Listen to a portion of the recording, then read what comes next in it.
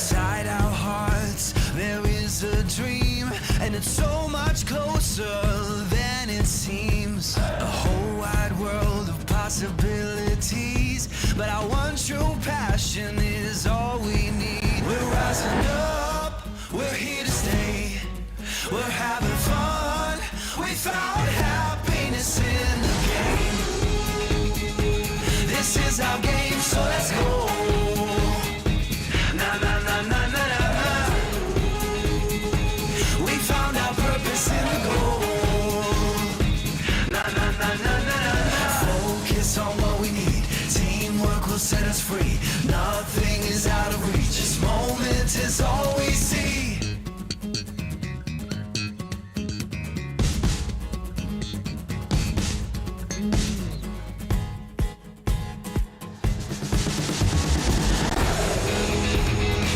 This is our game, so let's go. Na na na na na na na. We found our purpose in the goal. Na na na na na na na. We found our purpose in the goal.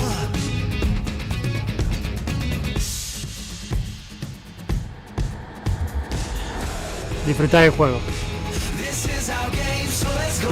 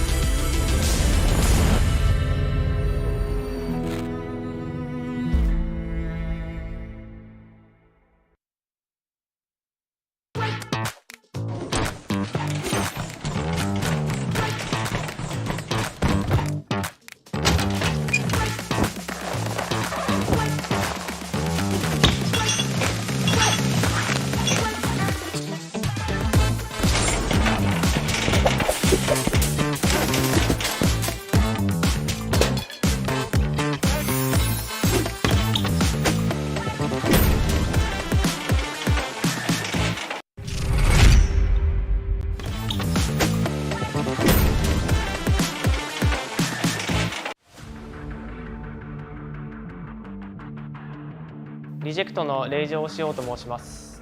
今回 PMGC に出させていただいて3年連続になるのですが、すごく嬉しく思ってます。好きな選手はノバのパラボーイです。理由は全てのプレーが完璧にこなせるからです。次のステージでは古くからの戦友である 4M さんとお会いします。そして手紙を書きます。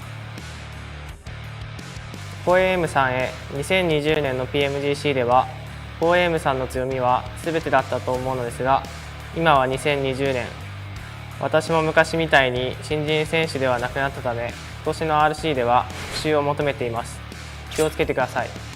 对于来自日本赛区的 RC 战队，其实我对他也没有太多的印象。毕竟在2020年的 PMGC 里，我们的竞争对手并不是他。但是来到了今年的比赛，我相信在我带领的队伍下，我和我3个最强新人一定会用我们的方法还有我们的战术去打败他们。但是 RC 依然不是我们的对手，所以你不需要找我们复仇。今年来到2022年的 PMGC 阶段，我还是觉得挺开心的，因为2年没有回到这个舞台了。今年的话，我们也是改变了很多战术，还有人员，还有很多打法，然后重新回到这个舞台，还是很开心。然后要好好享受一下在这个世界赛的比赛过程。这次比赛我最希望遇到的选手还是以前在打世界赛的时候有交手的对手，然后也有一些老朋友了，就来自 BTR 来自各个赛区的老朋友都有。然后这次在我们分组里遇到一个老朋友，来自 Geek 的 Uhi， 然后我也想给他写一封信。嗨 Uhi， 好久不见了。在2年前的 PMGC 中，我对你的印象还蛮深刻的。当时你还是马来的天才少年，这次来到 PMGC， 我要看看你这2年有没有进步。Session Ties one, long time we haven't met each other. The last time I met you, I remember that I almost clashed you guys. This time, I will bring the championship for Malaysia team. And the first step for our championship is to get revenge on you guys, so you guys will not qualify for the finals. This time, I will also want to write a letter for Never Alone from Falcon. Dear Never Alone, you guys did a great job in PMWI this year, and you got a good second place. But that is because we didn't go to PMWI, otherwise you wouldn't be there in this PMGC. We will let our skills do the talking, so all I can really say to you is good luck brother. في بي ام دبليو اي للامانه كانت عندنا فرصه كبيره نحقق التوب 1 لكن ضيعناها، والحين احنا جايين في البي ام جي سي نبي التوب 1، فقدموا اللي عليكم يا جيك.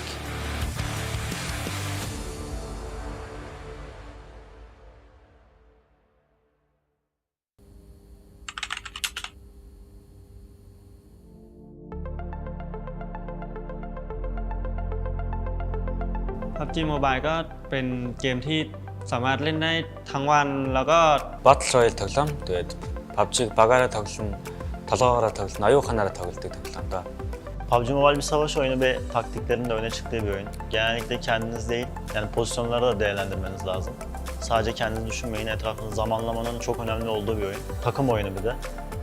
Haritadaki çeşitli kaynakları toplayıp sürekli daralan alanla birlikte rakiplerle savaşmalısınız ve hayatta kalan olmalısınız.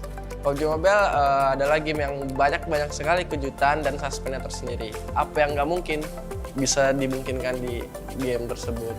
PUBG Mobile Esport adalah tempat pertarungan antara pro player dan untuk mencabar diri sendiri demi pasukan dan negara.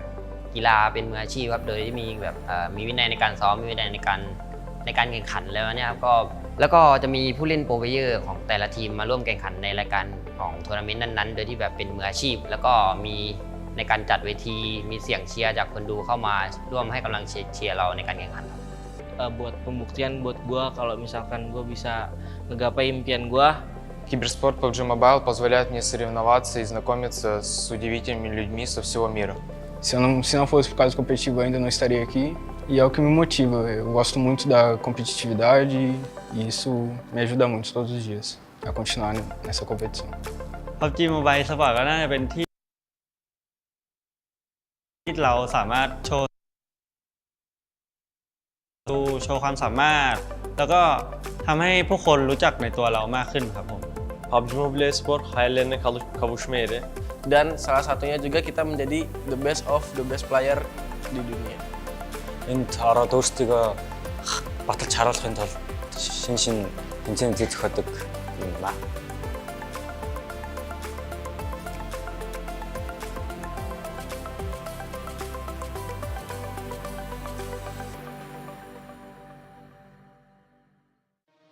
Welcome to the 2022 PUBG Mobile Global Championship. This year, we'll witness the world's best teams fight for their share of the $4 million prize pool across the PMGC League and final stages. The league stage will be held in Kuala Lumpur, Malaysia, with an all-new format consisting of 3 parts: groups, survival, and last chance. The group stage will kick off on November 10th all the way to the 27th, and we'll split our 48 teams into 3 groups. The top 3 from each group will advance directly to the finals, and the bottom 5 will be eliminated. The survival stage will take place from November 30th to December 2nd.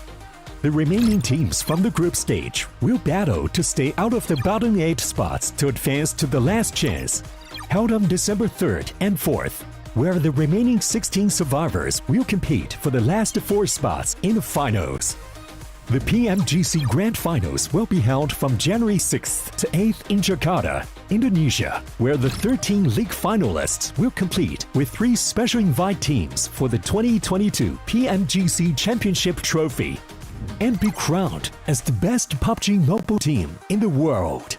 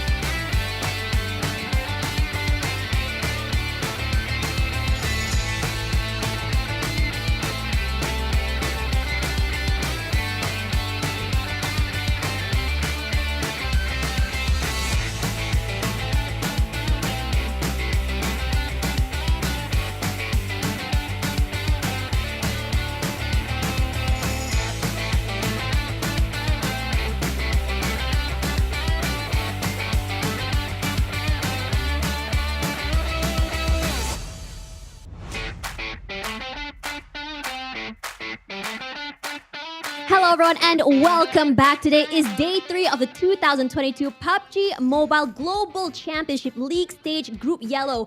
And today is very exciting because things are getting absolutely heated. With me, I have a team that is so close to overthrowing the top 3 teams right now, Team IHC. And with me, I have the player and coach, which is Alex and Temka. How are you guys doing?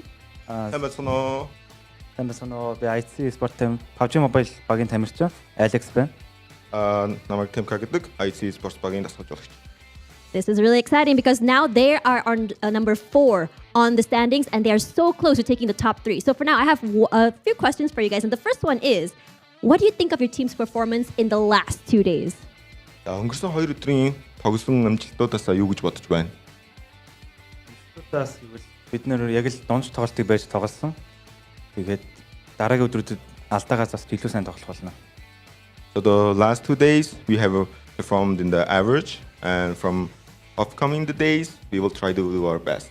You know, I'm going to have to disagree there because you guys were not average. Maintaining that consistency is key. Now, my next question for you guys is, what do you think your team can improve on right now? За ингээ манай багийн хувьд юун дээрээ сайжрах болох вэ? Манай багийн хувьд сайжрах болох зүйл нь сүүлийн зон rotation бол айгүй сайн явж байгаа. Сүүлийн зоны гол нь нөгөө шийдвэр гаргалт хаашаа байлдаж аль хэсгээ эзэлж авах вэ? Сүүлийн зоны шийдвэр гаргалтын дээр л ажиллах хэрэгтэй. So about our team, our rotation is doing fine, and what we think is we can improve on our last zone decisions to where to fight and which position to take.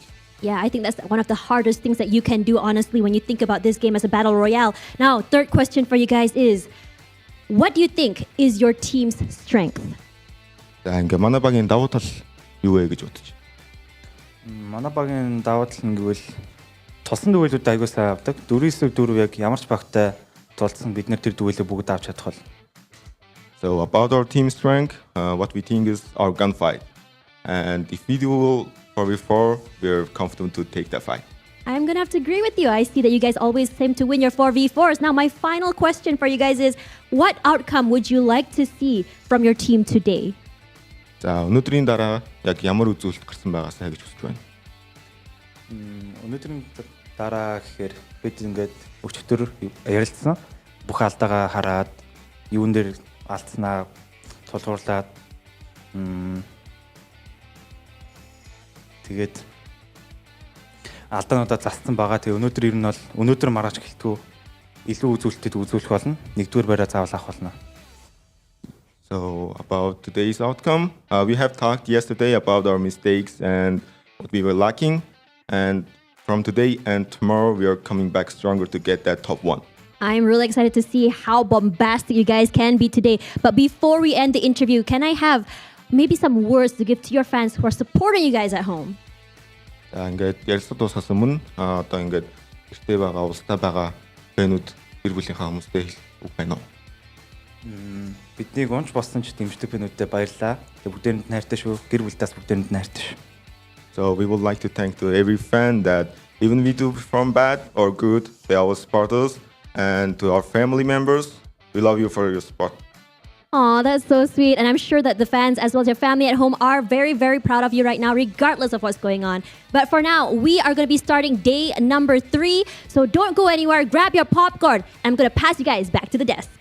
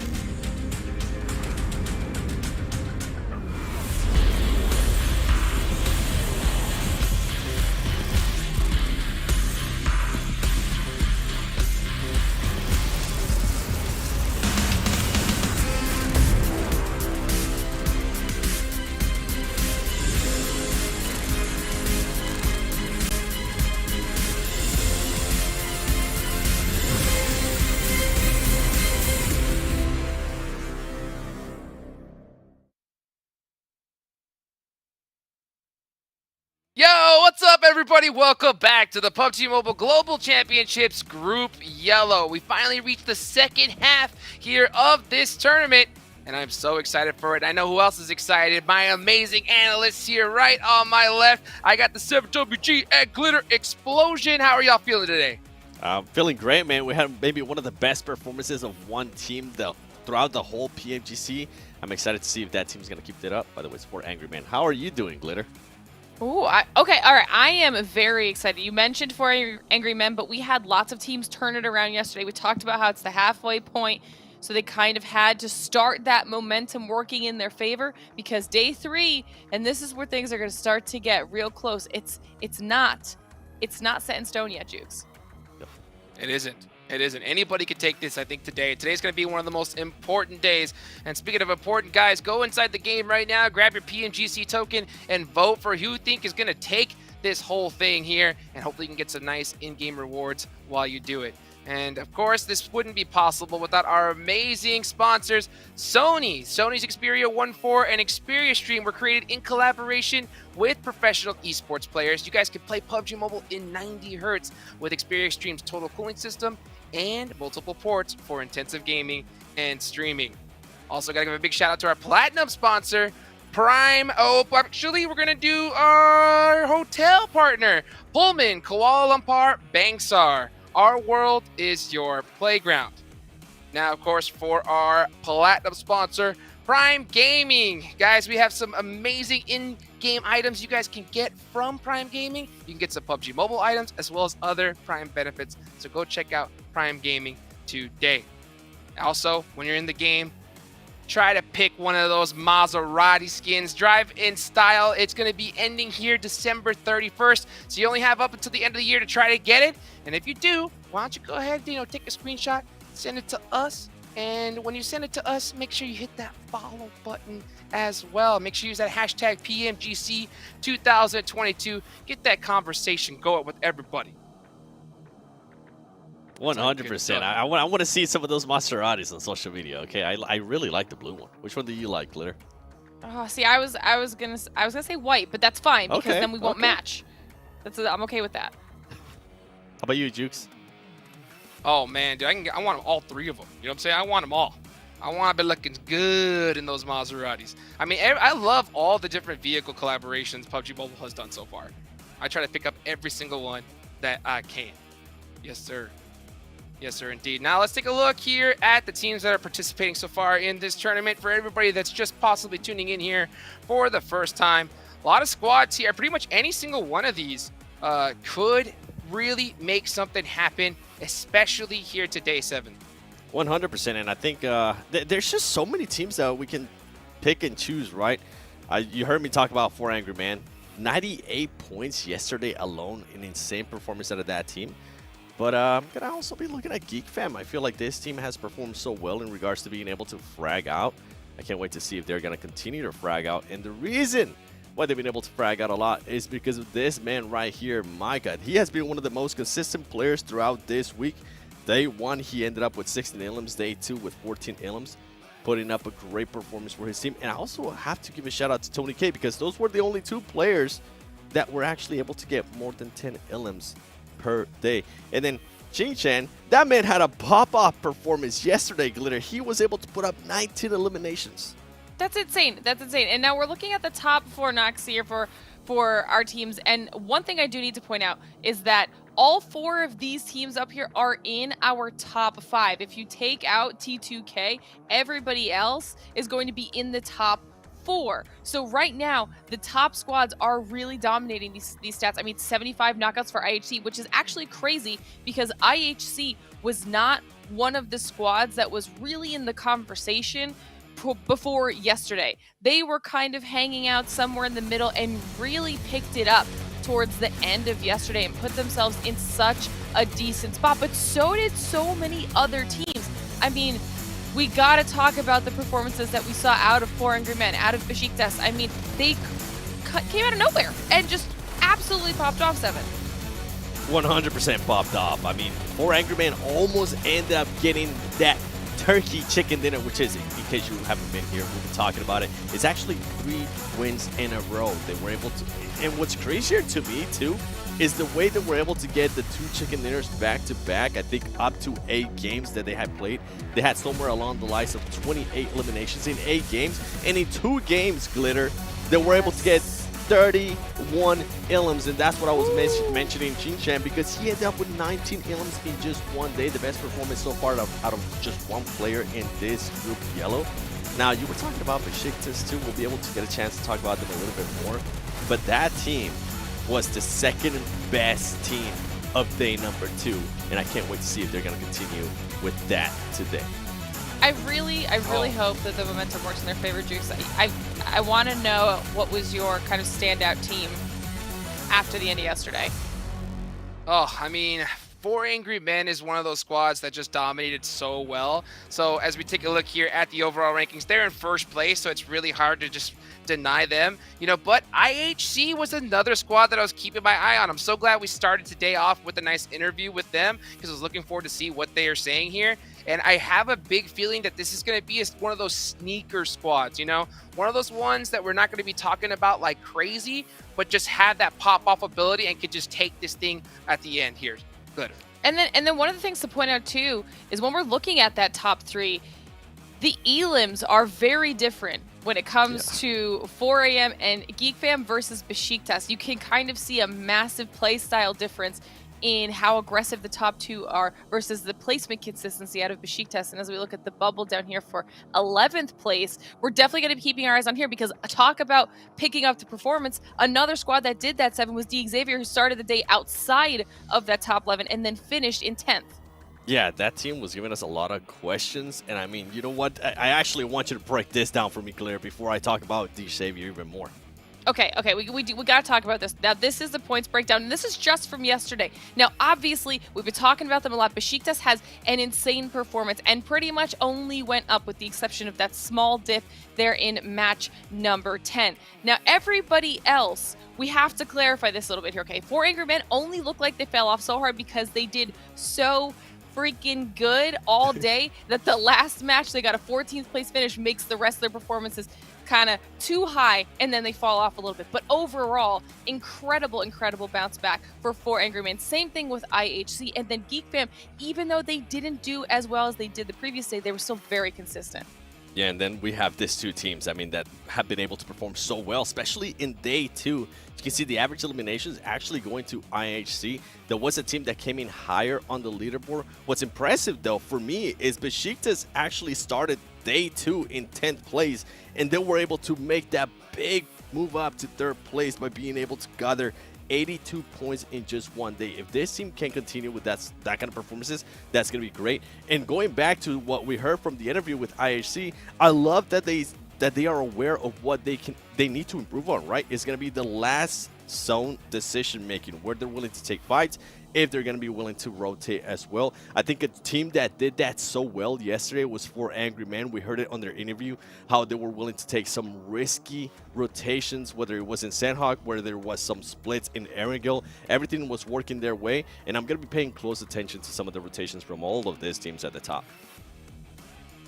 Oof, this is going to be a close one. I have a feeling this is going to be one of the tightest groups that we've seen so far in PMGC, and it's just because, I mean, it looks just so even across the board. I don't think we've seen a real squad that just has that full-fledged consistency. Maybe 4 Angry Men, because I still think they can get a little shaky here and there.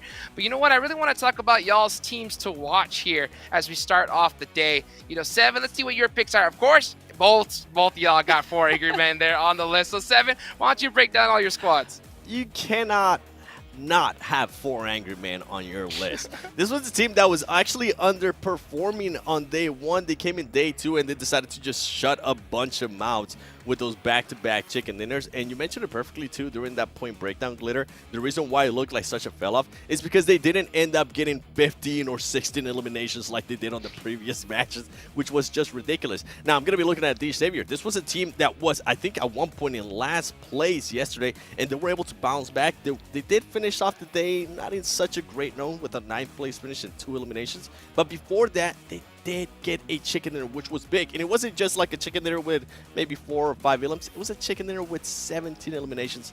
And with IHC, I mean, we just heard what they said. They're confident in their playing style. They just need to narrow down their decision making towards the end of the circle, towards the end of the game. And I actually believe they're going to be able to do that, Glitter.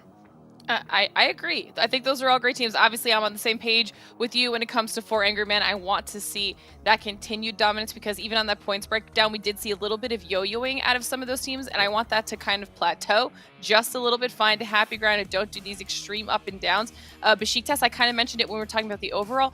They are placement point heavy in comparison to their other 2 teams in the top 3 with them. They're a little bit more passive. And while they have been wildly consistent, we do talk about the fact that as we kind of continue moving through this entire tournament, you need to nail down that aggression as well. Yes. I want to see a little bit more of that out of them. And then T2K got too quiet yesterday when we saw a really strong day 1 performance out of them. I want to see them bring it back here on the 3rd day.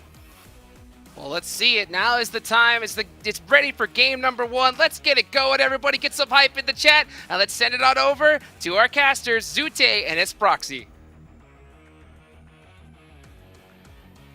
Thank you, Hot Jukes. You know, honestly, I feel like day 3 is my favorite day of the competition.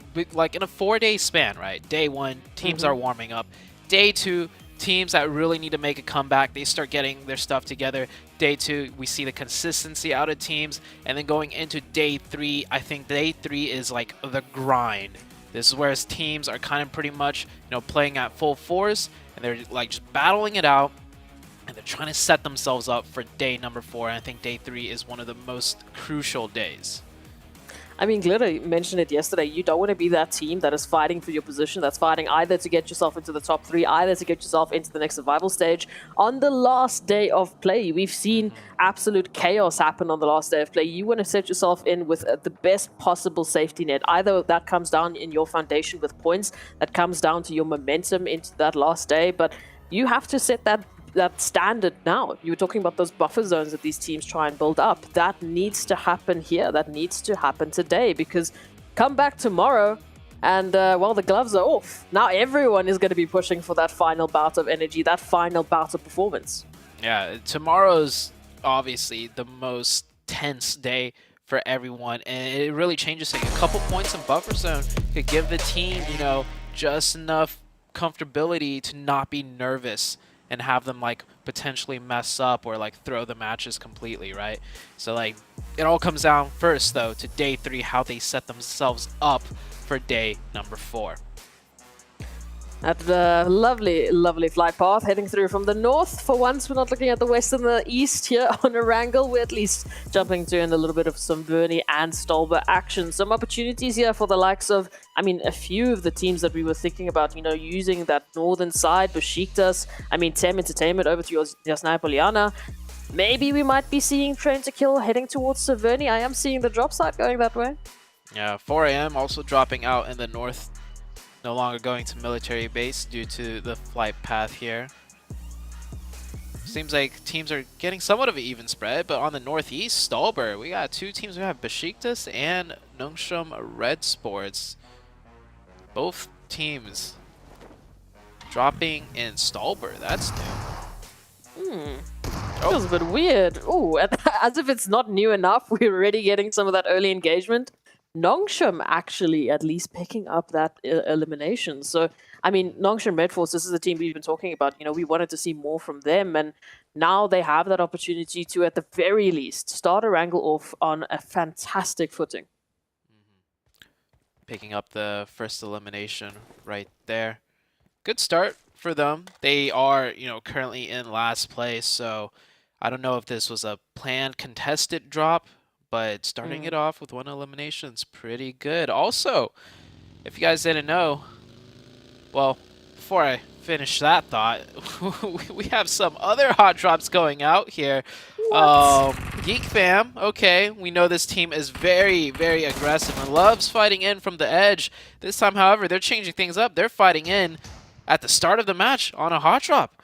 And it's all down to 1 player left from Game Wars. The other 2 on a buggy, driving off somewhere, probably to find weapons as, okay, well, this is not a standard start whatsoever. I mean, yesterday it took us, what, 14 minutes on our first wrangle of the day to get some sort of action before we even started talking about our first elimination. Now, I mean, we're 2 minutes in and we've already dropped 3 players. But Zute, to finish off your thought earlier on, we saw early on that Captain Messi is joining PUBG Mobile Battlefield. So packed with Messi football icon sets, you can help you stand out on the battleground. You can go grab them in the PUBG Mobile now and just, fly that Argentina flag high.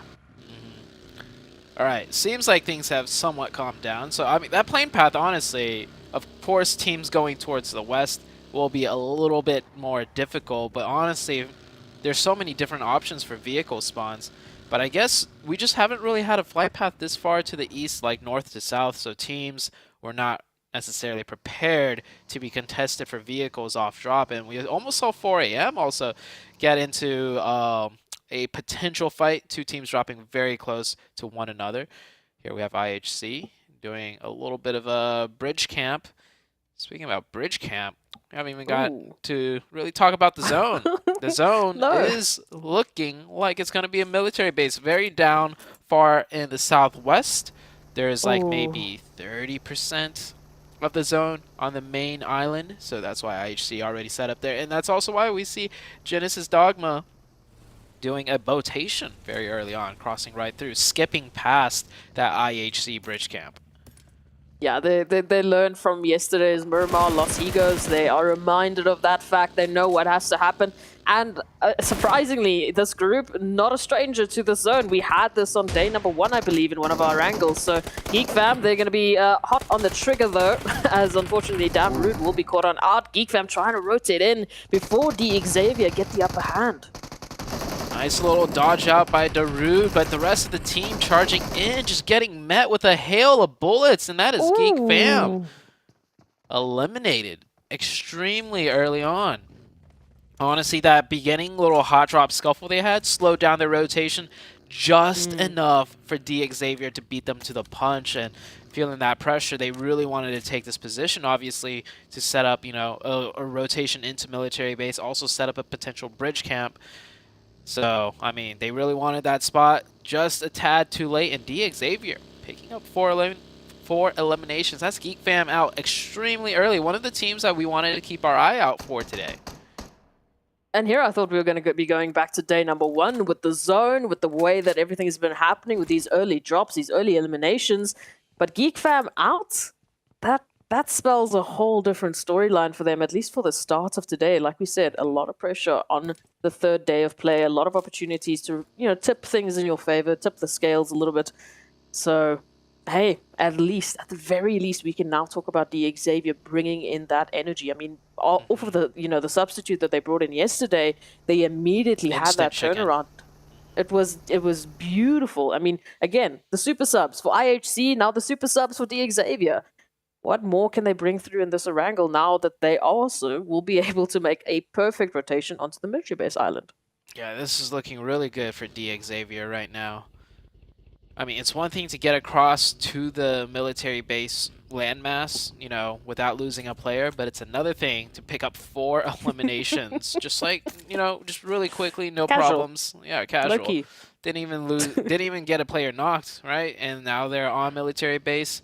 If they wanted to, they could bridge camp on the other side, but it seems like they're just taking up a huge split position on the western side of military base. Probably looking for more loot, honestly. They got to that position so fast that I doubt they had, all the loot that they wanted, scopes, armor, meds, all of that stuff still to be had. Meanwhile, let's take a look at which teams have managed to get onto military base so far. It's Train to Kill swimming across right now, right straight down the middle. IHC, of course, did land in Novo, and they're camping the bridge. Genesis Dogma, we saw, did that botation, and we have D Xavier and one more team. That last team that is on military base, the names are covering them up. Oh, Game Lords, right. Game Lords that lost 2 extremely early on. Yeah, only there as a 2-man team now.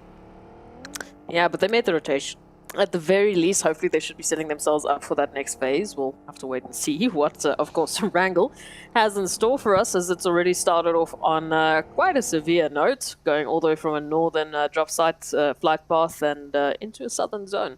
So we can see Besiktas also up in a boat, making a lovely little bit of a sail onto hopefully the military base island. See where they come through, but they are still out in the blue. Quite a hefty rotation for a few teams. Yeah, that boat was what you just saw was passing by Milta Power. That should give you guys a decent idea how far away they are from military base, and they better have a couple gas cans because those boats chug gas very quickly. It's going to be a tough rotation, that is for sure. We even see FaZe now running in from a very similar approach, really. They're just past Novo. They're coming through on the back southern portion of military base island, so also a very long rotation for them. Tem Entertainment now taking that potential gamble towards that eastern bridge. We know there's a few teams that are going to be finding themselves here quite early on. Tem Entertainment maybe going to be looking for a little bit of a setup here. If they can hold off here, they might actually catch Falcons out as they're trying to make their rotation. Yeah, and then even then, you have IHC still set up at the bridge on the eastern side. Oh, jeez. That's a very southern shift. Okay. Yeah, so, you know, we were talking about our superpower. Our superpower is ridiculous zones. That's it. This is proven. 3 days in a row, man. We're here. The only reprieve these teams really have is that we've had a zone in down this far south the other day. So they at least have played a match against all these teams down here. The zone is a little bit more to the east than to the west. Last time it ended very far to the west on military base. This time it's a little bit shifted to the east. Genesis Dogma Gids find themselves in a very strong split now. Curious to see if they continue to hold this split. As for so many other teams, still just making their way across the bridge. Rejects just made their way across the bridge for free on the western side. Eastern side definitely looking like a lot more scary for many of these teams. Falcon, Tem Entertainment, IHC still camping the bridge. Yeah, we saw Tem Entertainment just giving a little bit of that welcoming package already. You know, with an opening knock onto one of the Falcon members, they've managed to obviously recover that. They're still up to their 4 members, and they're going to need all 4 of their members to fight through this. I mean, even if they do get past Tem Entertainment, it does look like IHG is still holding that other side of the bridge. We can see Tem Entertainment now making a little bit of that dash, trying to get some of that information out, see what is waiting for them on the other side of the bridge, and lo and behold, it is a looming threat of IHC. And right behind Tem Entertainment, there's Furious Gaming, there's Falcons.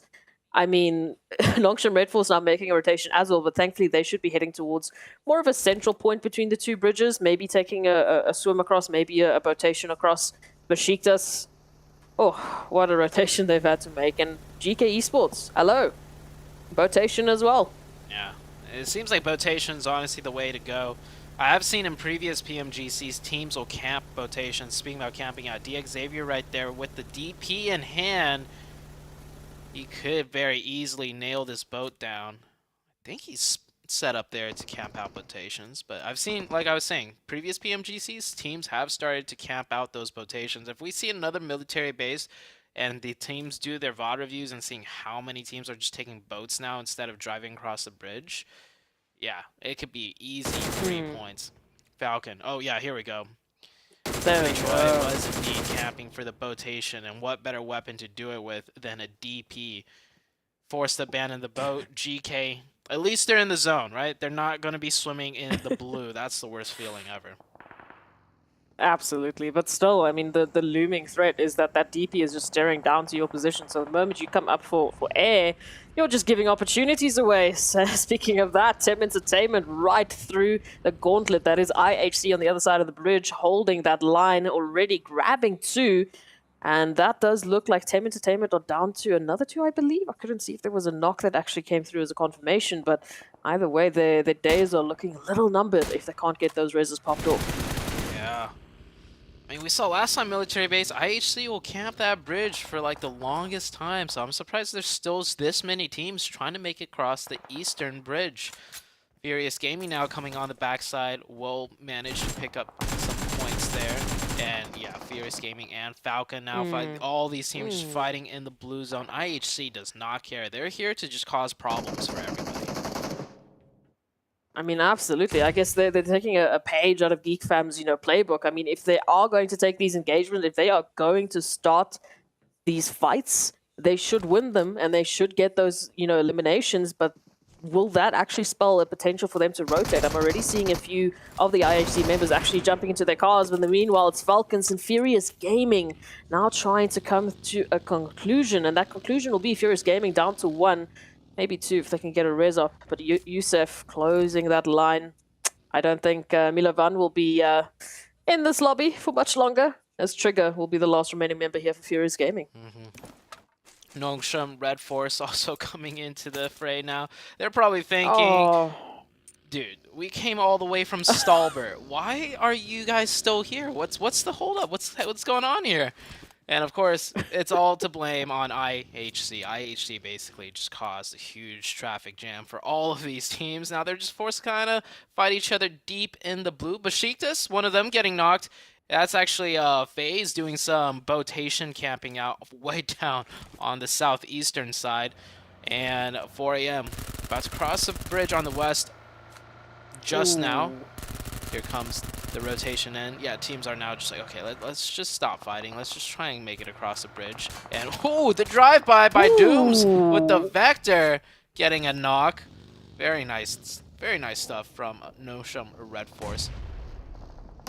Rejects, though, finding at least 1 here from Genesis Dogma Gids, and they're going to be looking for a very quick potential confirmation. Genesis Dogma, immediate change up from them. They're trying to make this rotation, but unfortunately, this rotation to help out their teammates is out in the open. So I like the thought, but that execution just wasn't there as an opportunity. That timing not really working out in their favor, even though they are trying to close that gap. Meanwhile, Furious Gaming closing the gap immediately towards one of the members here from Falcons.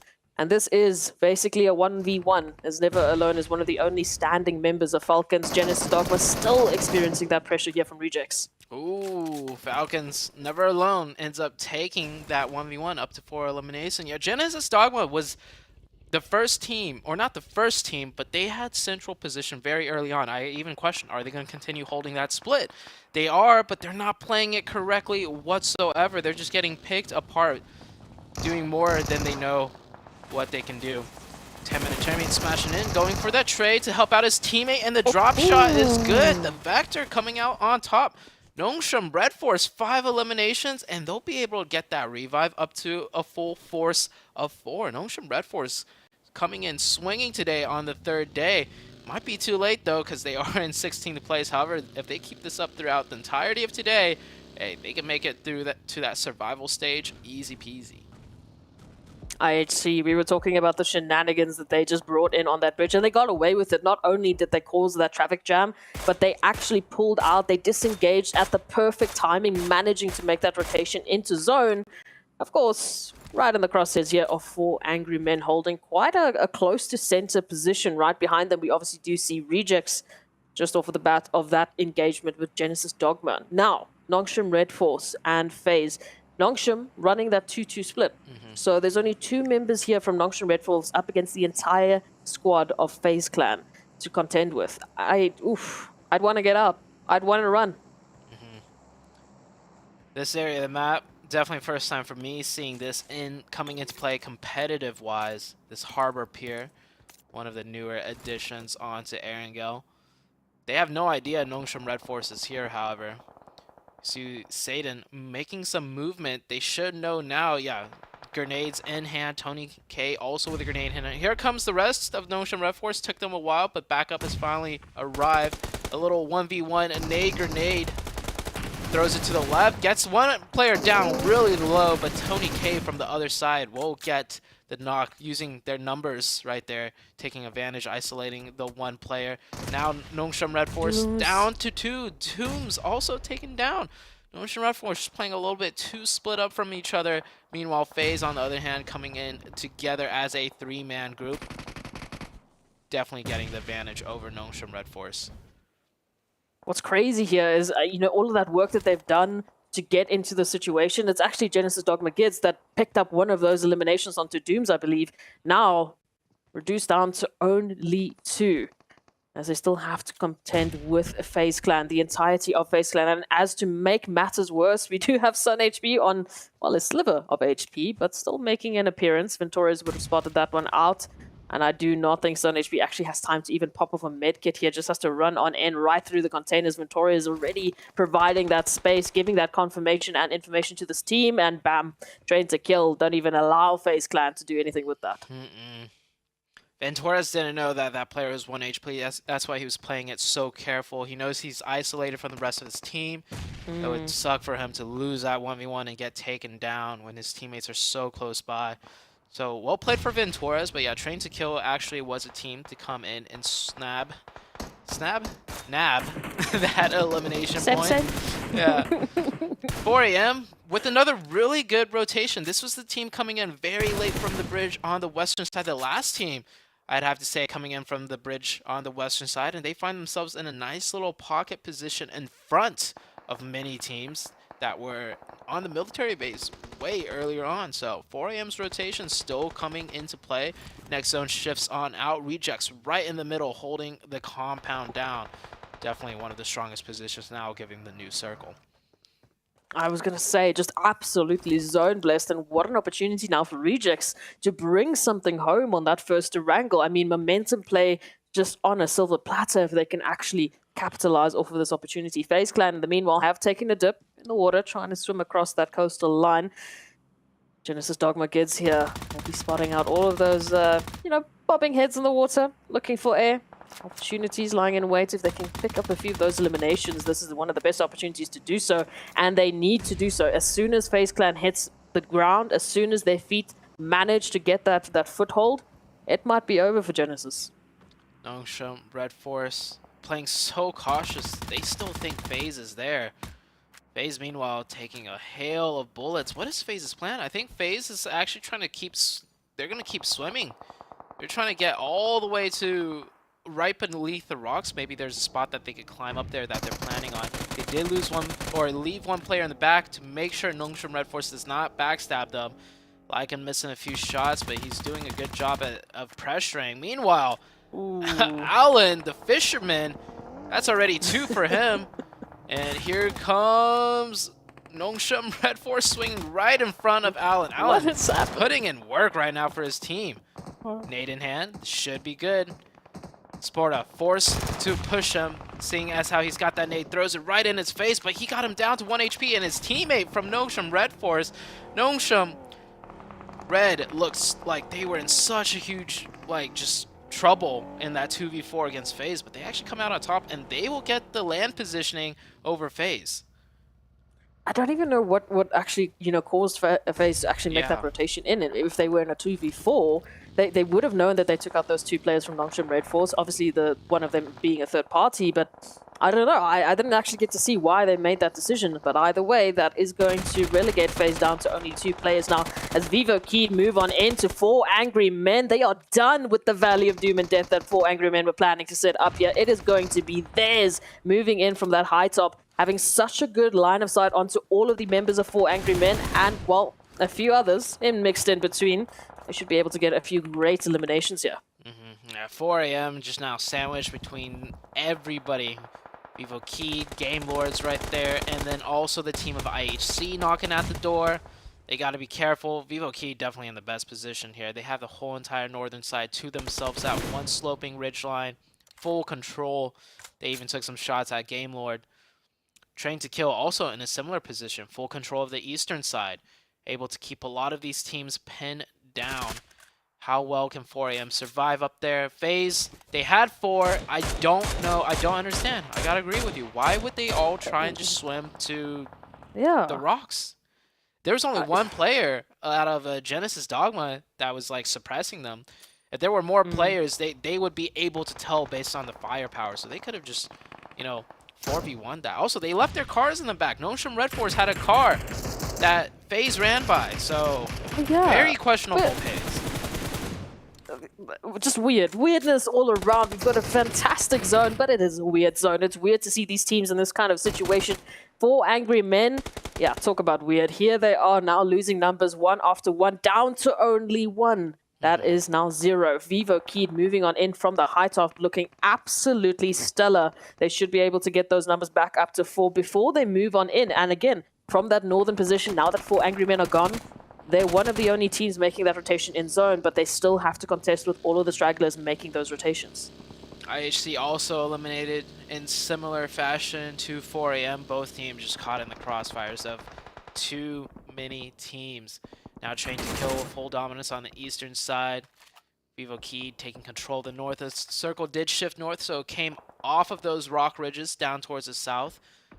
Working out for the Rejects team. Rejects up to 4 eliminations. Does not seem like any team is going to be able to full push them. Actually, Xavier could potentially decide to crash here. They have vehicles. They have 3 players. It's going to be a tough crash, especially on the back of the buggy. Ooh, Train to Kill now. They've been quiet. We've seen them pick up, an elimination here or there, maybe just sneaking in a third party, but whichever way you want to look at it, both themselves and Xavier currently riding high with the eliminations. 7 for Train to Kill, 8 for Xavier, and Rejects in center with fantastic positioning and compound and hard cover with 5 eliminations. So these teams, they are really stepping it up and laying down a fantastic high bar here. Now Nongshim Red Force reduced to 1 sporter, moving on in, trying to fight up against the likes of Xavier, who seem to just be on a tear, Zute. Yeah, Xavier not electing to crash at the compound, which is probably a good idea. There's no cover that they could use to drive towards the compound to crash, so they'll be taking bullets the whole way through. Nongshim Red trying to change positions, but it's a little bit too late. Xavier is going to be pinned down, though. I think that ridge is just elevated slightly enough to stay out of sight lines completely if they stay prone against the Rejects. So they'll be able to survive 1 more circle, potentially. GK Esports also now. Ooh, Satan out in the open, going to be dropping to the ground. Not sure if they are aware which direction the danger's coming from here, but they are definitely out in the open. An opportunity here for Rejects potentially to take them out. Again, all of this action, all of the teams we are focusing on, we forget 2 very important aspects. Here they are, Train to Kill and Vivo Keat coming in from the northern side. Could be the backstab to Rejects, could be the backstab to each other, but GK Esports now finding some success over towards the side of Xavier, picking up at least the initial knock and that confirmation.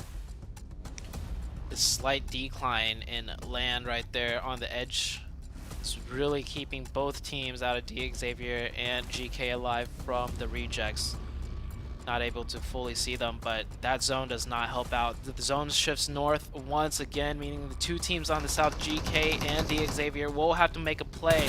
GK Satan trying to make a play, swing out to the north side, but the north side is fully dominated and controlled by the team of Vivo Keed there. Vivo Keed now finding themselves in an even better position. Rejects very likely, potential to lose the zone, and they'd have to move out of their compound. We'll see how the zone plays out in the next couple of minutes here. Coming down to 5 teams, Train to Kill. They're the next 4-man team that has to make a play. They either take Vivo Keed on the north, or they take the crash against the Rejects. And it seems like most of them looking towards the Reject side. So we'll see which way they push very shortly. Train to Kill, they have been slowly but surely just applying that pressure towards Vivo Keed. Ultimately, Vivo Keed right now feeling very comfortable for me alongside the Rejects, who have been a bit quiet, but here we go. Vivo Keed now finding Train to Kill, reducing from down to 3 almost immediately. Train to Kill now feeling pressure from Rejects. All of a sudden, Train to Kill in the crossfire of 2 full-man teams, and no opportunity for them to do anything. The zone has pushed them out of cover. Oh my gosh, look at this. Oh, done. Yeah. Finished. That was as free as can be. I think Train to Kill, I think they lost their vehicles earlier when they were fighting, which just didn't leave them with much options. But yeah, Rejects. This is looking like the Miramar game they had, where they swam across first, got to the hard compound, and just took free shots at everybody trying to come into the zone. Rejects definitely playing big right now. 10 eliminations. Justice alone has 7. This guy has been the one pretty much racking up all the points for this match so far. But how well are they going to do if they lose the zone? Because they've been getting, like I said, easy pickings so far.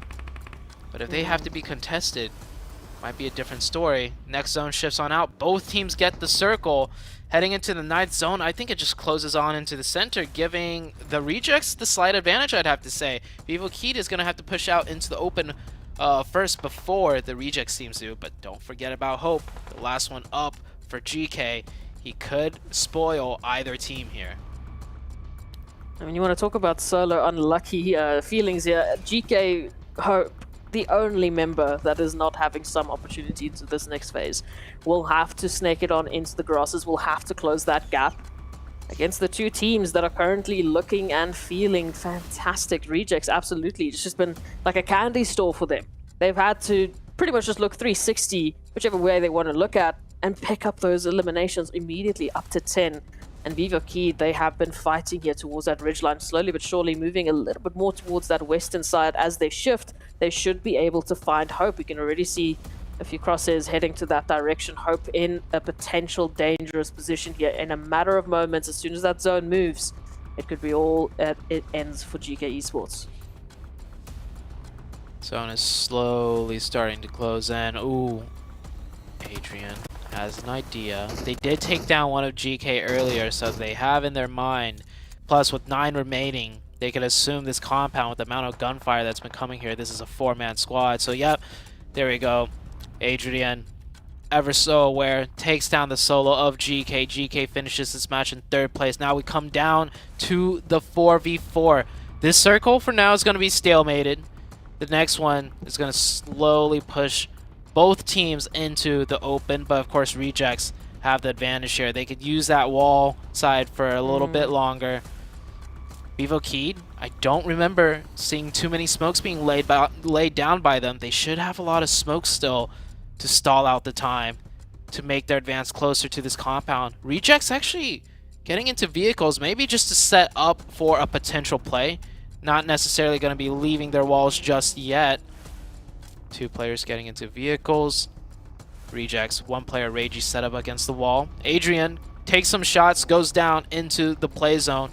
4v3 situation. 3 players actually looking like they're going to be using the vehicles. So setting up forward positions, probably going to decide to use the tree. So kind of aggressive here. This could potentially go bad for them, but nice little bait. The cover fire is good, and now Rejects is going to fully execute this push and really pincer on Vivo Keyed here. I didn't expect the Rejects to get this aggressive, but it is working out for them. They're not even going to give Vivo Keyed a chance to make it across the road. They're going to just pen them now. Oh, the nades. The nades are just so bombardic. I mean, Rejects moving in with the superior utility, the superior plan to the perfect execution for them to pick up that winner-winner chicken dinner. And that is a Rejects that we have been missing. This is a Rejects we have been waiting for. We were talking about them, the premier team coming through from Japan, making their region proud with this performance to start out day number 3. Their performance is so up and down, though. I'm taking a look at the history of the Rejects performances, right? 16th place, 15th place, 9th place, and then there's a couple more of those bad performances, but then you get the 2nd place finish on day 1 with 12 eliminations, and then yesterday you get the 1st place finish with 20 eliminations. It's definitely good for them, though, to start off the day strong with that chicken, but it's like they made one extremely good rotation, and to be fair, they got gifted the zone, and they got gifted many eliminations similar to that Miramar game. I want to see a Rejects game where they really fight their way in and, you know, kind of earn that chicken, because then it shows they could do it regardless of how the zone shifts. I think this chicken is going to be really good for them, though, to for sure, almost, not for sure, but really keep them in that survival stage area. But if they could start winning these games without getting the circles, because let's be honest, you're not going to get the circles like that very often, then I would say they could be a top 3 contending team and then make it straight to the finals. I mean, even those final moments with Vivo Key, they had next to no utility to actually help them out in that situation. Yeah, Vivo Key, okay, they used 22 smokes, so that explains the lack of smokes, which worked out for the Rejects team. They actually took the fight to Vivo Key, playing aggressive at the very end and getting the chicken.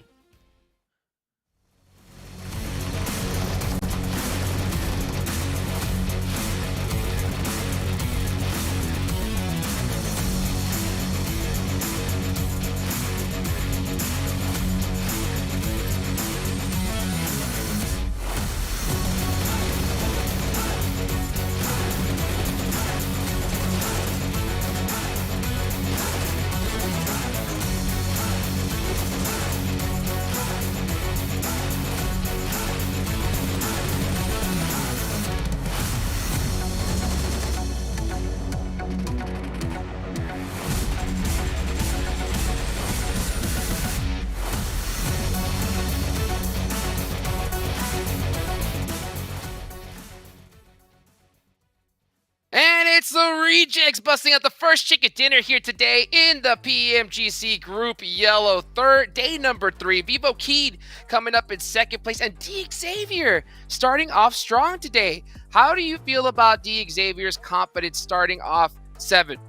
Very, very happy. That was one of my teams to watch. I was excited to see how they were going to be starting out the day, and it makes me happy to see them here at least in top 3 in regards to just points alone.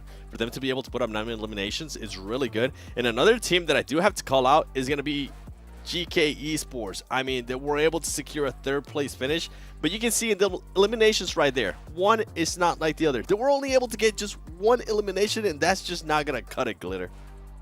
Absolutely. And I mean, not only that, but we saw some of these teams, obviously, like Jukes said, Vivo Keed, even T2K, with a really good amount of elims kind of bringing themselves back into the conversation here when it comes to talking about our top teams. But now we also have top performers here. It's going to be from Reject. We've got Justice here with the 7 elims, almost 1k damage. And then moving on down the list, we actually have so many teams we have not gotten a chance to talk about yet. We've got Nongshim Red Force up here with Dooms and 2 players 7. 2 from D Xavier. What is going on today?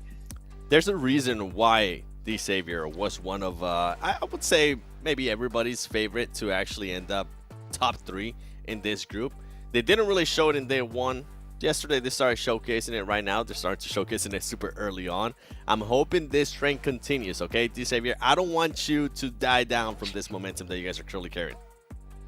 This is going to be excited. Really excited. I've been seeing teams that we saw struggle a little earlier starting to bust out some chicken dinners right off the rip. This is going to make things spicy coming up towards the end. You guys still have some time to go vote inside of the game for which is one of your favorite teams. So far, nothing has changed. It's been the same leaderboard for quite a while here. Hopefully we can have one of these teams from Group Yellow, hey, start making a little bit of disruption here, just like D Xavier did some of these other squads in match number 1. Match number 2 is going to be coming up here shortly, and Miramar is coming up 7. And I know you're excited for some Miramar action. I definitely am. I mean, we've seen, by the way, Reject yesterday put up maybe the highest eliminations that we have seen in Miramar. I want to see some, I know you want to see some crazy circles in Miramar, Glitter. Absolutely. Absolutely. I actually am really excited to see, because they kind of did this yesterday too. I think a couple of the teams that actually did well in this first Aragon match of the day did this yesterday. Reject did well. They got 3rd place in the first Aragon match of the day. Then, like you're saying, we went into Miramar and had a 20 elim chicken dinner, but then quiet for the rest of the day. T2K was one of my teams to watch. They actually won the first Aragon match yesterday, and then this one they still did really well. They got 7 elims and still had a top 5 finish, then got really quiet. We're looking for that consistency, Jukes. I'm looking for it indeed. Let's see how consistent some of these teams have been as we take a look at the overall rankings. Ooh. T2K, all right, moving all the way up to 3rd place here. Besiktas moving on down. And Rejects jumping all the way up to 7, tying GK7. How do you feel about that? I mean, Reject being able to just move up 1 spot up to 7th place, being able to tie, that's very important, because it's not just tying with GK, it's also getting very, very close to all those teams all the way up to 3rd place. And then when we go to 2nd page here, I'm actually interested to see what Game Lord was able to do. Okay, they were at least able to get 2 extra points, but you can see all the other teams, I mean, from 15 to 11, Glitter, everything is just separated by 11 points. And we know, I mean, D Xavier showed it yesterday, we know these teams can definitely get that in one match. And what's actually really impressive too, when we're looking at D Xavier and Vivo Keed, is the fact that they were only separated by 1 point heading into this match. Now they're separated by 3, which means both of those squads performed in the match where they needed to. They're matching each other right now, trying to make sure they're staying close in the standings, because like you're saying, we've seen how easily one squad can just kind of run away with a lead off of one really solid chicken dinner. So right now, D Xavier's doing a great job with their pacing.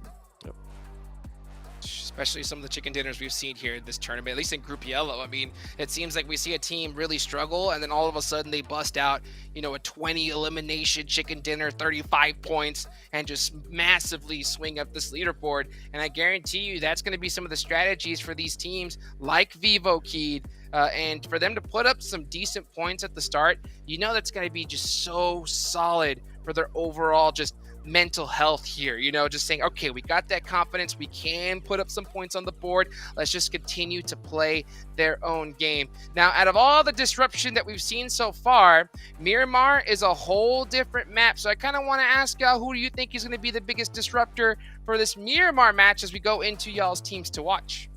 My biggest disruptor is actually not on my teams to watch. I'll tell you which one after I tell you about my teams to watch. First of all, Reject, I mean, you kind of have to pick them after what they were able to do yesterday with that 20 elimination win. And I do want to point out, they didn't just get blessed by the zone. Yeah, they did get blessed by the zone a little bit, but they were able to clear a compound earlier in the previous match in Erangel from a different team. I mean, they were able to do that perfectly too. They were able to just go in. They were decisive on what they wanted to do as well. Same with 4 Angry Men, but that's another case. Furious Gaming, a team that I've been following, Glitter. You know how I feel about them. I'm hoping that they can at least start waking up here. They're allowing some of the other teams that are below the 11th place get a little bit too close for comfort. And Geek Fam, they were able to start off hot with those 2 eliminations from Game Lore, but ultimately it ended up backfiring as they were not expecting the Savior to push down on them. Yeah, clearly Geek Fam is up here for me as well. I mean, right now, first place on day 1, second place on day 2. I don't want to see a third place on day 3. Okay, they need to kind of bring that trend back upward. Like you said, they started with some strong elims. I want to see more of that throughout the day. Xavier, right now, kind of unstoppable. I'm loving that we're watching one of those teams fight their way up from, like you said, at the very bottom at one point in this competition, now moving their way up into the top 11. And then, of course, I talked about them a little bit already. T2K, they did a good job in taking the opportunity of Besiktas's poor performance to jump above them in the overall standings, but now they need to continue picking up that aggression.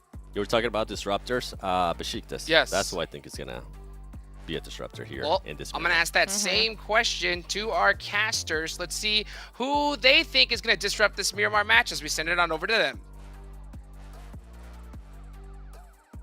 As far as disruptors go, I gotta go with D Xavier, because yesterday on that Miramar match, they got their sub in and they got a chicken dinner with a lot of eliminations. And if I had to pick one more outside of D Xavier, for me, it would be IHC, because that last yesterday on Miramar, they had 4 up the entire time, and instead of going very explosive at the very end, they kind of just try to edge into zone and got slowly pieced apart. What are your thoughts on this Miramar match? Who's going to be the team that you feel like might disrupt things? You took the name right out of my mouth. IHC for me have been the jesters of Miramar so far. They've been the jesters of Erangel, you know, with those bridge camps, bringing in all of those traffic jams. They have just been causing chaos. Will they be able to do the same on Miramar? We'll see very shortly. We're heading into the Miramar match right now. IHC, I feel like as good as they are, if they could maybe tweak their rotation priority just a little bit, right? Just a little bit. I understand they're a team that likes to fight their way in, right? They like staying on the edge. They like, you know, playing, you know, more aggressive. But I feel like they miss out on some opportunities, you know, here and there by, you know, deciding not to rotate and just, you know, camping or fighting teams. Like sometimes you have to just take the advantage of making that rotation, and then towards the late game you could always do the fighting later on. I agree with you. Just a tad sooner, just moving in, disengaging a little bit sooner. I mean, that execution on Erangel, it worked out for them pretty well. But if they had gone sooner, then I feel like they would have been able to set themselves up better within that next phase. They would have been able to have more cover, more, you know, potential options in the next zone, and we could have seen a different result from them. But either way, I mean, they caused havoc, which I love. I love when a team just makes it so much harder for everybody else and just gives them some opportunities. So we'll see here over towards Miramar, which in terms of flight path, wow, we've got like a very northeasternly flight path all the way to a bit more of that southwestern portion. Fairly, I would say, nice. That is until we think about that zone heading all the way north. I mean, we've got water treatment, El Pozo, La Xperia, all involved in that next zone. Yeah, that's very, very north of a circle right there. This should be a slower start though, as compared to that Herringo game we just had. Herringo, we start off with some like a hot drop with Geek, and then all a Geek fan. By the way, we didn't talk much about last game because they were the first team taken out. They tried to get that bridge compound early on, and it was actually Xavier that just came in a little bit earlier and just instantly wiped the squad. So we'll see how teams decide to rotate here. Of course, no hard rotations needing to be made this early on. There's no military base in play. There's no Los Higos, more importantly, right? The military base of Miramar, which would be... Actually, the military base of Miramar would be Minas del Sur. That is almost kind of like a military base. Have you ever been down there? The compounds? I have. Yeah. I have. The compounds down towards there? prison as well. Yeah. It's interesting. It's definitely interesting, but I wouldn't think a zone goes there ever. No. It's very militaristic-esque, though, the compounds, the way it's like laid out down there. But we're not going to see that. Not today. I mean, we saw something even better yesterday. Los Higos... Yeah, but imagine a zone ending in prison on Miramar. Ooh. Like inside the prison building, like... Ooh. Yeah. It's chaos, man. It's like that potential shelter finish on Erangel. Like, it just would have been weird. I mean, I feel like shelter on Erangel is even more normal than prison on Miramar. Oh, yeah, for sure. We don't even talk about prison on Miramar in terms of like, potential drop sites. Like, we never mention the word. We never mention the drop site. It's like... Talking about ruins and trailer park on Miramar as well, they're just so out of the way that they generally just don't get a mention. But here we have an opportunity to see the teams up into the north, see what they can bring for. And I mean, we had, like the likes of Rejects and of course, I believe that was Tem Entertainment moving into Los Leones, but they're keeping their distance. They're keeping their buffer zone. They're trying to hold it tight. This is what we were expecting on Erangel based off yesterday's Erangel. Something more calm, collected, looking at the rotations, looking at how they can set themselves up best for that next phase. Rightly so. Taking a look at the minimap, no teams have rotated just yet. Of course, we're not even 5 minutes into the match. Game Lord, very center of this zone. Of course, that is where they decided to start looting from, right there at Minas del Sur. We do see a Falcon team doing a split loot right around them to the northeast, also very centralized. There's a lot of different high ground positions to be taken up here in this first circle, but each high ground position I feel like controls their own little pocket, which can easily not be relevant whatsoever depending on the next circle shift. This first circle, keeping a lot of dynamic playing options for many of these teams, and it's like it's a question mark circle. Where is this zone going to go? How is this match going to shape out here for everyone? And one shift, even from zone 1 into zone 2, could create a lot of chaos, because if the circle shifts past the high ground where teams have to start navigating, north, or even from north down to south, it all of a sudden makes rotations extremely difficult very early on for everyone. I mean, just looking at the potential, right, of heading all the way north on a Miramar, heading into a little bit of that waterous, beautiful terrain there, a little paradise opportunity for some of these teams, but what a chaos zone it would be. I mean, you can see most of the teams, they're not really going past, I would say, creative fields right now. We do have Geek Fam who have taken a little bit more of an eastern approach into the zone. They might be heading towards Torre Ahumada, and have an opportunity to do a little bit of looting there. But other than that, we're not even seeing a team like really heading to La Cobreria. So they're still keeping it south. They're still waiting. I think that yesterday, Miramar, the PTSD we were talking about, when it was looking north and it was looking good, and then it hit all the way to the southern part of Los Higos. Even then more south than Los Higos, we went to the southern part of Los Higos. So yeah, teams have a bit of PTSD, and they're just going to be playing it safe for now. Falcons here rotating in from the eastern side, right past water treatment. We have a solo Falcon player here taking some shots. This was the split that the Falcons were holding down. They're going to play more on the northern half of, well, just a little bit north of the center, in a really strong position, of course. This is one of those high ground positions that control a lot of traffic and sight lines. Of course, if it goes to the west, all those sight lines are for naught because there's another giant mountain just to the west of their position that completely blocks, all sight lines of anything that way. See Fury's gaming here, rotating him deep in from the southeast. A lot of teams will be coming in late here because the circle was pretty far up north. FaZe with a pretty decent rotation out of Picado. Picado, one of the main advantages here is that no matter where the first circle is, you do have a way into the first circle without having to worry being too late. I mean, some great opportunities here. There's only a handful of teams that aren't really pretty safe within this first zone. I mean, I'm looking at Furious Gaming. We're still looking at Tame Entertainment, who've made quite a late rotation from Los Leones. Rejects, who also moved from Los Leones, already there towards Picado. So they've done a pretty early rotation to make sure that they, won't be caught out, which I like. I think it's a good time now to get that movement going. Rest of the teams like Nongshim Red Force, going to be very interested to see where they end up, because we do have Genesis Dogma Gids right up ahead of them, who head up from that Bal Del Mar area.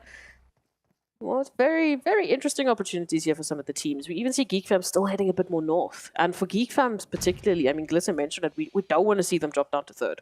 So this engagement now, with that potential engagement now with Train to Kill, it needs to go well for them. They need to execute this perfectly.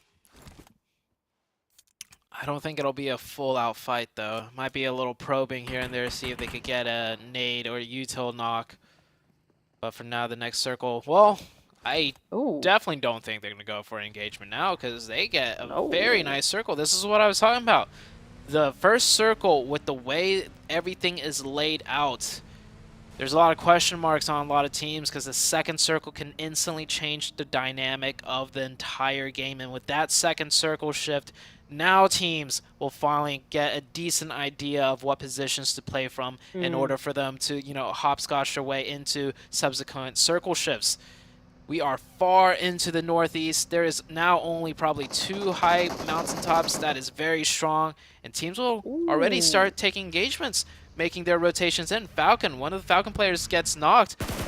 Supporting sightline from the top should be there. Yeah, I was waiting for it. Venturas, not sure why he decided to heal right there wide in the open. Sure, he wasn't 100% knowledgeable of where the Falcon players are, but if you catch a single player out here early on, right, at this compound, chances are the rest of the team is split across the high hills.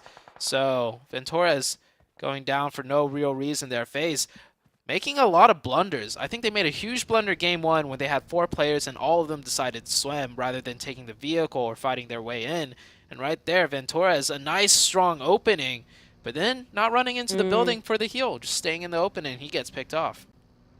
It literally just feels like I'm looking at a bunch of question marks all over my screen right now, because like you mentioned, at Wrangle, I was like, what? Did we miss something? Did another team move on in? Why are we seeing this side of FaZe now? Also, it's a little bit precarious, but there is still that opportunity for FaZe to just tighten things up. They still have 3 players alive. They can still head on forward.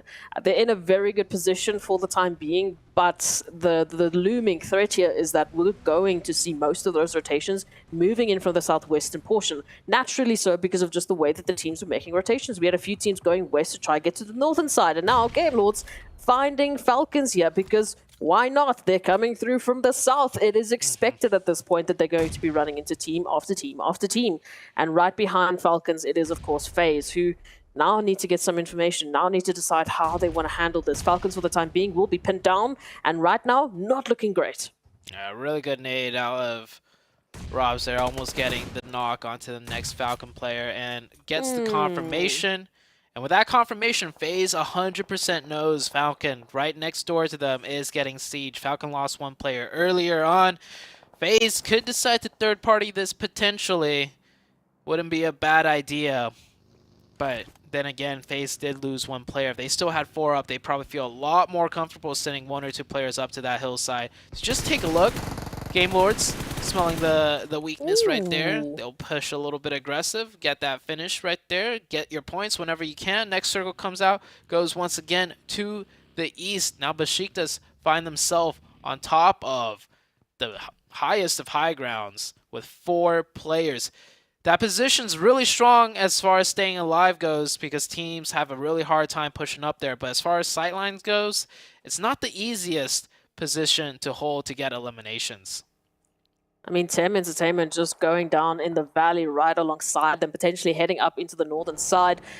They might not really have that opportunity to head through into Tem Entertainment's direction just because of the way that the line of sight will be working, but we'll have to keep an eye out on the elimination feed to see if anything will come from that. In the meanwhile, FaZe Clan making their rotation, they've made their decision, and their decisions have led them into this position here with GK Esports. Now 1 down, already 1 has been confirmed earlier on, so FaZe up in a 2v3, at least for the time being, as fourth comes in. Oh, it's not looking good. How is this happening, FaZe? We say goodbye to them as the first team. GK with a really strong defense, though. The support was instantly there. First player just had to stall a little bit. Of course, getting the opening knock did really help him out. But within seconds, the rest of the team came down from that high ground to help out, so that's great to see. IHC, meanwhile, well, this is what they like, right? Fighting in from the edge, fighting in from the blue zone on the northwestern side. They do have quite a few teams in front of them. It might get tricky because right on the edge, right on the cusp of the zone on the northwest is all high ground. So they're going to be doing an uphill battle pretty much if they want to break into the zone. Yusuf, what a mission right up ahead of them. Game Lords just feeling good, looking good. I mean, they are just heading into every single engagement, and now they have Vivo keyed up ahead of them on the next potential chopping block here. Few shots have already been exchanged. Game Lords, they have this information. Vivo keyed readjusting, seeing if they can get another line of sight. We'll be interested to see if they do take a full disengagement. We have at least 1 from Vivo keyed making that dash on through. Cielo will be left on the hilltop, keeping an eye out on Game Lords. Does look like Vivo keyed might circle back here for the 2-2 split. I think they're just wrapping around there, trying to get some supporting sightlines. Game Lord actually got a very nice knock. Are they going to play aggressive off it? It doesn't look like it. They are getting kind of closer. They're going to stop at the ridgeline, which is in zone, which is a good place to stop. Of course, Cielo with a nice position to support, but it's quickly covered in the blue. They still have to deal with this Falcons player. Hopefully, they don't get knocked here. Oh, 1 player does get knocked, and it is Vivo Keyed that did the knock. Yeah, Vivo Keyed now going to pressure this in. Game Lord, all of a sudden, looking like they had the priority of the zone to looking like they are going to be the priority of Vivo Keyed for elimination points. Victor, last one up, and he will go down. Vivo Keyed, off of the 2 players sitting up in the blue to tank that damage, getting the opening. That was actually so crucial. Nice little gamble play by Vivo Keyed, and it worked out perfectly for them. That's what I was saying, that 2-2 split. I thought they were prioritizing some information, some sort of a scouting path into the zone, but then they circled back, almost looking like, no, they are investing into this engagement. They are investing into taking Game Lords back into the lobby. And, well, it's paid out in dividends. Now, rotations for them up into the zone. We can see it has just pretty much centered on up. We still have Rejects bound in the center. Besiktas, massive opportunity for them. Tem Entertainment is closing the gap between themselves and Besiktas just little by little. So I'm expecting a little bit of a potential engagement there. Meanwhile, IHC up against D Xavier now, trying to find the opening shots, trying to find those opening angles and see how we might start this engagement, or if they have a pathing around. Seems like they're going to continue to wrap in from the north right now, managing to break into the high ground. The team that was in front of them, which was Geek Fam, I believe, did go down to the low ground to a stronger, more central position and in a very good compound. So IHC will have the high ground to work with, uncontested. Ooh. GK, meanwhile, still just playing so strong from this position. Vivo Keyed, yeah, not much they could do right there. They had to go from the high ground into the dip, trying to make it to the compounds, but GK has different to say. Nongshim Red, very close by, gets a knock with the Molotov. Will this Nongshim Red play more aggressive now? They have a chance to go and come down here, and they need the elimination points as well. I'd like to see them try and go for some sort of push, even though it would be risky. I like that we're bringing Nongshim Red more into the conversation. They have put themselves in the topic of conversation here, and a potential now to pick up a few more eliminations. GK Esports feeling the brunt of the action. Vivo Keyed in a similar, what did we say yesterday? In the pressure cooker right now. As they are just getting shot at, they are feeling the heat and trying to kill. Running through now, They have been towards this position for quite some time. They've been holding ground. They've been steadily gaining information. And now they might be having a few incoming neighbors as Longsham Red make a rotation out. Lamborghini, I believe, might actually be isolated here. Is going to be finding the first one. Has to turn around, however. The numbers advantage just looking good for Longsham. But what's even better here is the line of sight that the Xavier can utilize. Ooh, not just the Xavier, but IHC as well from the high ground. Taking some nasty shots downhill. Will be answered back, though, by the side of Geek Fam. No knocks, though, however, onto the IUC. They're going to be able to stay up here, fire off some more shots. Now looking towards Genesis Dogma. Next zone is about to shift, though.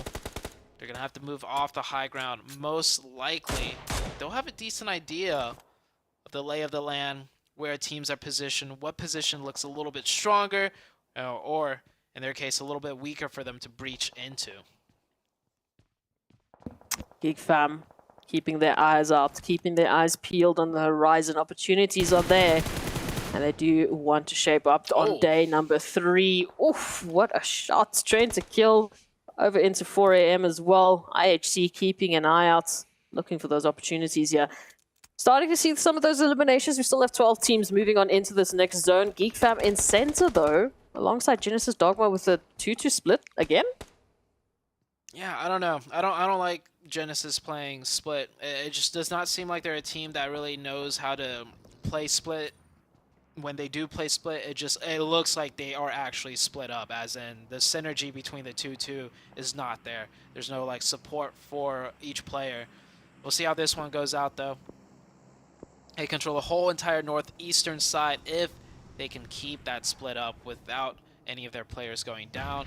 I mean, the only team that's going to be pushing them really from the northeast will be Tem Entertainment that we see right here as they start wrapping more and more into the north. Yep, the 2 other players forced to give up this position, and there is that synergy. Some good supporting fire, instantly knocking the Tem Entertainment player. Ooh, IHC. Again, you know, we were talking about the teams that might just be causing chaos, that might be bringing in the fire on Murmur. IHC were one of those teams. Look at this. With that high ground position, they just have opportunities onto virtually everyone and anyone. You know, stepping up to the block, very reminiscent of what we saw with Rejects there into that final zone on Erangel. This time, it is IHC with that high ground positioning for Angry Men. I want to talk a little bit more about them moving now in from that southeastern portion right alongside Furious Gaming. And they will be potentially just setting up camp right alongside Rejects. It might be a very interesting story there. Genesis Dogma, I think they've heard you, Zute. They are starting to group up. Yeah. They are grouped up, but they're going to need to survive the hail of bullets from IHC up here. IHC has just been raining shots into everyone. Up to 4 eliminations, that's pretty good, as well as, oh, some really nice shots out of Godless right there. Man, these mini 14s really coming into play on Miramar. Taking a look at the elimination feed, yeah, I see so many mini 14s in the, just getting the eliminations. Wow, he even got the confirmation from all the way downrange. IHC, 5 eliminations now. Tem Entertainment. Looks like they're going to go on the aggressive. They had the north side, but they're going to continue chasing down Genesis Dogma. Genesis Dogma down to just 2 players. This team has been struggling so much right now. Hopefully they could get one back here onto this 1v1. Sazip with the DBS gets Alan down to 1 HP. Alan's going to go for the first aid kit. You can't go for a first aid kit in that situation. He's going to push you. That is Genesis Dogma out with 0 eliminations, 11th place. Not much many, or not any placement points either. That nade just going right past 4 Angry Men. Furious Gaming trying to apply that pressure, but look at this. Right behind Furious Gaming, it is Besiktas. And obviously, they are hearing what's happening here. They're starting to close that gap. They're trying to keep on an idea of what they could make happen here. And here it is. Milo is going to be the first member to go down. Furious Gaming have suddenly put themselves in a sandwich between 4 Angry Men and Besiktas. And I do not see a way for them to get themselves out of this. Oh man, this is going to be tough for Furious Gaming. Oh, even tougher now that Besiktas is the one pushing, being the aggressors right here. 4 AM. They should have a decent idea that it's not just one team they're fighting. Not when there's 4 more heads peeking over, pushing so aggressively. Besiktas, this is a great play for them though, because the next zone, they're going to have to contest 4am either way, and why not do it now when they have the advantage of more of the high ground nades being thrown in. None really connecting. 4am did get that full reset. They're still looking like they're in a rough spot. Svan, honestly, is the player that's going to be providing the most amount of support and holding this pushback onto his teammates. Besiktas moving on in. They are looking for some opportunities for Angry Men, still holding the high ground, or the low ground rather, as they are trying to defend against the high ground. Besiktas moving in. Furious Gaming still a potential threat, at least one member of Furious Gaming. We'll see if they do choose to let their positions be known for a few potential eliminations, or Rejects move on in. In the meantime, I mean, as we speak about Rejects, they have a focus here onto Train to Kill, finding Jane, and Besiktas moving into 4 Angry Men. Good resilience out of the Rejects team. They are down to 2 players. I think we probably missed it like a full-on crash onto the team. They actually, maybe not. They only have 3 eliminations, so I don't think a team fully crashed. I'm surprised they lost 2 players from those compounds then, because there is a lot of, you know, hard cover there. Maybe the angles were just too much from all the other high ground positions. 4am still continue to fight with Besiktas. You see right here, Geek Fam. Right, giving up that high ground way early on, it's going to pay out for them, as now it is IHC on the high ground having to push in. Garlas with a nice knock, but 2 of their players having to move in goes down, and the other 2 on the higher positions, the more safe positions, well, they're not in zone. They're going to have to go down just as well. Hopefully they can make it in. Here's that full out 4v4 engagement. 4am has actually taken control of some of the high ground, putting this more to an even fight. Besiktas allowing this 4am team to get closer to them. Good crossfire, however, gets one down. Here comes the trade, and another one. And Besiktas, they look like they were gonna be the ones to control this high ground position, but somehow they backed up just enough for 4am to take an inch. And we've heard the saying: you give these teams an inch, they will take a mile. They will take your entire team. Oh, Tem Entertainment, I like this, the aggression. This team, that's what this team needs. They're coming in for the third party. And there we go. The more aggressive team that executes correctly will come out on top. And now Tem Entertainment controls the whole entire eastern side of the map. I mean, there is still Savan left way down there in the low ground, but he's not going to be much of a threat now. Oh, this is beautiful. Tem Entertainment riding on a high with 5 eliminations, potentially 6, as, well, Savan actually will be going the way of Rejects. So there we go, 4 Angry Men back in the lobby. We've got Tem Entertainment now just riding on a high. We've got Rejects as well. Feeling good, but unfortunately, that zone is going to mean that all of the teams except for Geek Fam need to make a rotation. IHC, who have been doing so well on this high ground, now in a bit of an obstacle here. They still have an opportunity to put that pressure onto Xavier, but at some point, they have to run down the mountaintop in view of Geek Fam. Yeah, I think IHC is definitely going to leave at least 1 player in the blue to try and confirm those eliminations onto Xavier. We saw earlier they didn't have vehicles, and them just running in, yeah, Geek Fam is not going to let that happen. Not a chance. And there's no team that's really going to push. Actually, there's a chance Tem Entertainment with 4 is going to full send it and crash over onto the Geek Fam compound, which would give IHC an opening, but not likely to happen. Tem Entertainment nailing the shots onto Rejects right now. The last player of Rejects Willow on the little bus. Too slow for comfort. That might even been Geek Fam to take that one. We're down to 4 teams. Xavier is about to go out here. IHC also about to more than likely go out here. It's going to come down to a 4v4 between Tem Entertainment and Geek Fam. I see Vikoi coming through as the solos for their respective squads, trying to keep the name alive, trying to get those points. You can see Icy at this point in time, with the options that they have limited, just seeing if they can get another elimination before things get really crazy would be the best possible situation here. Unfortunately, gonna have to make that run, and Damn Root will be ready for it. Tem Entertainment, Geek Fam. This is what an interesting conclusion to Miramar. Tem Entertainment, an opportunity for them to climb the ranks. Geek Fam, an opportunity for them to finally change things up. Vichoi actually makes it out, and he's gonna have his high ground to play with, uncontested. Playing loud too as a solo, taking some shots, really pressuring that team back, and I think for good reason, because Tem Entertainment looked like they thought they could wrap around to the high ground and get an angle onto Geek. So Vichoi having to play very loud, very aggressive, acting like more than just a solo player. Now with this new zone shift, Geek Fam gets the zone.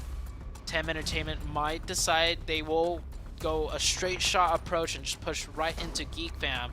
If it was not for Vichoi firing back so loudly, because the better play, I mean, we could see it here, is Tem Entertainment. They wrap around to the high ground, get some angles, and then push in, but they don't know that player of Vichoi is a solo player.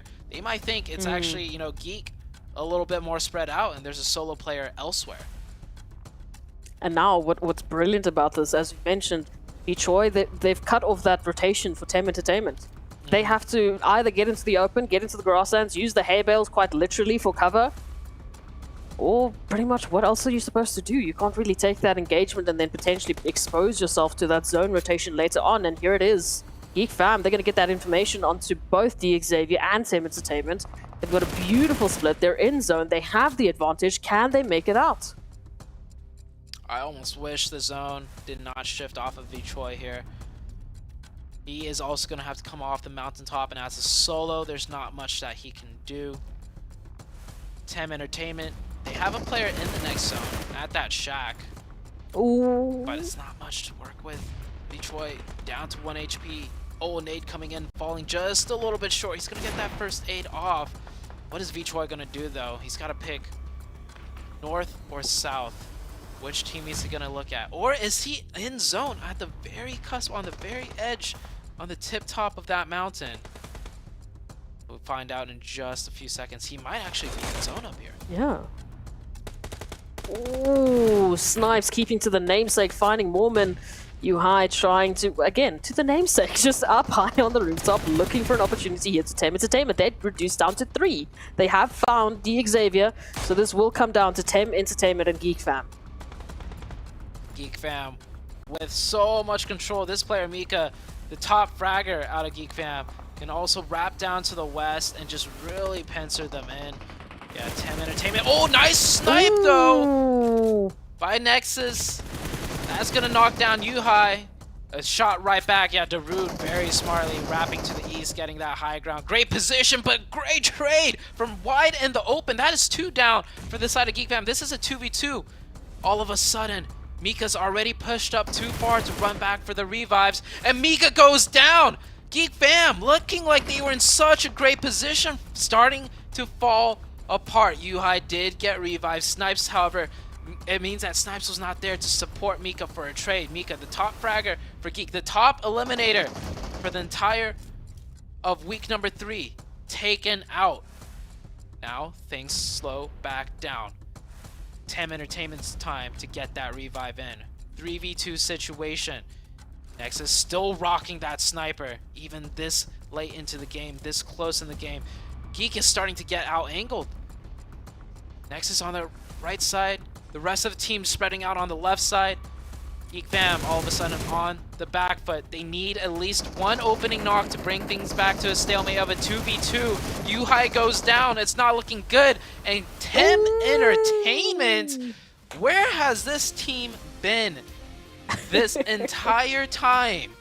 That aggressive push out on the eastern side onto 4 a.m. Never have I seen Tem Entertainment play that decisive, that aggressive when, you know, when it's not completely necessary. And just from that alone, we're seeing a new Tem Entertainment coming into day number 3. I was saying day 1 and day 2 pretty much kind of sets the stage, and day 3 is where teams just hit the grind. Well, Tem Entertainment, they're coming in on day 3 now, swinging out of nowhere, getting a 4v4 onto 4 a.m. Not easy. Winning a 4v4 against Geek Fam from a disadvantaged position, in my opinion, even more difficult, and they took it. Really great win for Tem Entertainment.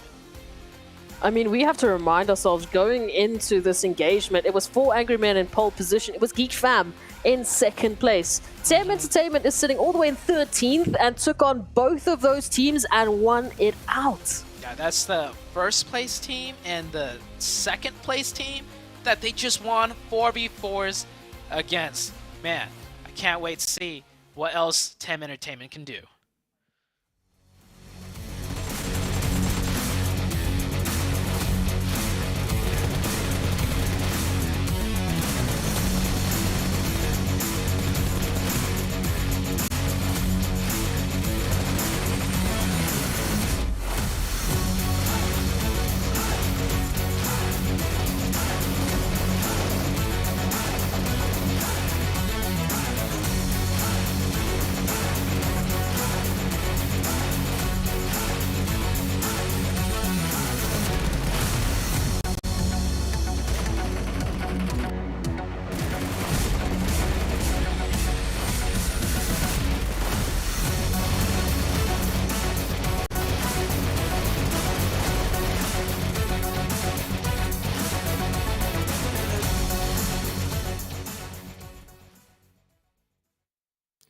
TEM Entertainment bust out a much-needed chicken dinner here. 26 total points to the store. Geek Fam, the squad that we've seen in first place on day 1, day 2, finally putting up some bigger points. And Xavier putting up some consistent points on the board here, Glitter.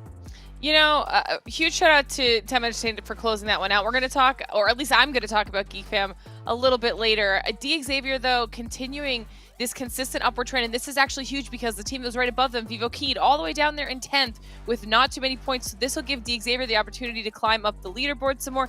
And IHC, a team that we talked about at the top of the show as being much more consistent, having a really solid score here. And even though they didn't do fantastically, the aggression consistency that we're seeing out of 4 Angry Men, out of Geek Fam, I mean, those Elam points are going to be massive when it comes to staying in the top 3-7.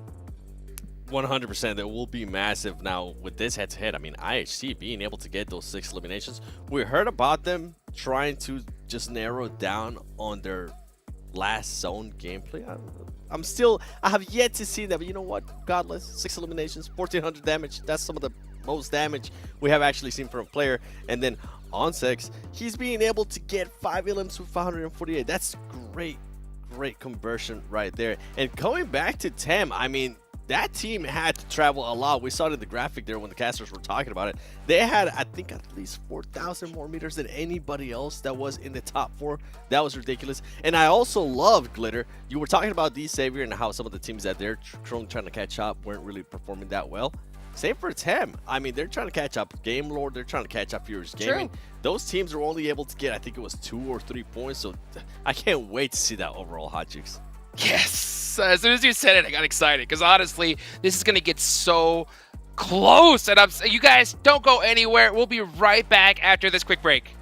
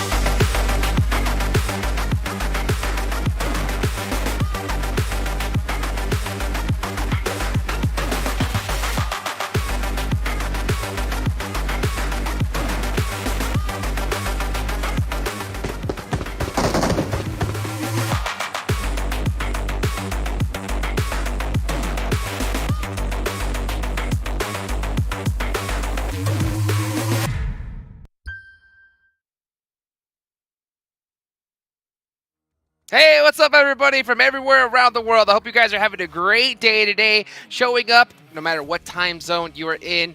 You guys are the real heroes. I'm your host, Hot Chooks, here with 7WG and Glitter Explosion. Of course, the show couldn't be done possible without our sponsor, Sony, with their Xperia 1.4 and Xperia Stream. They were created in collaboration with professional esports players. You guys can play PUBG Mobile in 90 Hz with Xperia Stream's total cooling system and multiple ports for intensive gaming.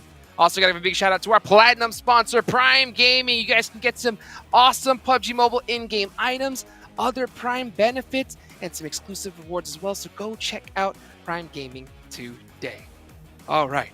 Well, we talked about it earlier, those overall leaderboards. I'm going to see them shake up real good here in just a second, and I'm going to see which team really jumped up the most.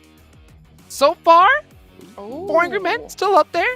Reject have pushed themselves up to 4th place, and Xavier, we finally see them on the first page here, 7.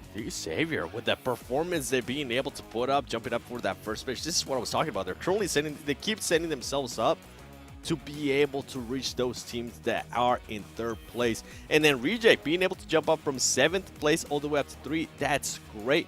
GK Esports, I mean, they continue to go down because teams are just being able to outperform them. And a big one and a big shocker for me, Glitter, Besiktas, they also keep going down. They're currently not having one of their best days.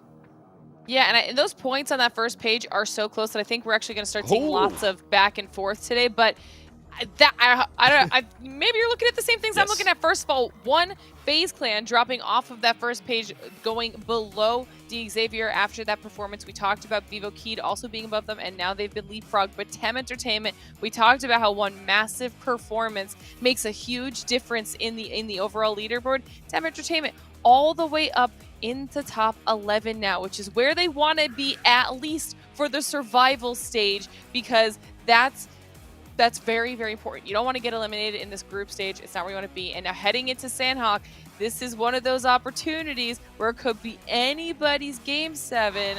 So it could change things up yet again. Oh my goodness. The most toxic map in PUBG Mobile. Look at these top Sandhawk performers. 7, what do you see?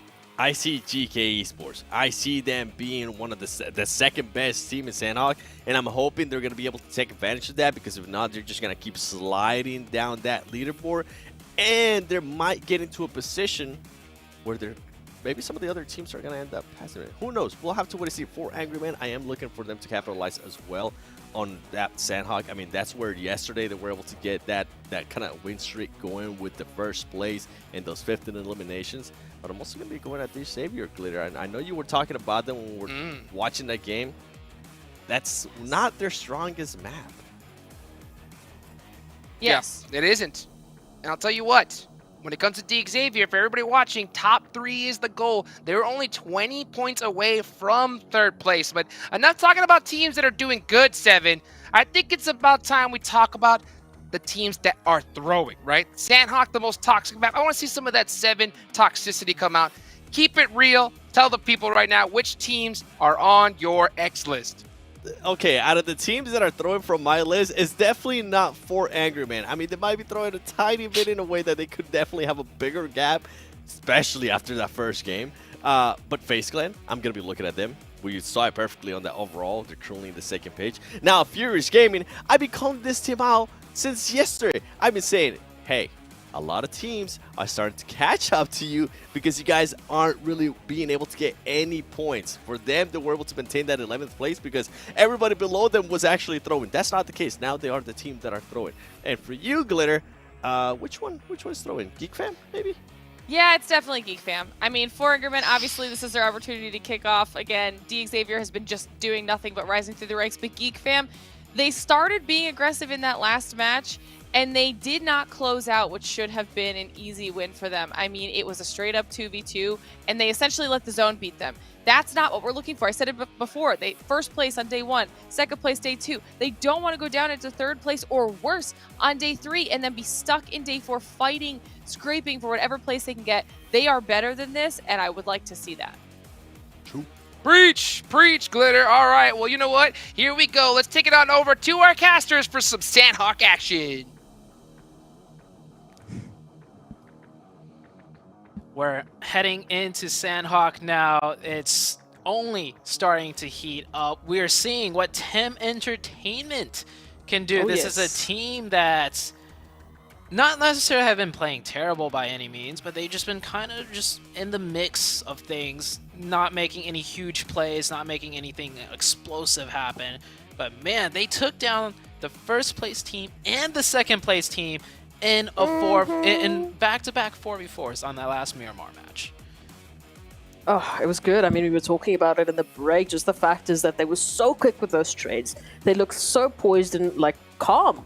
But that's the biggest thing for me. They were so calm in a situation where they had no advantage. Geek Fam was basically center zone in that last phase. They had the high ground, they had compounds, they had hard cover. I had to say it. Tem Entertainment were hiding behind hay bales. That's what they had to work with. And they made it work.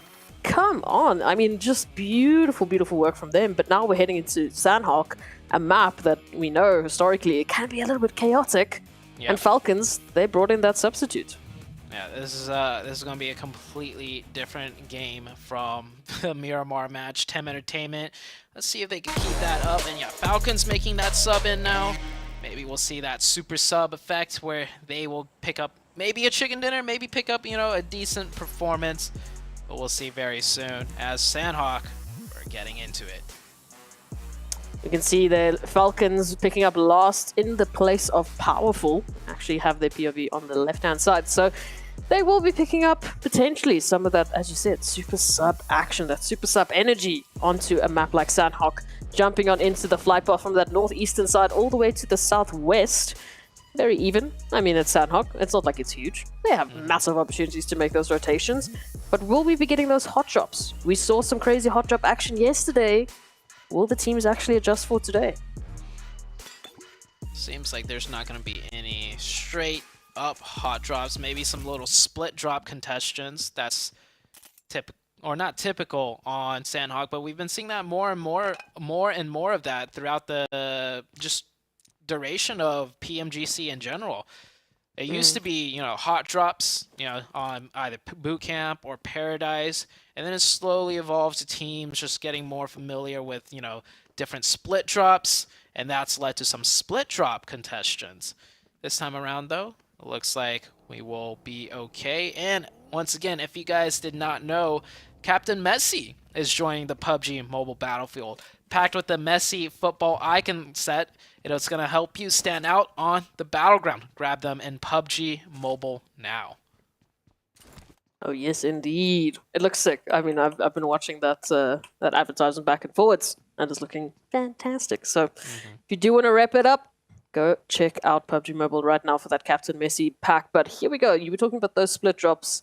Genesis Dogma. I mean, if you want to talk about split, they are more split than any other team I can see. We've got one over towards Cave. We've got one member over towards Docs. We've got one member over towards Lakawe. We've got one member in the middle of Lakawe and Cave.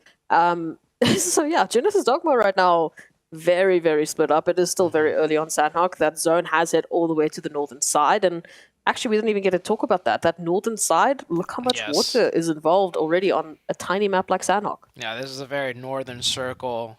And if we want to talk about splits, I mean, everybody is split up. This looks like a bingo board almost, where you just can't seem to win.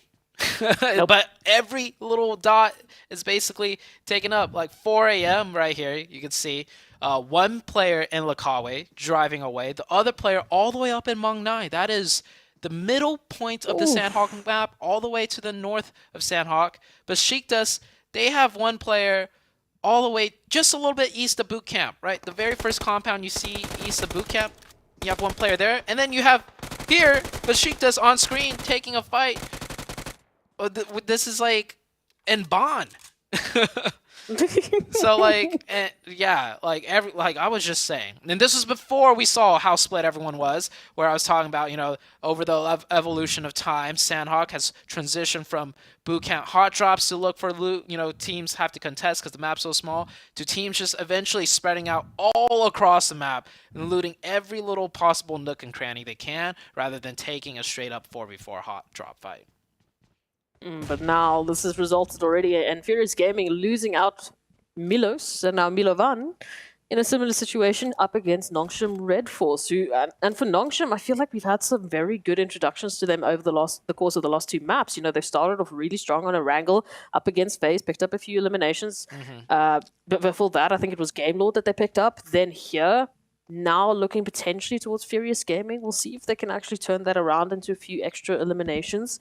Ultimately, do you want to see a bit more from them? Because we know they've had a few tough days. They've had a little bit of a tough start, but yeah, maybe extremely tough start for Nongshim Red. down in last place with a 20-point gap, no less, onto the 15th place. But if they are trying to make it into the survival stage, it is not impossible.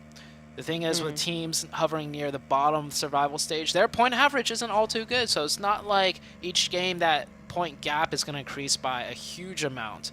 Whereas if you're trying to make it into the top 3, well, those teams, their point average per game, if you have one bad game and they have a decent game, all of a sudden you're looking at another 20 points you have to cover. So still doable for Nongshim. They still got reasons to fight. Besiktas right here, grouping up together after that huge initial split, and they are playing a blitzkrieg style here. Driving around and just taking a fight with whoever they hear first. Honestly, not a bad idea because of teams being so split up. That just means if they do get into engagement, it's not going to be, or chances are, it's not going to be a full-out 4v4 with the rest of the enemy team close by. It might be, you know, one other player 100 meters off that you have to worry about. But with that blitzkrieg style, second you hear shots, you stop, you hop out, you fight as 4. Chances are you're going to get that point, and you're going to be able to get the revives in as well. And you're probably going to get out of that situation relatively unscathed if you do win that one out. So Besiktas just looking for those early eliminations, early points. I mean, at the very least, you're setting yourself a fantastic foundation.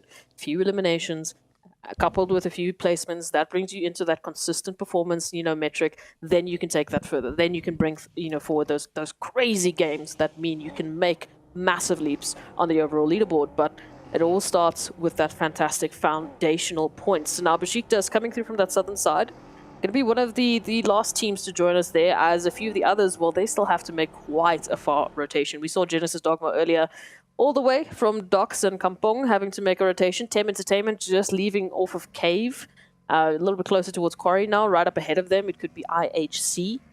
And of course, Rejects just below Bootcamp, D Xavier all the way by Tambang. And GK Esports have just crossed Painan. So, yeah, rotations going to be the name of the game.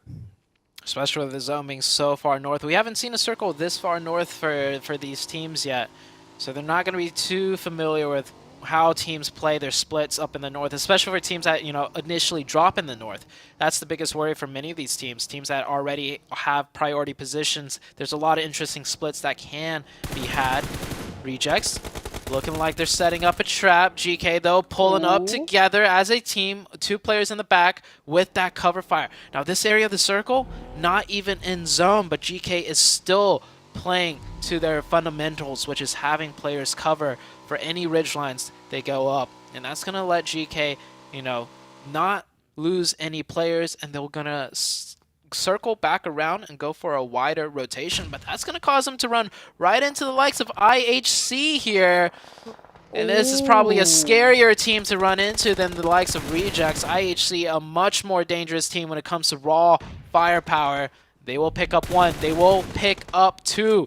GK, which a team that started off so strong in day number 1. Ever since then, they have been falling down and down and down. You see that in the overall leaderboard. 7th place. Now 7th place with only 2 members left. Reduced down to 2, making that rotation and still getting shot at. It is not looking good for GK Esports here. They don't really have some time to let up, so at least these compounds will provide an opportunity, hopefully, to get some extra loot, extra ammo, extra meds, extra utilities. Definitely would be great to add on, because from here, from this point on, their journey is going to be treacherous. We can see a few other teams making rotations. D Xavier, hello rotation. We don't often see this one on Sandhawk, but here they are, making that way through, and still out in the blue. Quite a far rotation they're going to have to make. This is all the way in like the southwest. That's a lot of blue damage that they're going to have to eat. This player almost got bandages. Frankie, with only bandages now.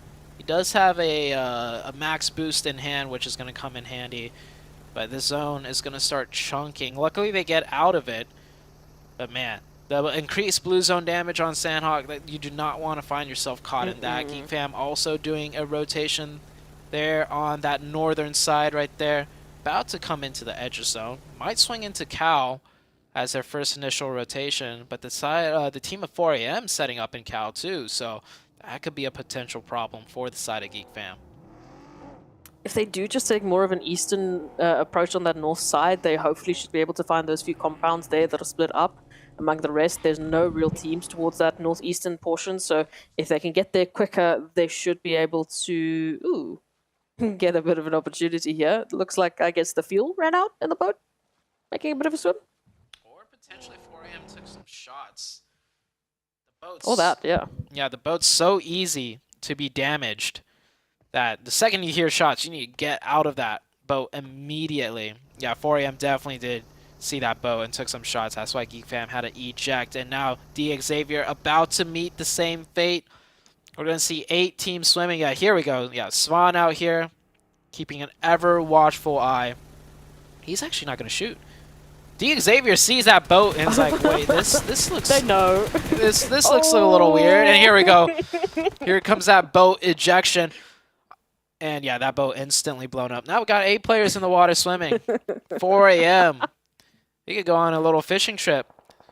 Maybe if the circle shifts north, 4 a.m. could just chill here and just farm the water. It's a little bit difficult, though. It's a bit of a distance for them to farm, but not difficult but it's enough. Savon. Yeah, it's fun. This Come guy, on. long range for 4 a.m. We've seen Savon with the Mini, with the QBU, always a player in the back providing that cover fire, and he's been nailing his shots. What a storyline potential end here for Xavier. And then, I mean, that consideration has to be Geek Fam as well. Right now, yes, you can see the entire T4AM laying siege to Xavier. Their time is ticking, but does that mean they're just going to leave Geek Fam to swim to shore? Yeah, I think I'm not seeing anything with Geek Fam. They're very focused right now on Xavier. I mean, with good reason. They're finding all these eliminations. So Geek Fam is going to be able to swim to shore on the eastern side. Unless if Swan looks a little bit further east and manages to spot some heads bopping in the water, which Geek Fam should better hope does not happen. Because 4 a.m., they get the circle. So 4 a.m., they're going to be staying here regardless. So if one head is spotted onto Geek Fam, that's going to swing over some more attention from the rest of the 4 a.m. players to pick up more free eliminations. We've got 2 members here from 4 Angry Men that have actually head through into this eastern side. We can see the rotation coming through now. Quick Cheng, we've got a little bit of good shower. Geek Fam's been spotted out, but in the meantime, it's Besiktas that will be losing player after player. Ooh! Genesis Dogma just feeling the heat a little bit, not in the way that they were expecting, but should be able to get those reses popped on off. I don't see any teams rotating into that center position for the time being, so please don't shoot at your own teammates. It's making me nervous. Got some rotations to happen here. Oh, yeah, here, yep. Geek Fam is spotted. It's done. Let's see. Oh, is that a... Okay, no. I thought another player for him swung even wider to prevent this. That player might be able to get revived. He's very close to shore. If he could just scooch out of the sight lines and get onto shore, can get... Oh, uh-oh.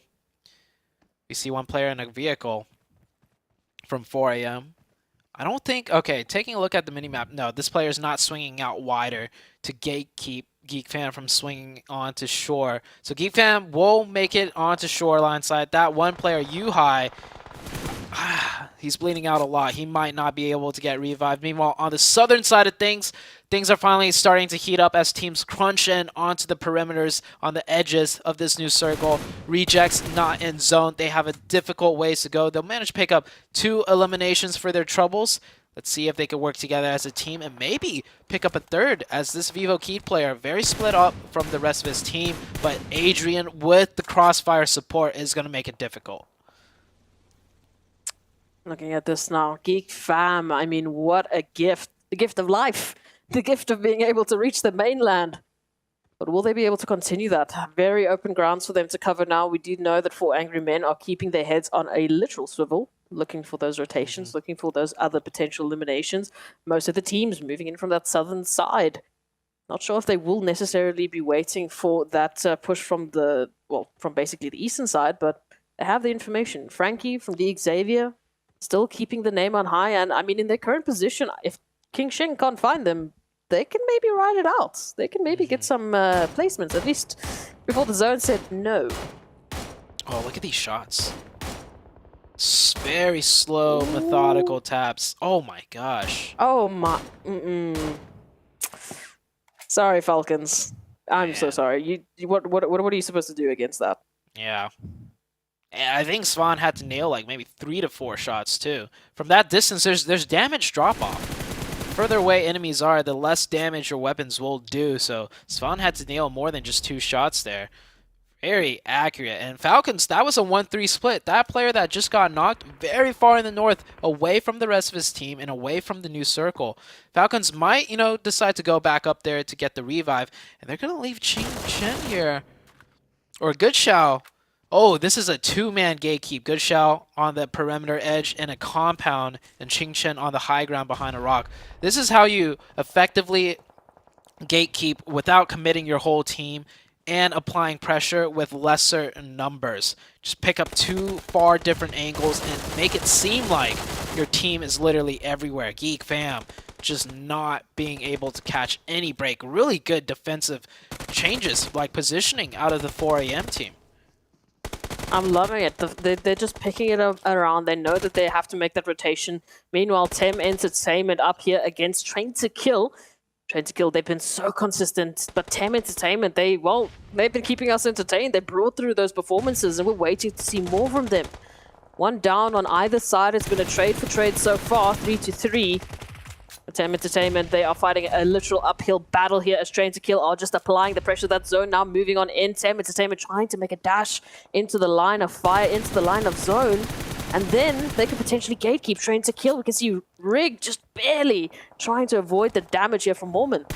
Yeah, this is a lateral battle here. Both teams having to run into the zone.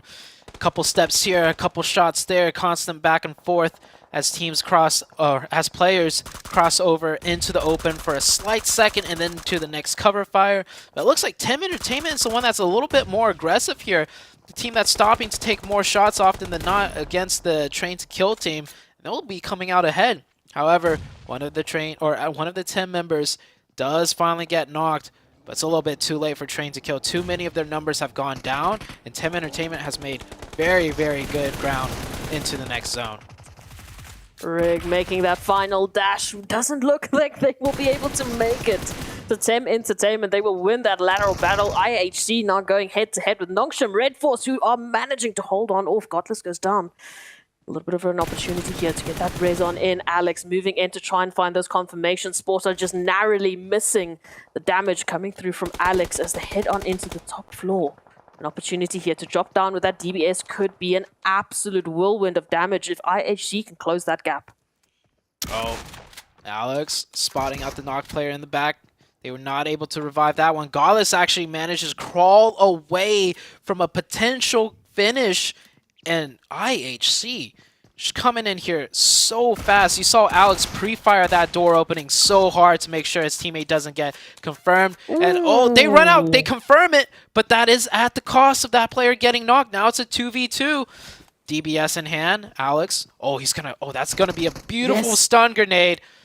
Will blind them for a few seconds, but the smoke coming out is going to prevent Alex from following right up. Alex will go in. Ziol takes a few shots of damage. Alex not connecting the DBS shots, however. The much-needed shots, and Ziol getting picked apart from FaZe Clan from inside zone. That's IHC eliminated. Nongshim Red coming out on top, but it's pretty much over for them as well, as FaZe Clan will gatekeep them just as well. We saw FaZe stepping it up against Geek Fam yesterday on Sandhawk. Now, once again, with Geek Fam actually out in 10th position, it means that FaZe will be able to pick up a few more eliminations. FaZe up to 6-4, Angry Men up to 7, picking up team name after team name. Geek is finally down, so that gift for them did not go in the way that they were expecting. I'm loving this. We've got 4 Angry Men stepping up. We've got FaZe stepping up. Tem Entertainment stepping up. But who's going to be the team right at the end to pick up that winner chicken dinner? Right now, it does not look like it's going to be Besiktas, that's for sure. Southern Circle shift. This is great for FaZe. We were being very critical of FaZe the last 2 games, making some, just mistakes that we should not be seeing out of such a strong team. But here, 7 eliminations and controlling the Southern Edge very well, playing aggressive when they should. I like to see these two players team up together and wrap around and finish this player off. You have the zone to your backside. You are completely safe. Take care of any potential snakes that's going to bite you in the back later on. They're looking for it. Are they going to commit? I would really like to see them commit 2 players. Just get that quick finish in. I know they finished some of Besiktas. Maybe they feel like there might be 2 more players there instead of just the 1, which is why they're so hesitant. We'll see what they do shortly as Tem Entertainment. They are coming in from the eastern side. The circle did shift south, so that does leave 4 AM in a bind. They have to cross over in the open, and same for Game Lord. 4 AM, though, they got that vehicle. Here they come, swinging in right onto the backside of Tem Entertainment. Let's move on in. Genesis Dogma are going to see them moving on in, but Tem Entertainment, they're down to only 2 members, or 3 rather, as they have to fight up against 4 Angry Men. They're going to find the first one onto King Shen, turn around for the second phase, even giving a helping hand. But 4 Angry Men, they're still holding on the line. However, reduced down to only 1. Ventoris has been a thorn in their literal sides as they're trying to focus on this engagement with Tem Entertainment. They are getting hit from all sides. The zone now moving in behind them. Game Lords finding Genesis, Dogma, all of these teams suddenly just erupting in a batch of third parties. It's down to Savon, long range, down to close range. If they're going to be able to get themselves out of this one, and it does not look like it's going to be the way. 4 Angry Men will go out phase. They're looking for more eliminations here. Game Lord making the huge rotation across. They were 4 at the compound north of the road, making their numbers not too important, but the fact that they managed to swing 3 over now onto this side of the map, suddenly this could be Game Lord's game. The last Besiktas player. Maybe it's better for FaZe not to finish that player out, because now he could kind of cause trouble for the Game Lord team that just came in, but he gets caught, he gets found. That player is taken out. Besiktas eliminated. Game Lord with 4. Team with the most players up and in a decent position. The last player, though, not able to make that cross. Game Lord back down to 3. Tem Entertainment riding high with these 9 eliminations, but now they're up to FaZe. FaZe finding the 9th knock, waiting for that confirmation. It's down to Mormon, and I mean, as if things weren't looking bad for Mormon already, now we've got Genesis Dogma moving on up. They've got the zone. They're going to be holding that back line. Tem Entertainment with little to no options. But both FaZe, both Game Lords, and FaZe need to make that rotation while Game Lords just sit on pretty, coming through from that western side of the zone. And the circle goes to the north, going downhill away from the FaZe team. And Game Lord's putting in work right now. Game Lord will get that reset back up to 2 players. They have the positional advantage over FaZe. FaZe has the high ground, but with this sloping slide, this high ground is not good for you. Tem Entertainment should go down. That is Tem out. We're finally down to the last 2 teams. It's going to be FaZe and Game Lord. FaZe not looking in the right direction. You should be more worried about the left and the right side, as another player will be taken down on the side of FaZe. Game Lord. They have the chance here. Ventura smartly does circle down to get a different angle. MR5 using his audio cues, sprays through the smoke, gets a knock, gets traded back right in time for Game Lord to pull the advantage right back in their corner. Ventura's last one up, 1v2. Game Lord doesn't look like they're going to go for the reset. They're going to go for some quick, aggressive peeks, but the teamwork is not there. Narvello with no follow-up. Ventura's is going to get the first aid off. Narvello playing very cautious here. 1v1. He jumped around the corner. Ventura's knows exactly where he is. Ventura's has the DBS in hand. He's going to do some pumps, some pre-fires. Does not land. That looked good. And instead, it is going to be Game Lord that takes the win. FaZe, I'll say, looking much better, though I feel like there was a world where that chicken dinner could have been theirs. But Game Lord with a massive comeback. This team has been quite non-existent. Oh, I wouldn't want to say non-existent. They've been doing much better than that. But this is a team that, you know, we kind of had some hopes for, and they have not been performing up to par. But with this win, man, that was a huge chicken for them.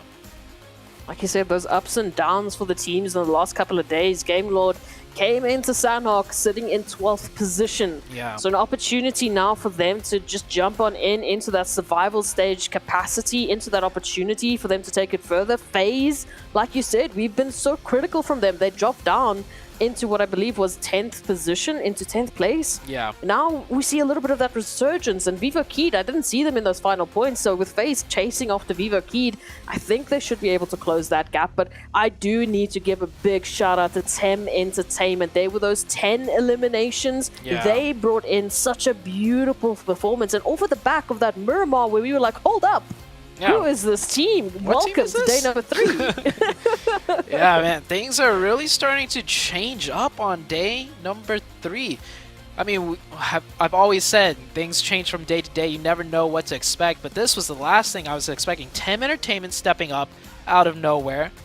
The team that was really far down, and now Game Lord coming in from 12th place, stepping up out of nowhere, getting a chicken dinner just in time for the rest of the day.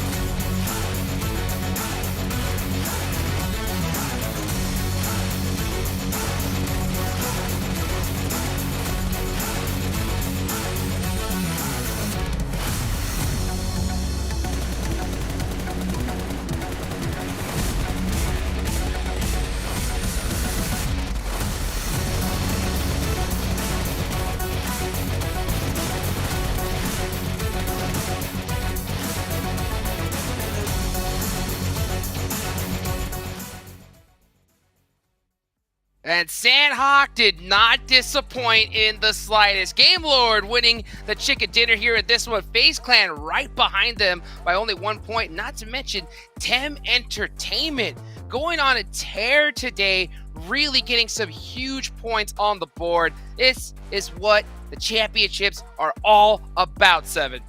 Game Lord showcasing a little bit of aggressiveness there. I can definitely appreciate that because this team was not showing that the previous couple of days. Them being able to put up 8 eliminations. To be fair though, Glitter, they tend to land in Kyle towards the north of Sandhawk. They really didn't have to rotate much, and you can see right there, Baby from Tem putting up 4 eliminations.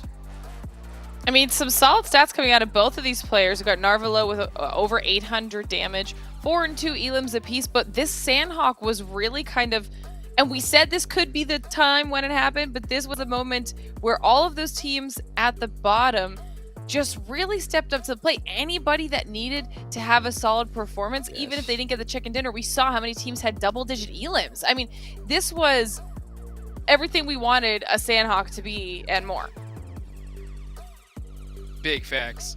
Big facts. I love Sandhawk. It just always is that just perfect amount of hecticness that I love inside of this game here. And it's so good to see teams that really needed those points busting it out here in this one. It's that one that you can really get that big boost in, and they did, okay? There's only a few matches left here today, 7. All right, I got to ask you some questions, okay? Tem Entertainment, how do you feel about their performance so far today, and what are you expecting for them for the rest of the day? It's been great. I mean, for them to be able to put up 20 points total out of that Sandhawk too, and they're going to keep moving up. And what's impressive too, and you'll see this when we show the teams to watch, they're starting to outperform the teams that are chasing them, which is definitely what you want to see if you want to be able to maintain yourself above that 11th spot, because we saw what happened last week, Glitter. If you don't outperform those teams, then yeah, you might be having a good game. If the other teams are having a good game, you kind of cancel each other out. Yeah, and I think that when we eventually end up back on the overall, we'll see that those performances are starting to change things up. We knew that day 3 was going to be a big push day for a lot of these teams because nobody wants to leave it to day 4. So today is that moment. We've heard the casters talk about it where you've got days 1 and 2 under your belt. You get the nerves out, find your groove, and settle in for a huge push on day 3. That's exactly what we're seeing now. And now we're at the halfway point of the day. So they know what to expect on their remaining maps for what level of play everybody's at with aggression, Jukes. And I think that these games are only going to continue to get even crazier. It's going to get insane. And of course, this couldn't be done without our hotel partner here for the PMGC. That's Pullman, Kuala Lumpur, Bangsar. Our world is your playground. Also give a big thank you to our platinum sponsor, Prime Gaming. Guys, go check out Prime Gaming today. They have all kinds of different Prime benefits you guys can get. You guys can get some PUBG Mobile in-game items and a whole bunch of goodies. So go check them out as soon as you possibly can. Well, there's one team that has really been stepping it up, right? Xavier, finally getting on the first page here today. It's time we go and send it over to an interview with them and Tash Bunny.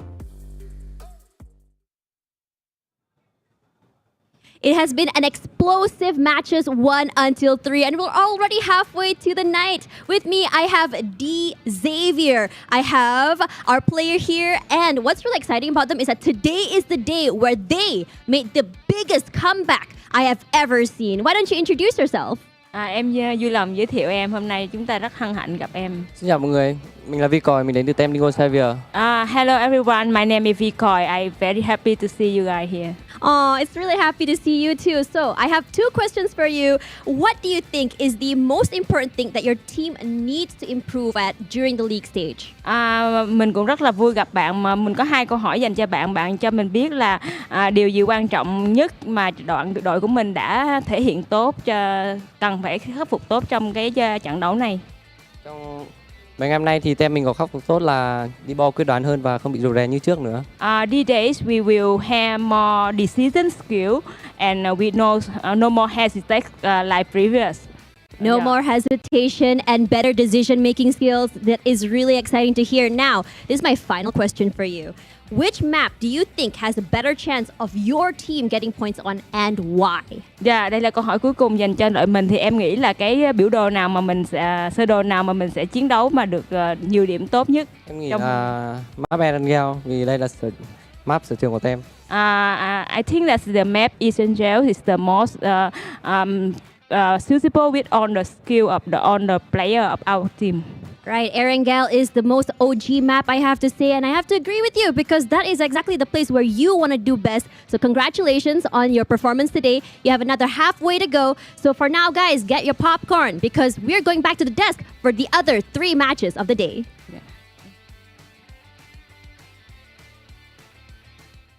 I hope you've already been munching on that popcorn here because today is the most intense day, I think, for the position of where a lot of these teams are. Because, you know, the last day, for anybody who's just tuning in here for the first time, the last day is full with too many surprises, okay? Teams at the bottom got nothing to lose. Teams in the middle, maybe hunting down some other squad. You do not want to be in a bad position going into tomorrow. And let's take a look at the overall rankings, okay? FaZe Clan pushing up here to the first place. Reject in 5th place, and Besiktas going up to 4th as well here, 7. From 3rd place to 8th place, only 13 points that are separating these teams. And it kind of worked out for 4 Angry Men too. They were able to create a in a tiny bit of a gap there from Geek Fam. Those 2 teams are kind of going back and forth there towards the top. And this is what I want to see here. You can see Xavier actually goes down. And what's impressive to me, Glitter, is that Game Lore, even after getting that chicken dinner, they're still not able to pass Tem Entertainment. Yeah, I think it's because there was so much time where a lot of the points were being absorbed by the squads above them that they actually had a bigger lead that they needed to chip away at than everybody else on the first page did. Like you said, that was the 13 points separating 3rd through 8th.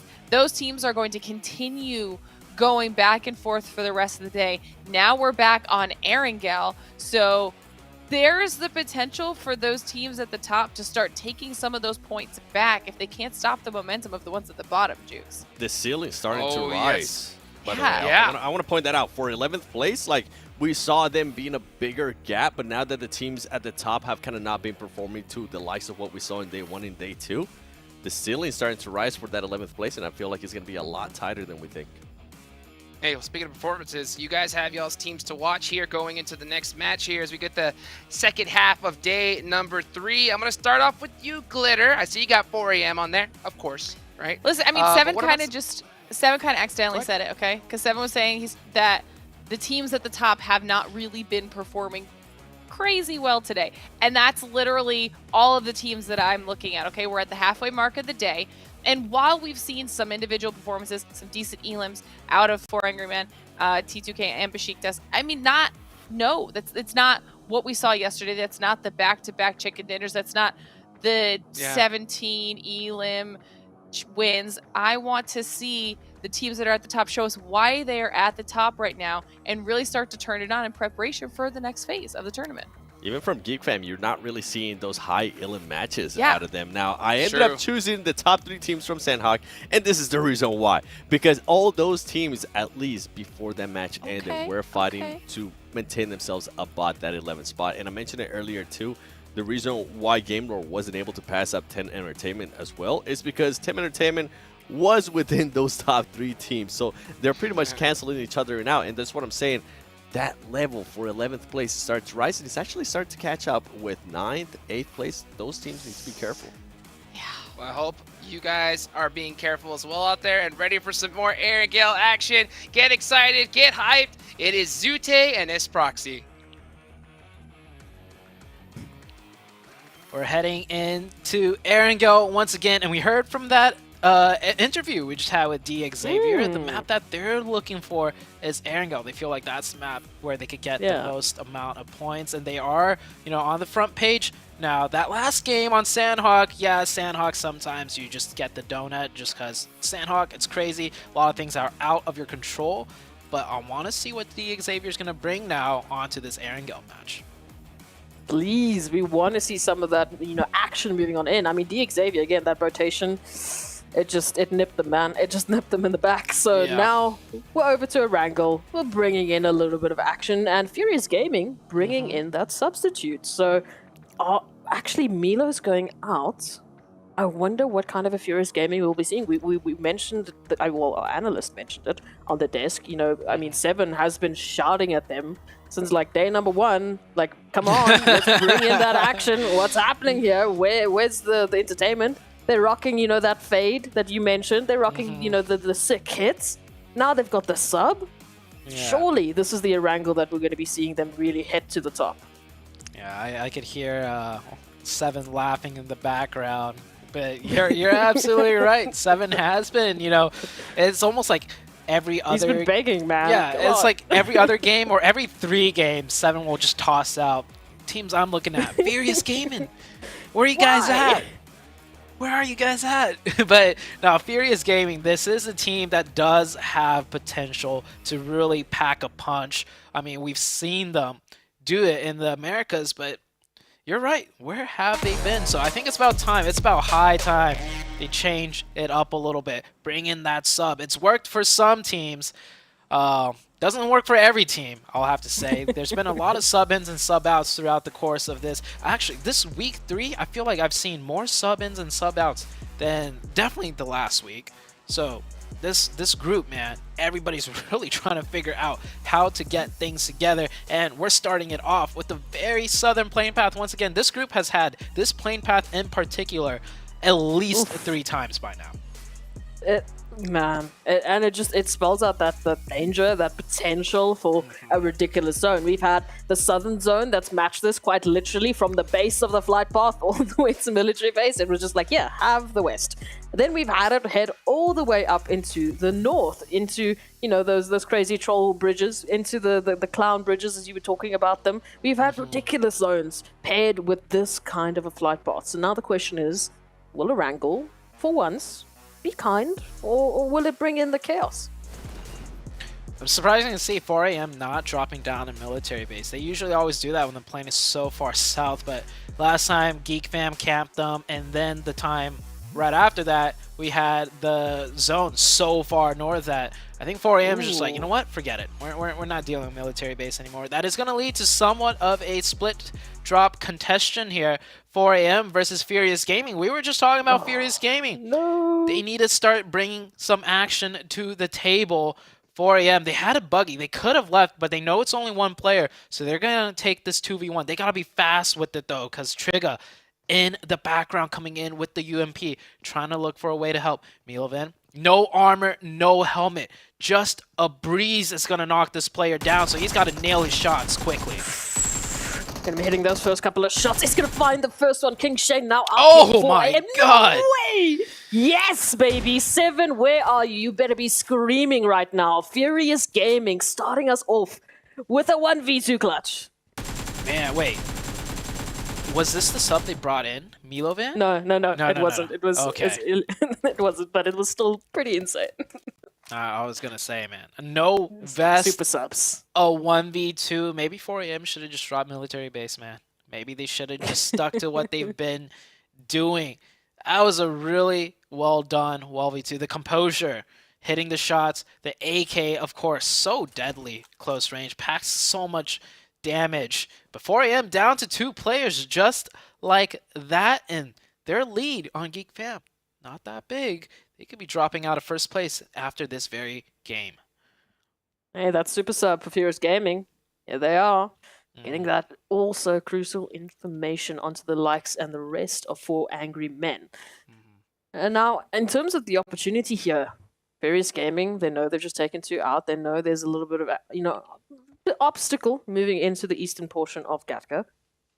Not sure if they're actually going to be full sending it, because again, all of these engagements, they do come with those risks. I mean, that was a 2v1 for 4 Angry Men, but because we are at the stage that we're at, we're in PMGC, you give any of these members, like we've been saying, one little tiny inch, they're going to take you for a mile, they're going to take you for 2 of your players. So an opportunity now, yes, to close out the rest of 4 Angry Men, that might give, Furious Gaming a little bit of leeway onto the top end of the overall leaderboard, but it comes with its own risks. Yeah. We'll see what 4AM decides to do now. They're clearing that compound out, very aware that there could be another player close by. Alien Kid had already backed off all the way to the tractor hay bale. So after that little contention, things are going to calm down for a little bit. The circle as well is not going to really make teams feel in a rush to rotate. We are like just pretty much smack in the middle of Erangel. Very typical zone. Nothing too crazy here. There could be a potential shift to the north past the river on Rozhok, but we'll have a much better idea of that on the second zone shift. But for now, I don't think any teams are in any rush to take up any positions in particular.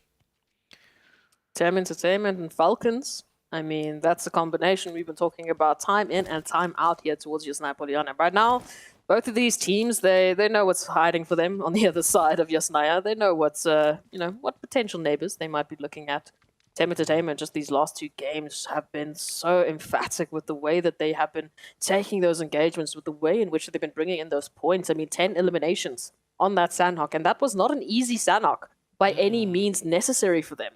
No, not at all. We had a quiz pop up just now. What's the largest scope in PUBG Mobile? 12% of people answered the 32x. Good to know who the trolls are. Yeah, what did that even look like? You could inspect the leaves on a tree. Yeah. From the top of the hilltop, yes, those are some lovely leaves right there. 32x. Imagine using that, scoping into someone's head when you're standing right next to them. You could literally see their souls if there was a 32x. Furious Gaming, still very close by to 4AM. I think they know this might be 4AM. They're coming in very aggressive. I mean, 4AM, no vehicles, right? Where else could they go for the next source of loot? I think Furious Gaming has correctly predicted where they could be. Now a 4v2. Can 4AM return the favor and take down at least one member of Furious Gaming? Trick is going to pop that door open as a bait. Very well done. His other teammate coming in from the other side. This is a 3v1 isolation. Savant goes down. Not even a fighting chance for him. Now it's a 4v1. Furious Gaming, and here you go, 7. Here you go. Furious Gaming. 4 eliminations already, and look at that. Some celebratory shots. Pump yourself up, man. Okay, we can't hear the comps, but maybe it is the super sub. Maybe it's the super sub that's just hyping the team up, letting them know we got this, we could do this. We have not seen an aggressive Furious Gaming the entire week. Even when they were forced to fight, I don't think we saw them put up an aggressive stance. We haven't. Right? That was the most aggressive we've ever seen them so far.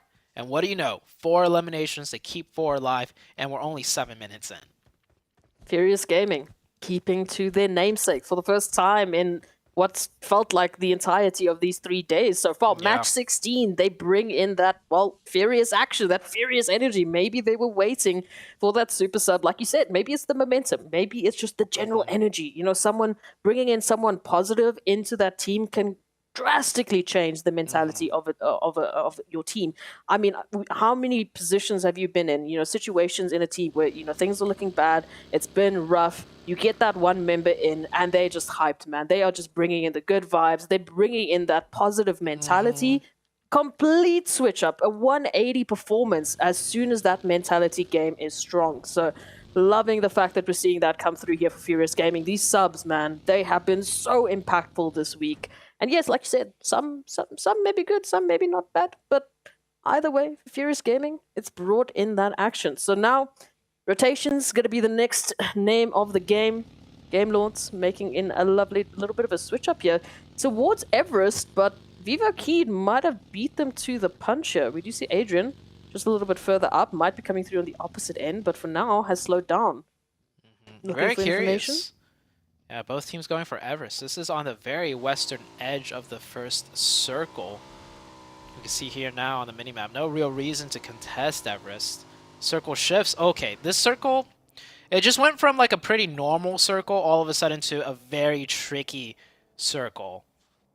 Yeah, we're getting a 50-50 almost. I think that's pretty close to 50-50 between north of Rosek and south of Rosek. Now, this is a zone that has been played out quite a bit in competitive.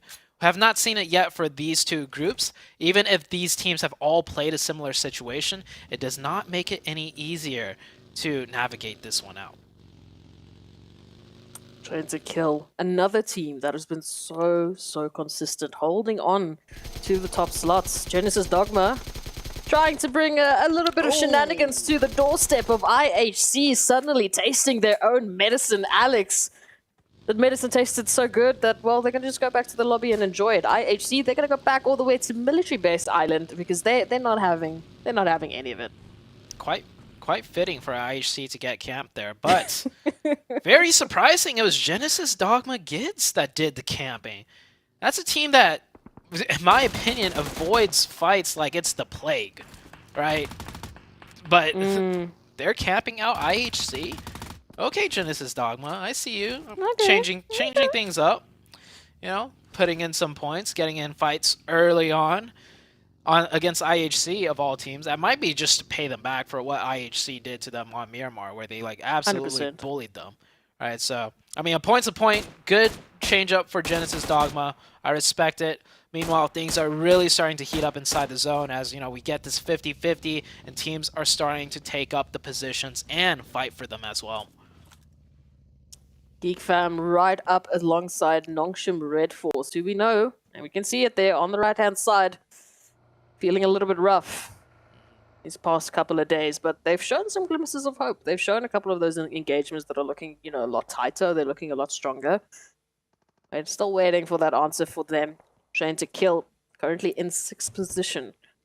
And Falcons, I mean, this potential against Train to Kill would be so much more for them. They're sitting in 15th position, trying to climb up into that survival stage. What a boundary that they need to breach. That's around 40 points to be safe, at least for now.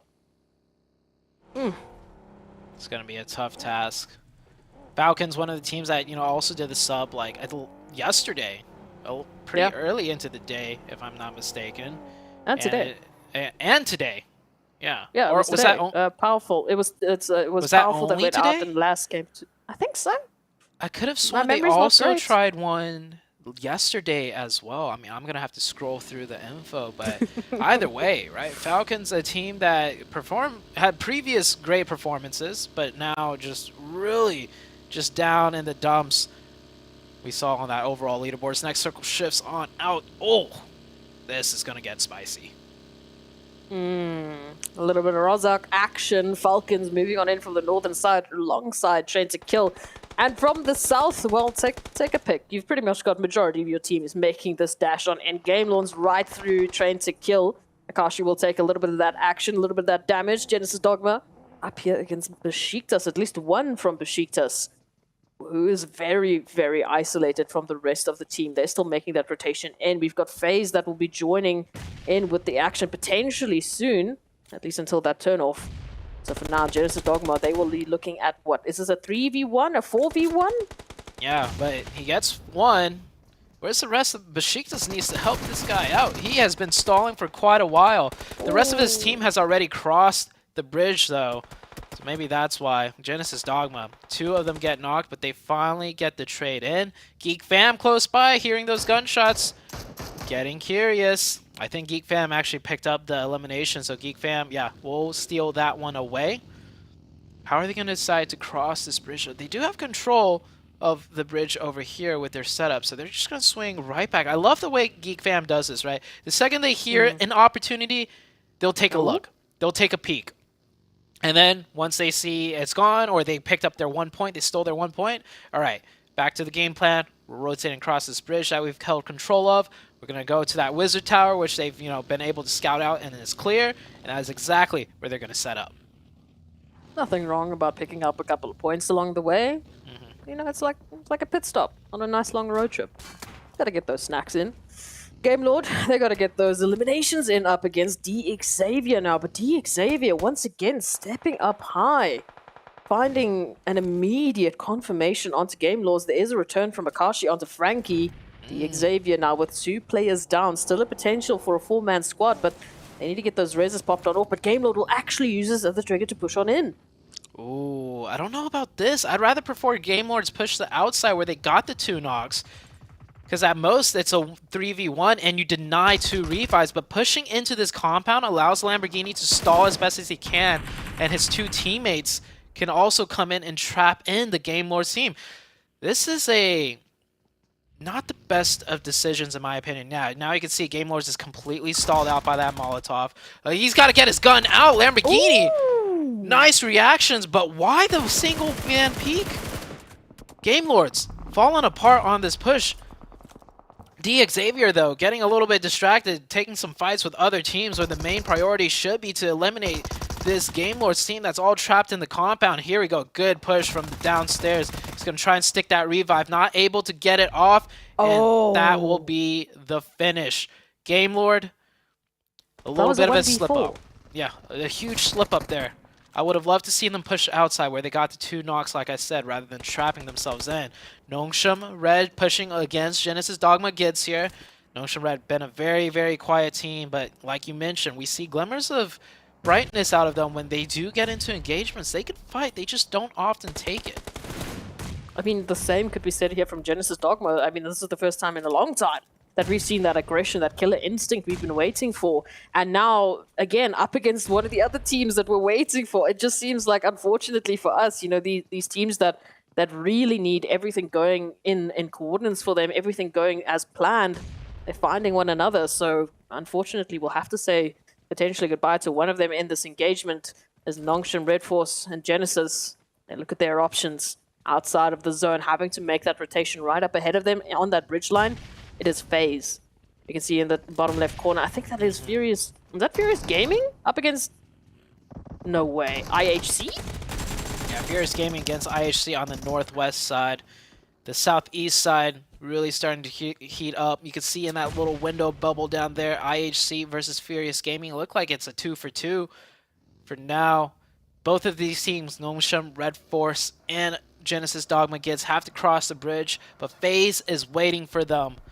FaZe has everything set up for the trap, for the camp, and interestingly enough, Nongshim's going to take the fight instead. I think Nongshim might have spotted out a different team taking the bridge, and they realize if they try to cross the bridge, they're going to be trapped between 2 teams, so they're going to take the fight out here, which I do like, but they got to finish it up quick because Blue Zone is closing in. Couple of nades now being sent on out. Genesis feeling the brunt of the action, not only from Nongshim, but FaZe moving on in as well. Beautiful nade from Saden to find that initial knock. Genesis, feeling so unsettled here as Daybot will go right into the crosshairs. In the meantime, we did say goodbye to Furious Gaming, who did go not only up against IHC, but Vivo Key chimed in as well with a couple of well-placed nades. We will be saying goodbye to them. We might even be saying goodbye to Nongshim Red, because now baited battered and bruised. They need to make this rotation across the line of phase and their line of sight. And Tony K is the linchpin of it all. He's going to let some players pass by him.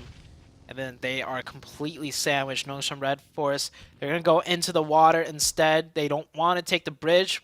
And with good reason, all the sightlines train on the bridge. And Nongshim Red Force is getting cut down now. Tony K, I don't know if his position was given away. Did he take shots earlier? He did. Well, they definitely know he's down here now.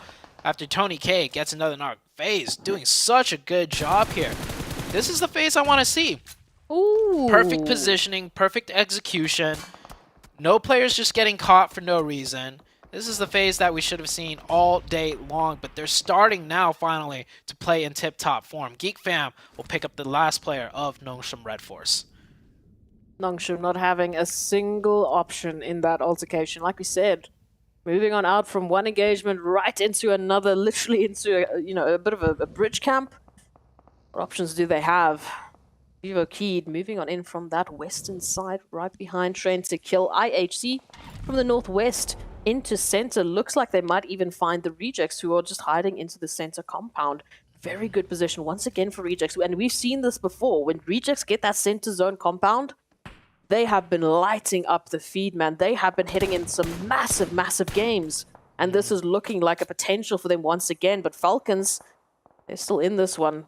What can they do in this scenario? One of the teams that has the most pressure on Erangel right now. See how they decide to play this one out. Rejects, like you mentioned, in the center once again, in the hard cover once again. This could be a big game for the Rejects to shoot up, especially with 4 AM going out early with 0 points. 4 AM might drop down. Geek Fam with 4 players on the southern side, by the way.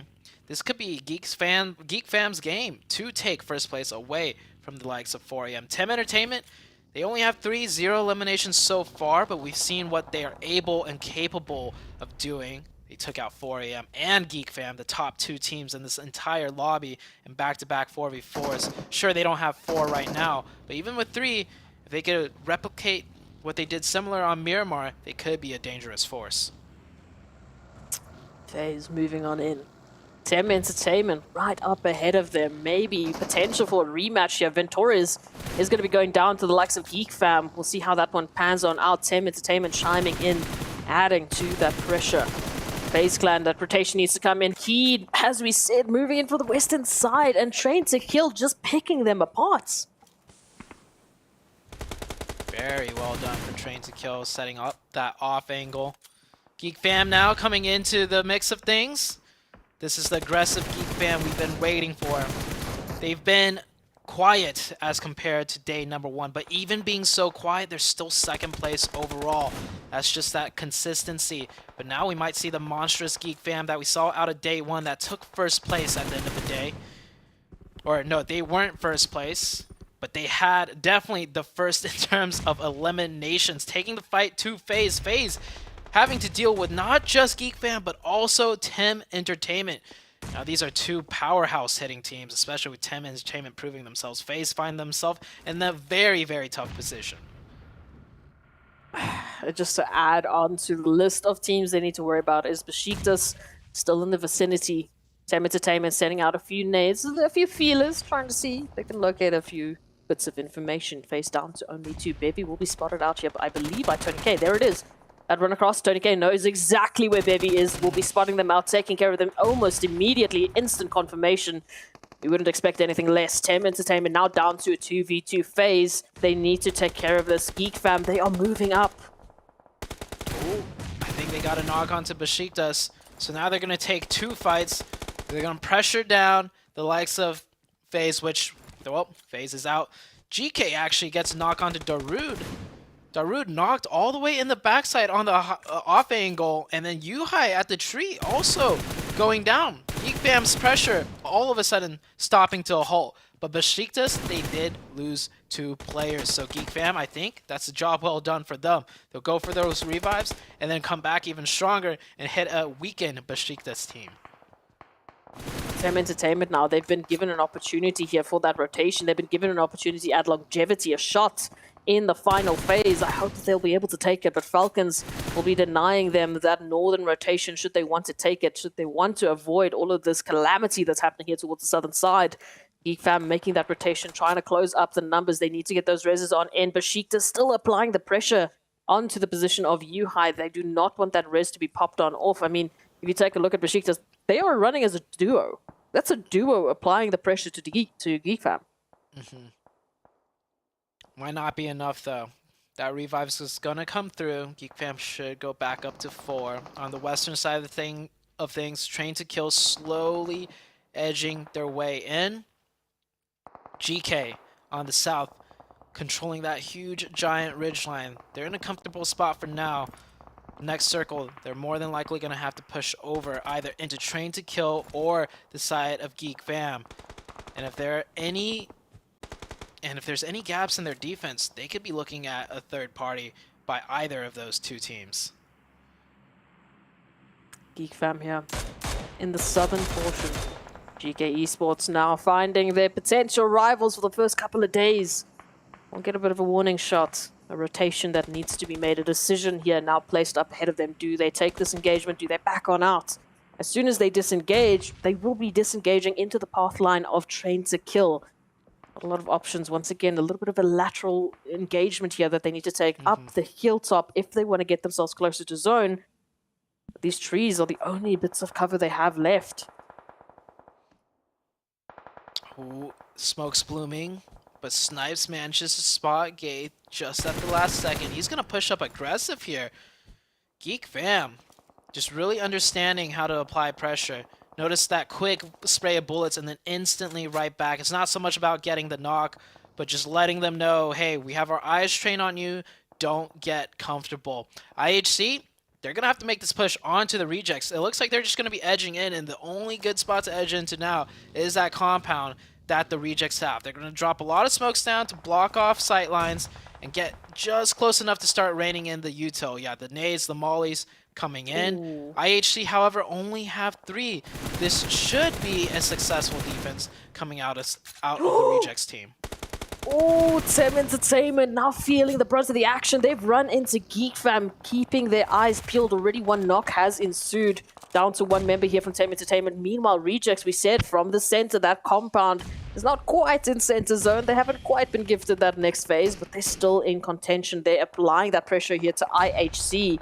Zayol, Icy, oh, not looking great. Icy down to only a sliver. 1 more nade could set it all off. It's the final nail in the coffin here for IHC. Icy has to push up now. There's no other options left, but it is just into the gauntlet.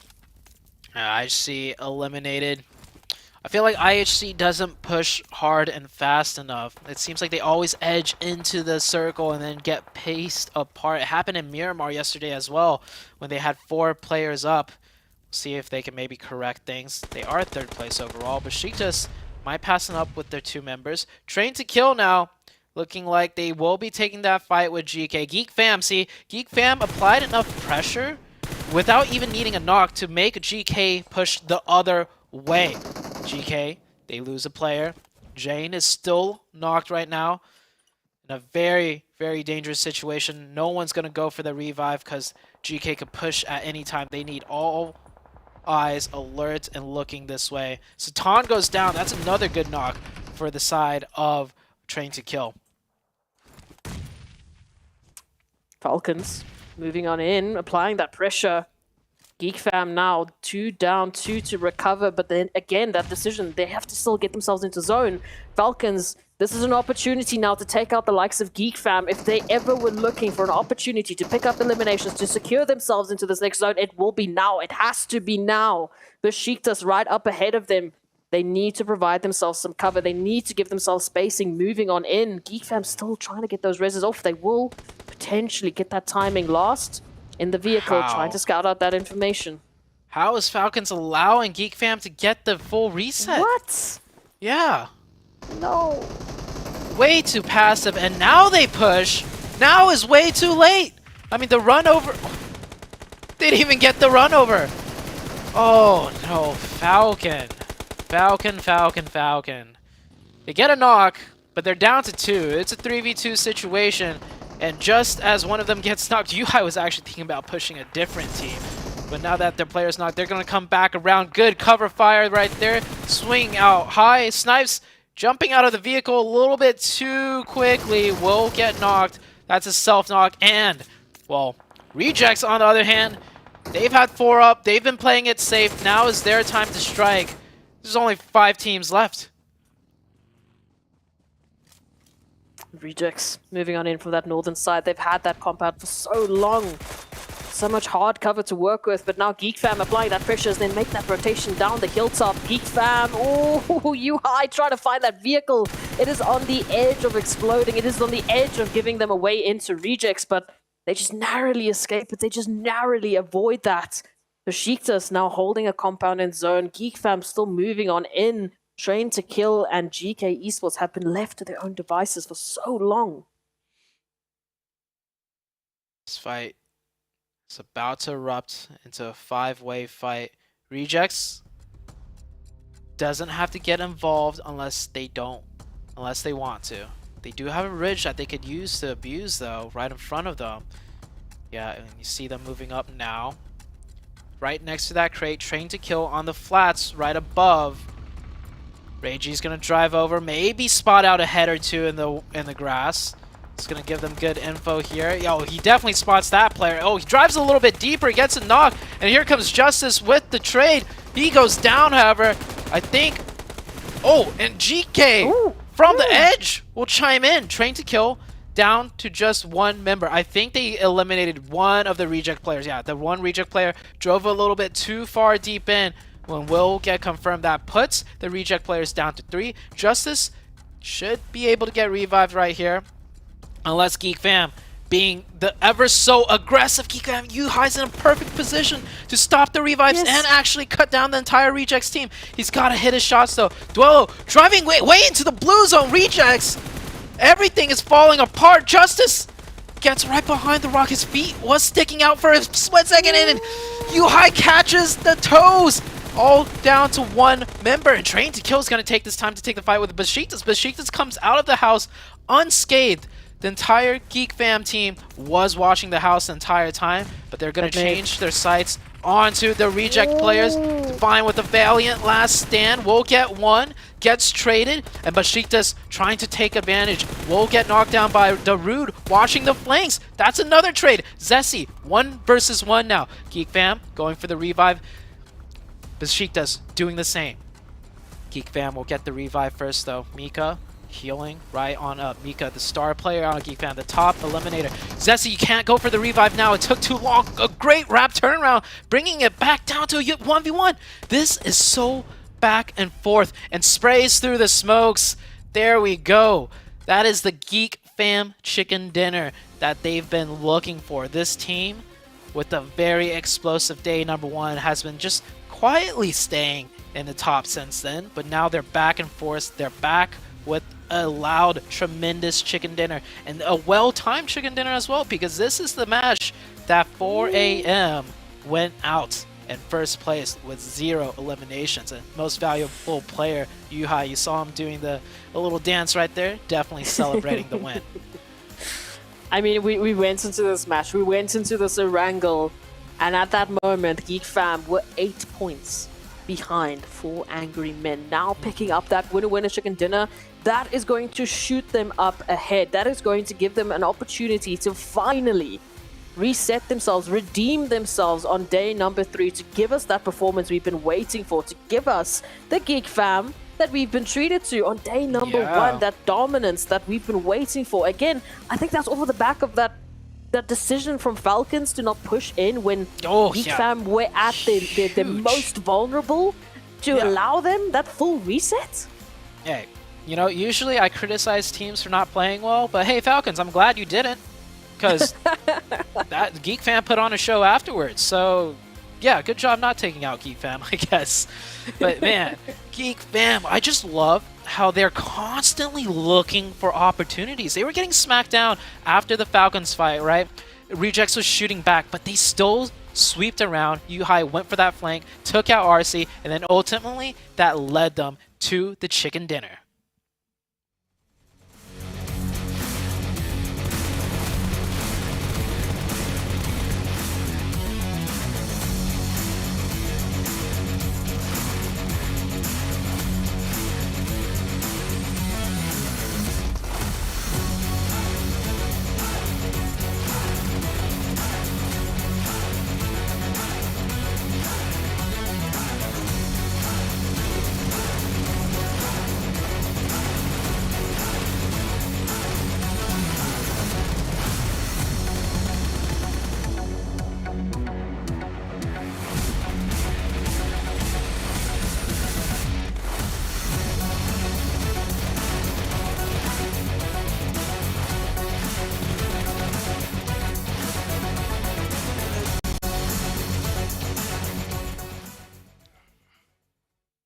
And Geek Fam is back, baby!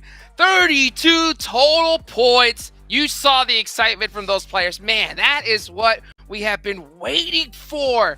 That is a heck of a game for the side of Geek Fam. Reject put up some good points. T2K, Besiktas hanging on right towards the end right there, but with only one elimination, 7. First of all, for Geek Fam, for a team that didn't get a single chicken dinner yesterday and they were able to get one in day one, I'm glad to see them back. And you said Besiktas being able to at least get one elimination when you get second place, that's just not good enough. And then we got the head-to-head right here. Yuhai, 8 eliminations, 1,000 damage, Glitter.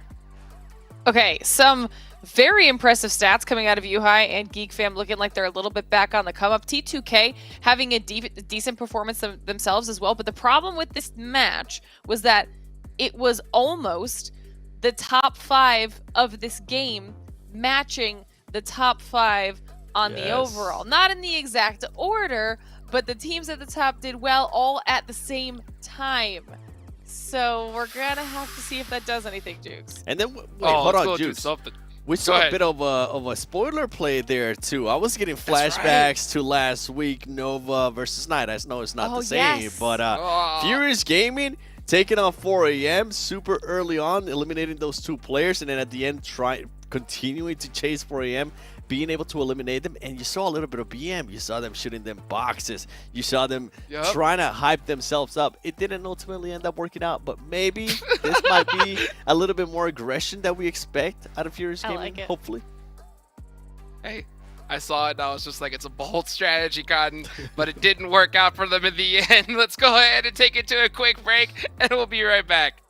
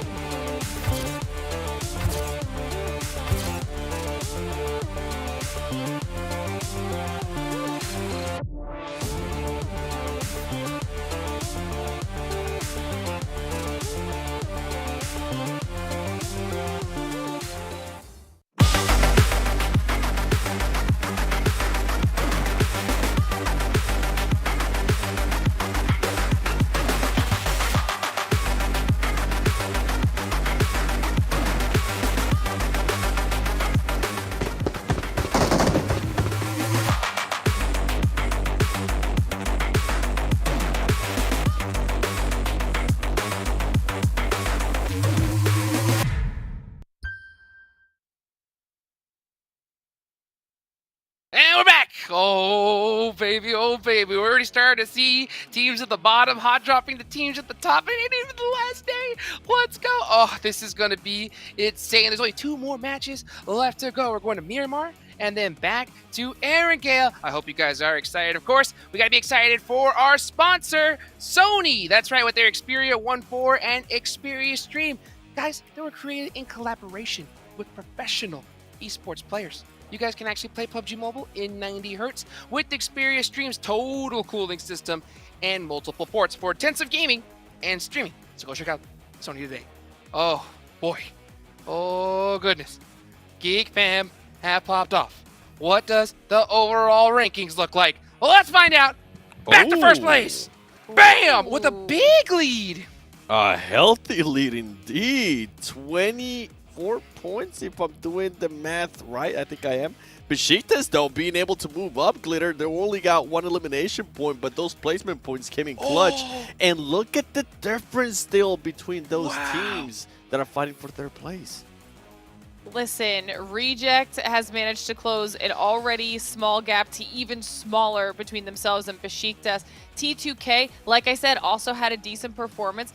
IHC was the only one that didn't perform, but it ends up just being a tie. So, I mean, this first page is insane. And then we check out the second page, and like you were saying, Seven, the gap is not that big. 2 points between Tem Entertainment and Vivo Keyed, then 7 between Vivo and D Xavier. I mean, this is still such a tight race between all of these squads. And then even farther down, still only 12 points behind Tem Entertainment is Game Lord. So these rankings can just continue to shift around, even just within this day, let alone all day tomorrow. I mean, I don't even know what to expect. And now we've got Miramar, and we have so many Miramar specialists. I don't know what to do, Jukes. Those teams in 13 through 16, Jukes, I mean, Yeah. they need to watch out, though, because Game Lord, I mean, it's almost like a 20-point difference.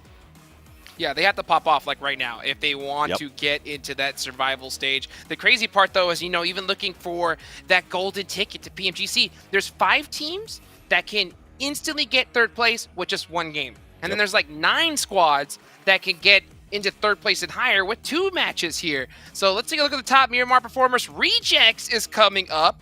You know that they want to get back into that, or they want to get into that top 3 here, 7. Do you think we could see a squad like Rejects break that top 3 here today? I think it might be possible. I think to be fair, like their win yesterday, it worked out perfect for them. That's why they ended up with such a major point difference to everybody else. A major jump up to 35 points, those 20 elims plus the 15 from winning the game. I don't see that happening again, okay? I'm not fully sold on Rejects. This is something that we were talking about earlier too when they got the Erangel win. I'm just not sold on them. But a team that I am starting to be more sold on is Geek Fam. And you saw them being some of the top performers, Glitter, there for Miramar. We didn't see it for Angry Men. Could they maybe increase that lead and give themselves a bit more of a cushion? I mean, this is what I'm saying. We have so many Miramar specialists that it's still anybody's game. And I mean, you talked about some teams to keep our eyes on. I have a little bit more faith in Reject than I think you do. I am going to be keeping my eyes on Reject for. Thank you, Jukes. Okay, thank you. I want to see what they could do in this next match, but also the tight race now between them, Besiktas, T2K. I mean, that's why I've got this whole bubble as my teams to watch, because they were 4th, 5th, and 6th prior to the last match. They're even closer this time around. This is going to be a big match. And for me, I'm going to be looking at GK. Ooh, say it. I'm going to say it right now. Rejects, they'll be in top 3 after this game. They'll be in top 3 after this match. Guaranteed? Okay. All right. See, guaranteed. So 7, since you were wrong about that. Okay, tell us what else you're wrong about. I might be wrong about GK. I actually want them to win this next match. This is a team that got a chicken dinner in Miramar on day 1. And right now, I would really love for them to continue on collecting some points. We saw them being able to at least get 9 points in that previous Erangel. A bit of a spark up from this team that has been super, super quiet. By the way, going back when they actually got that win in Miramar, it was just 5 elims, so it wasn't something massive, but at least those placement points were able to help them out. This is a team that needs to wake up. If not, those top teams are going to start creating a bit of a gap too. The Xavier, I mean, yesterday they were able to win this match, the 5th match. Maybe that could happen again today. And with 4 Angry Men, you heard me talking about it as well in regards to Geek Fam. Geek Fam being a big, usually they tend to score a lot of points here. You know what? They need to 4 Angry Men needs to start scoring points here, Glitter, because if not, that gap is gonna become bigger. Which, I mean, for Geek Fam, it's exactly what you want to have. But for us that likes to bite our nails, for it to come down all the way until the end, I want to see that happen. So 4 Angry Men, come on, show us what you're capable of. I agree with that. Do you have any additional teams to talk about before we head into it? I mean, honestly, Furious Gaming. Can I call them out again? Go ahead. God. Double call out. Double call out, right. 7. Give it to them. Tell them what it is. Okay, Furious Gaming. I gave you props earlier because I loved that you guys took the 5-4-4 Angry Man. Okay, you guys got confidence. You guys should have a little bit more confidence now that you know that you can take on the first place team and actually win that fight. We just want to see better rotations. You guys keep getting caught on your rotations. If you guys get yourself to the place first without even getting into fights, I mean, they might be able to get some placement points. And we know that they can get eliminations too. Wee! Let them know. Let's take a look at this recap here with the most common playing path in PMGC, that southern playing path.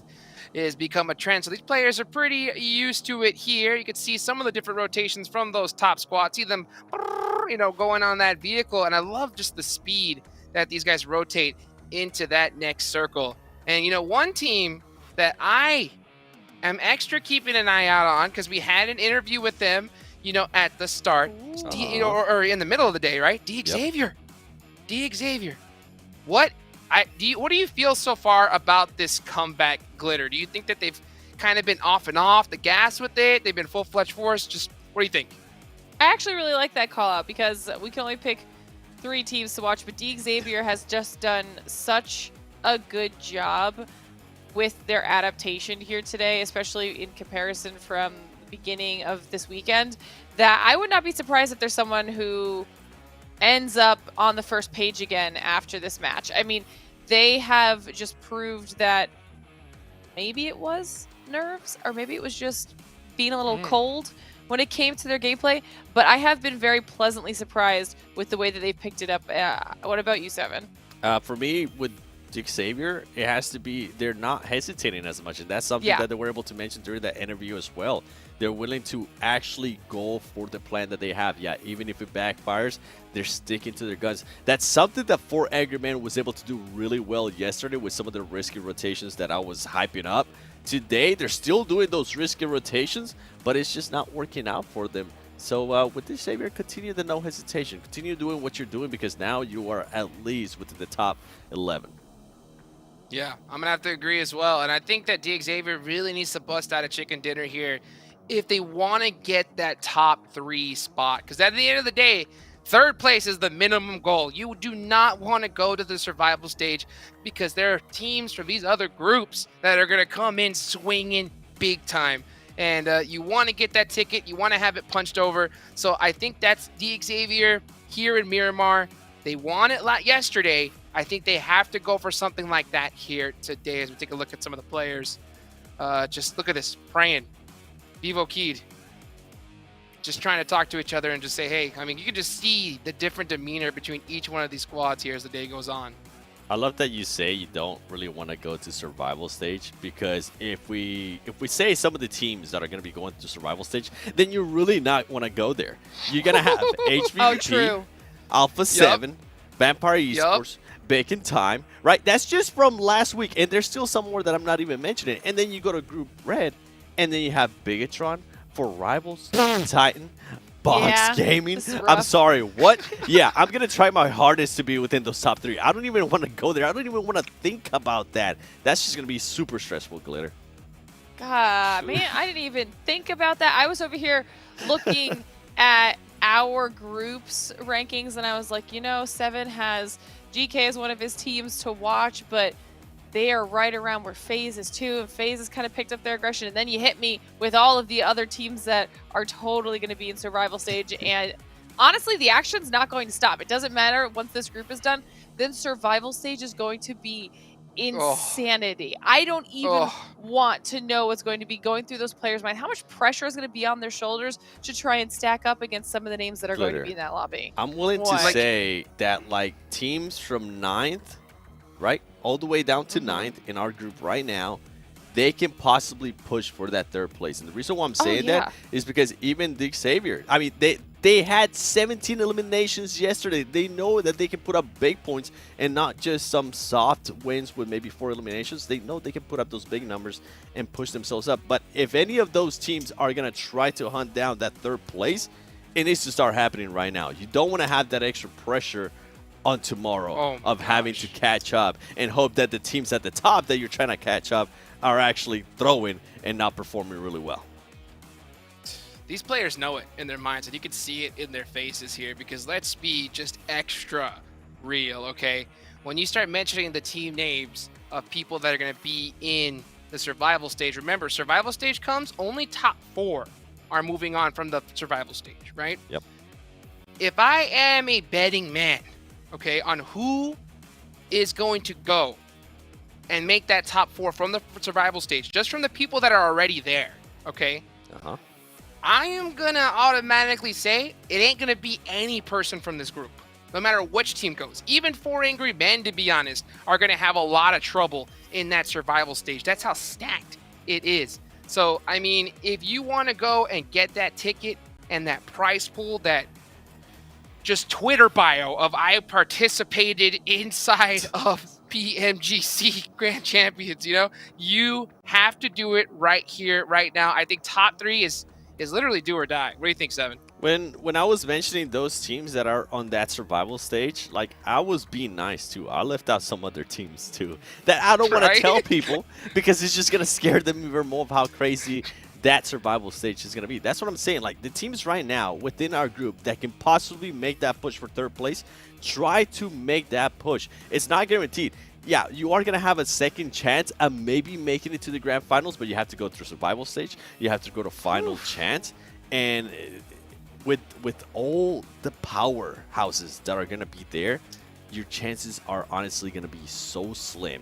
You're not going to be able to afford to have a game off. You're not going to be able to afford to have even a rotation off. There's just going to be so much pressure that I know for a fact a lot of these teams will crumble under that, and the top bigger teams will take advantage of it. You guys are stressing me out. Dude, imagine how these players feel. I mean, I love how like D Xavier said it. How like their biggest trouble was hesitation, right? Yep. And people really underestimate the factor that this is a game where literally tenths of a second matter. Like, if you hesitate for 1 second, I'm not even lying, 1 second, your team is squad wiped, right? And I'll tell you what, there's so many teams that are already in the survival stage coming up that they already don't hesitate. They already got bad beat by other teams that played at that higher level. So, I mean, man, this leaderboard is so close right now. And, like, the shenanigans that we are going to see in the final day, I know they're going to be coming in I actually hard, have a question for you guys. Jukes? Go ahead, bring it. Later. Do you guys think 4 Angry Men are probably going to end up top 5 in this match or not? Because, I mean, in the first match of Miramar today, they ended at 10th place with 0 eliminations. And if I'm not mistaken, that was their second match so far this week with 0 eliminations as well. Yes to top 5. I think they want to bounce back after getting wiped out first on that last match. Okay. I'm going to say no. I'm going to say no. And the reason why I say no is because I think they're more like putting all of their chips on Aaron Gale, because that's where they just really, really are strong in. So I think that because of that, there's so many teams that are going to be just so hungry, especially a squad like Rejects. They want to go into that top 3 position. I think that they're going to get edged out. And right now, we're starting to get to that point. It's kind of tough because the leaderboard is so close. Yep. But we're starting to get to that point to where the change of play styles are going to happen. And what I mean by that is, if you notice a team at the top, you eliminate one of those players, instead of going position like you maybe would, you're going to go that extra mile to flush them out just because you know you need to pass them on the leaderboard set. Okay, yeah.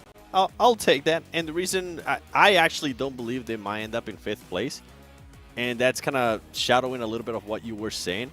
And also, some of the other teams like really need the points. Like, I feel like they need to create somewhat of a gap between themselves. Everything is just so close that these teams are going to start feeling uncomfortable. And I know they've been following what happened in the previous weeks. I'm going to be looking at IHC. I mean, this team was doing so well. They have had a good game today with the 4th place and 7 eliminations, but that's their only good game. Besides that, the next one was 6th place and 5 elims. Like, that's not what you want to have. You want to continue to have at least a top 3 and back it up with 7 or more eliminations. IHC, I'm hoping, I didn't have them on my teams to watch, but I'm hoping they do have a good performance here and at least secure a top 4 with some elims to back it up, Glitter. Well, and if you think about it, this is going to be, these last 2 matches are going to be the final opportunities that all of these teams have to make safe points. Yeah. Because the likelihood tomorrow that we see at least a few more, even just 50-50s on their drops is so much higher. And that can easily take out a team like 4 Angry Men. We literally just saw it happen, and that wasn't even like, if that wasn't even a 50-50. That just happened to be a lucky 1v2. Like, people the teams at the bottom will start to get desperate at some point Yep. for those points. And you don't want to be a victim of that desperation, because right now the points are just so freaking close that every single placement that you can get or every single elim that you can get is going to make a difference. I mean, the fact that we have ties between, like you were just talking about, IHC and then T2K, who's only behind Reject by 2, who's behind Besiktas by 1 more, and then but even lower than that, less than 10 points separating like the next 3 teams. I mean, it's just too close for people to do anything crazy from literally like 11th up, which means everyone at the bottom has nothing to lose. Glitter, and something that we saw perfectly, and you might have seen this too, in the first Erangel map, we saw GFAM 5 Game Lord right away, right? And they were able to pretty much destroy 2 of Game Lord's players.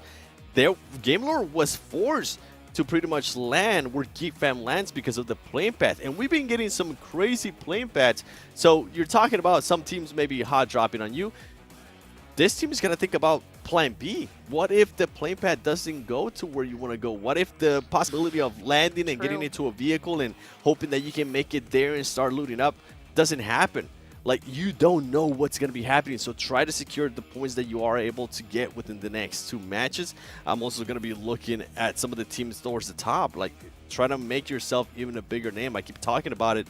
That point gap, that's going to be massive. It's going to allow you to, if you do end up getting hot drop, which we saw last week between Nova Esports and Knights. Oh my gosh. You don't want to put yourself into a situation where you end up losing first place in the last match. Dang.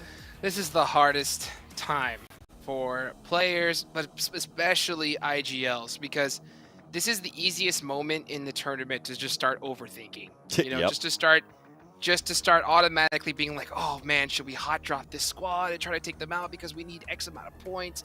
We know this team rotates from this area, and maybe if we cut them off, we could steal a couple points from them because we can't have them catch up. And all those different question marks come into their head, Glitter, and you have to just silence out that noise and make the correct decision. But that's even harder when all of a sudden you have other teams and players doing that exact same thing, and now nobody knows what's going on, and it's just an all-out mayhem war. How many times have we seen that happen in the past, Glitter? It's too many to count. It's pretty much a guarantee at this point, right? And it's going to boil down to kind of like this perfect combination of experience really helping you know when to make those changes or what to do if those changes are made against you and how to handle them, and then just a little bit of good luck and some really solid teamwork, because you won't know until the last moment, right before you do get hot dropped, or you're forced into picking a drop that you weren't planning on and someone's already there. Like, all of these things are going to happen in the moment, and we talk about how there's always land jitters for people that are here on this level of a stage for the first time. All the small, tiny factors will all come together at the worst possible moment, and that will be tomorrow. So everyone needs to get their ducks in a row today, which is why we always hype up day 3, because the margin of error is going to be so small tomorrow that I think, and we've seen it happen in the other 2 groups, there might be some very surprising results by the time tomorrow is done. Man, I'm going to talk about something that I haven't really talked about here live before, but you know, the brief time that I played competitively back in the day, right? The game has changed completely. But as far as the mental split, and look at this, already attacking other players. It happens, you know? This is leading what I'm about to lead into, right? The mental factor and team camaraderie is the same, right? And one thing that can really happen, especially around this point, right, is you have your IGL making decisions and saying, hey, this is what we want to do. The hardest issue is when you have a player or maybe another player in your team say, hey, you know what? I don't agree with that IGL's decision. And when you have that happen, especially after maybe having a bad game, and each one of those players has really, is upset due to another call or decision, and they really want to make it, and maybe they've watched one or too many Lifetime movies of a hero going against the leader's decision, and I'm going to go do this instead, and I'm going to be the hero of this, and that happens. And when that happens, everything breaks loose, and you just see teams go downhill. So that is a hard thing to deal with, because I mean, if you have one player just say, oh yeah, like the IGL say, hey, we need to push this squad right now, and one player is just like knows the points and just hesitates, oh man, that's gonna just be painful. So painful.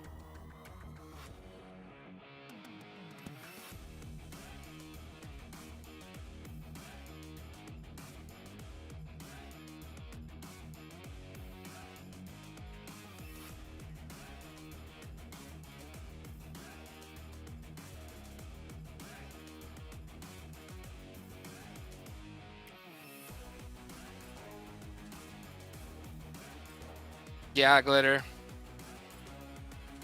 So when it comes to these squads here, Glitter, right? Knowing all those different things. I mean, look at this. You can see some of them just stressed out, anticipating what's going to happen here in this Miramar match. I What feel do you like feel? Go ahead. Well, I was gonna say, I feel like it's almost like trying to.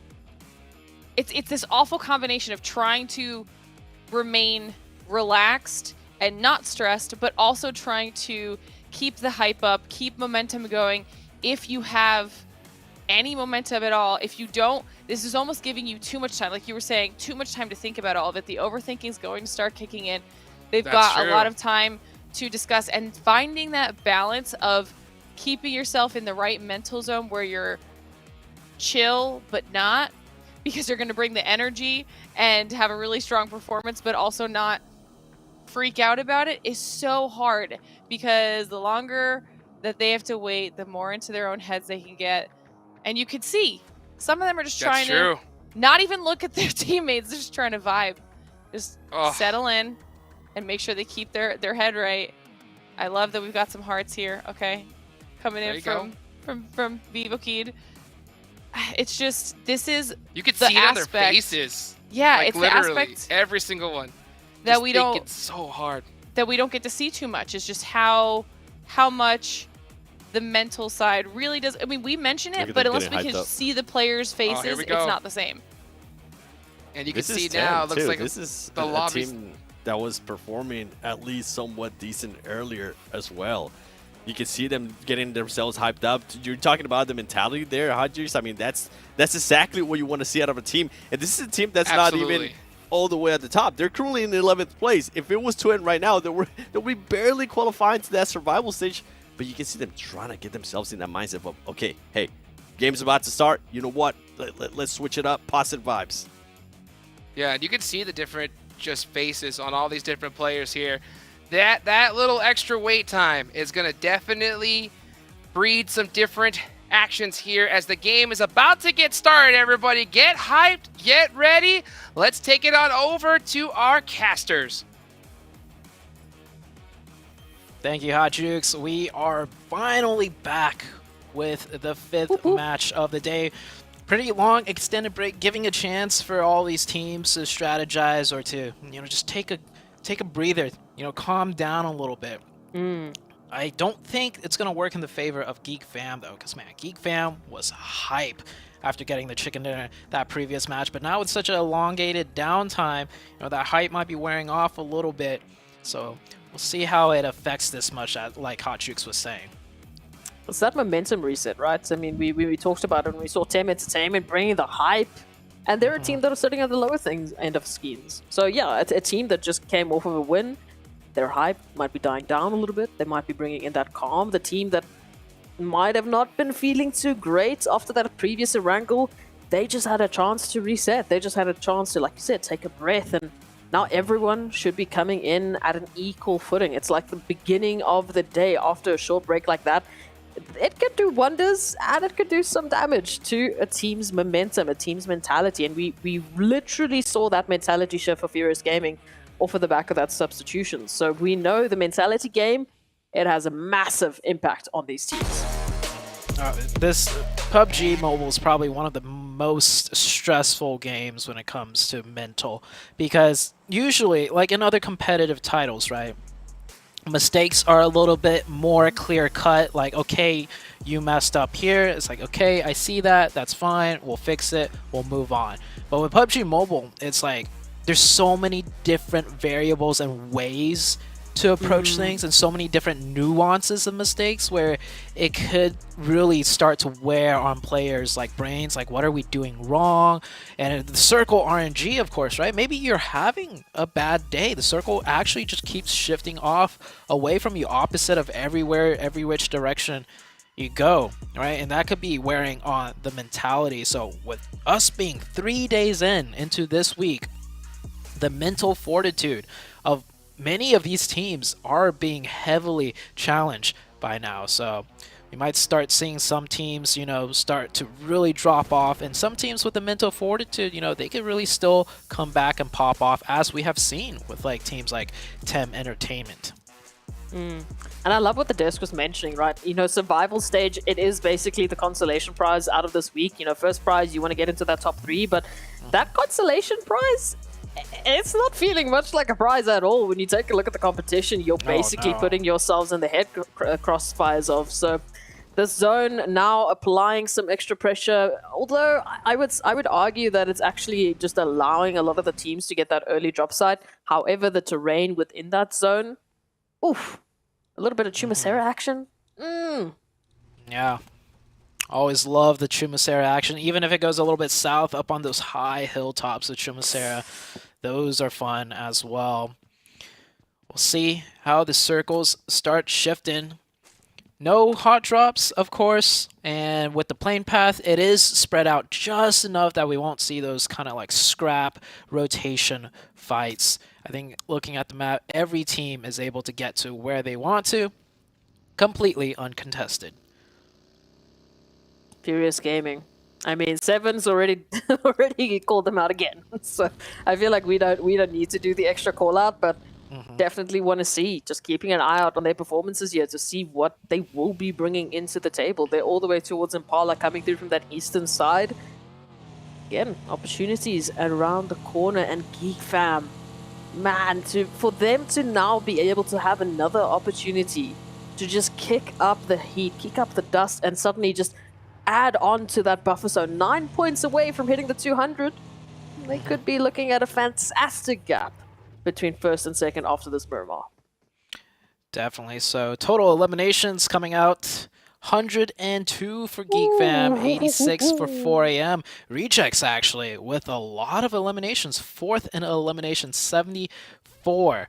I don't think anyone would really say Rejects is a aggressive team, but man, when they get the zones and they have the sight lines, they don't miss their shots. That's where a huge majority of their eliminations have been coming from. They're not a team that usually fights into zone around the edges like you would see Geek Fam or 4AM. Or even like the other team that was on leaderboard, IHC, for example, right? But we'll see how the circles favor the Rejects this time, as they are starting off in a decent spot in La Ciona. It's nowhere close to center circle, of course, but they do have that straight shot access way with that road path that can bring them into the center of zone. Absolutely. Rejects, question mark on for them. Will they be bringing it home on Miramar once again? Will they be giving us a bit of a surprise? They were one of the first teams to pick up a ridiculous elimination game. 20 eliminations, I believe it was, and then we had a 12 elimination game today with that winner-winner chicken dinner. So it's no surprise to me personally why they are sitting there with those eliminations, because when they get into those good positions, when they get into those farming locations that they just seem to find the game after game, well, they go to town. They farm, man. They bring it in. So Los Leones, yep. Yeah. I was going to say, while we're on the topic of Rejects, right? Hotchicks was saying they'll be in the top 3 after this game. Ooh. 7, on the other hand, right, was doubting it just a little bit. What are your thoughts on the Rejects team as far as this match goes? Where are they going to end up? How are they going to do? I mean, we talked about it, that the win condition for Rejects is that zone placement, is that zone rotation. So if they can find themselves once again into, I would say, like 5 zones in a very good position with some hard cover to work with and an opportunity for them to do what they do best and get those third parties in, then yeah, I can easily see them jumping to ahead of a team like Besiktas, who's currently the team in third place with 1 point. Difference between them and Rejects, then yes, I can see that. But we've seen Besiktas bring in such a beautiful performance on Murmur. Like they are still in my head when it comes down to a clutch moment, when it comes down to the last potentials. I think of Besiktas. If they can bring that performance, then fine. It's not looking good for Rejects. But so far, I mean, just the way that this is going to be going and the way that Rejects, like you said, have a straight shot into a great position, the potential's definitely there. Besiktas, you mentioned, they're starting off this match in El Azahar. That's all the way to the northeast. And for them to cut into this first zone, I mean, it's not difficult, so to say. But if the zone shifts anywhere south or southwest, it's going to have them going through potential high ground territory. And they'll have to take the roadside that has multiple compounds all scattered through, which any team could be set up in. So Besiktas, this is going to be not the easiest of matches for as far as Miramar goes for them, starting off in that northeast. They're not a team that I would say we usually see play the edge in, unlike Geek Fam, who are very close by them, just coming in from a little bit west of Al Azahar. Oh, it is going to be an interesting one. I mean, the story, the journey between Besiktas and Rejects, that 1 point difference between these two teams. Besiktas already starting off with a lovely rotation that they need to now make, and a challenging path for them to come through into that northeastern side. It all puts it down into a storyline that we can't really beat, other than, of course, it is the PMGC stage. So we expect these kind of crazy scenarios for Angry Men. Just feeling a couple of shots, just, brushing by, not really giving them a shave. It's just, a welcoming opportunity for them. They're still nicely, tucked in. IHC, though, very close to 4 Angry Men. I feel like they could turn around. They could jump into a little bit of aggression here, but they're off of a rotation from Monte Nuevo. They just need to be careful that they want to not really start any engagements right now. 4 a.m. right now taking the high ground, kind of pretty much in the middle. The middle of the zone, very interesting. You have the ridge-lined high ground that the 4 a.m. team is at, with compounds kind of scattered laterally up and down it. And then you have the roadside with very strong compounds as well. You go further east, you reach that gully dip. Straight shots right into Chumacera itself. So a lot of dynamic variations and territory just in the smack dab center of the zone. So we'll see how it plays out. Many teams starting to rotate in now. We are now 8 minutes in. Game Lord, we have on screen IHC coming in from the west, getting a little bit shot up by Vivo Keat here. Vivo Keat playing a interesting split, a very isolated split for Adrian. This compound, I'm not going to say very popular and contested, because it's not the best of compounds, especially for this circle, but it is heavily isolated and could easily be taken advantage of. So you gotta be a little bit careful. Zone shifts towards the eastern side, changes things up quite a lot. All the high ground, or a lot of the mountainous intraversable high ground near the western side, no longer in play. Rejects finding themselves just off of the valley, off of some of that high ground now, making that rotation. They just came from Los Leones. So now they're rethinking their strategy here. Vivo Keat, Adrian, get on out of there. Let's hopefully just wait and see that they'll be able to get that regroup happening. Don't want to see any of these splits happening just yet. Want to see these teams going head to head on equal footing. We want to see the best performances coming through now. Only 2 more maps left for the 3rd day, and then it's down to the gauntlet. Then it's down to those last 6 opportunities that these teams have to try and close it on out for Angry Men. Well, their goal right now should be Geek Fam, but at the very least, they're still sitting very comfortably in the top 3. I just don't want to see them dropping on out of this position. It could very well happen. We've seen teams like last week, HVVP sitting in first place for 3 days in a row, drop down to 6. So with even that big of a lead, things can get dicey, and you can end up dropping out. Divine taking some headshots, staring back at Furious Gaming. I'll be a little bit careful there. Furious Gaming, this is the southeastern area of the map. The Rejects not in a central position. They're more on the southern tip of the map, so they won't be, unless if the circle hard shifts down south to them, we're going to see a Rejects team that might have to fight into zone. So we'll see how successful they are at doing that. Seven just keeping their eye out on Rejects. Our Dukes waiting for Besiktas to prove Seven wrong, so they could have a lovely thing to talk about on the next edition of the PMGC podcast that they just gave us a treat to. But looking at this rotation, looking at these opportunities, IHC, again, the jesters, the potential troublemakers here for the teams, that they've been bringing in some interesting strategies, now finding themselves right up against Genesis Dogma. Again, a team they're very familiar with. When you talk about Genesis Dogma, it was that altercation between them and IHC. It was that decision. It was that, I guess, lack of decisiveness coming through from Genesis Dogma. Now IHC looks like they have a little bit of their number. They have at least, very least, the information, just not the best positioning to take that engagement. And of course, focus has to be on zone. Yeah, it'd be a difficult compound to breach there, especially if Genesis is not peeking back. If they're not giving them the opening, it'll be hard for IHC to make something happen there. And Genesis, I think they're playing a little bit more on the safer side because, like you mentioned, they're prioritizing the rotation more, and from their position, they have good sight lines, so it's not like they need to push teams away as we do head into the next circle. I do think we still have all 64 alive. Yeah, all 64 players alive. Circle shifts up to the northwest just a little bit.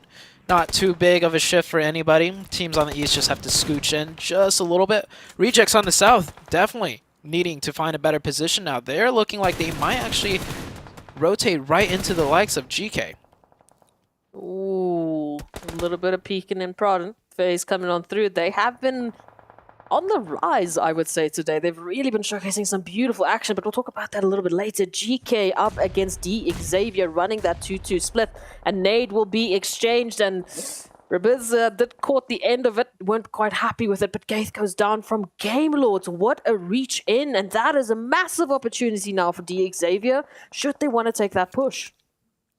That building right there is very scary to push, so many different angles, and I don't think D Xavier was ready to make that push. They weren't expecting to get that second knock, because D Xavier, I wouldn't say they're a super aggressive team, but they're definitely a team that's capable of pushing off of 2 knocks.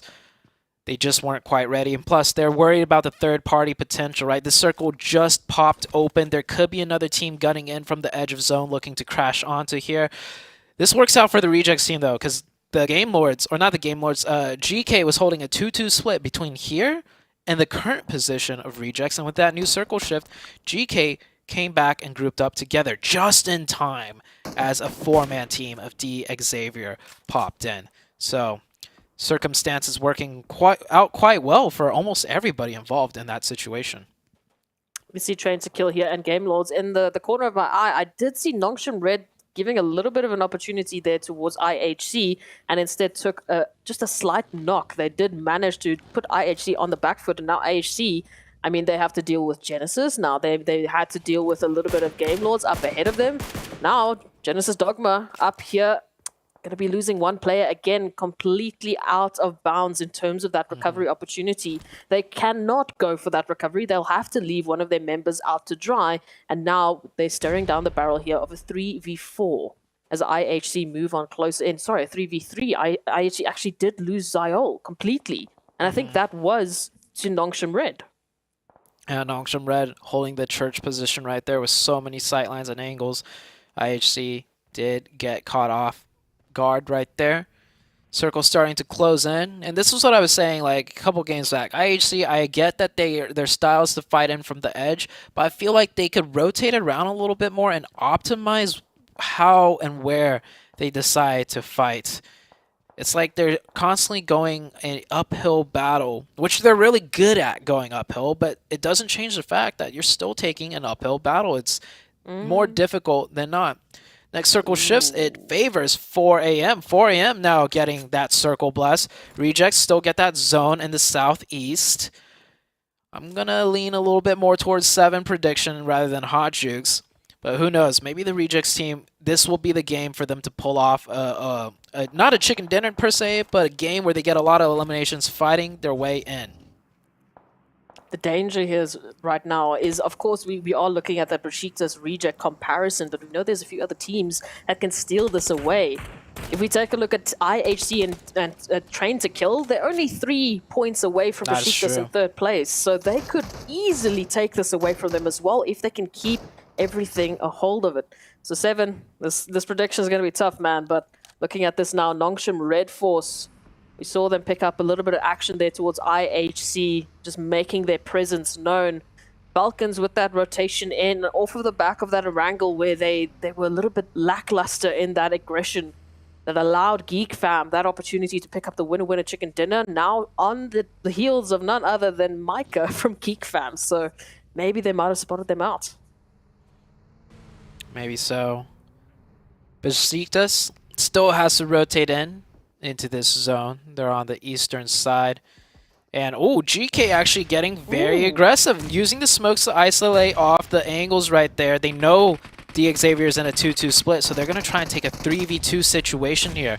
Let's see how this one goes. GK gets the opening. Now it comes down to a 1v3 for Ragnar, trying to hold this down. He gets one, goes for the confirmation as well. Ragnar looking good for GK, and I think GK are now suddenly in the lead. 4 versus 2. Xavier, they had the surround, but GK, I love it. They didn't have to take that fight whatsoever. They could have shared these 2 compounds and waited another circle, but they took the initiative. They got aggressive. They laid down the smokes, isolated the angles, and they will come out on top here.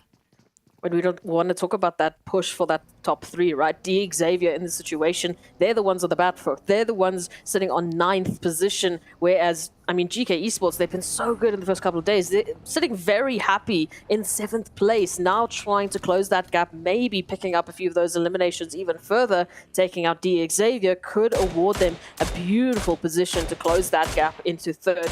Vivo Key taking a couple of shots here from Tem Entertainment, making their rotation on with the northwestern side of the zone. Game Lords, we know they took a bit of an interesting rotation. They spotted out a couple of players who currently have their location, quite well known.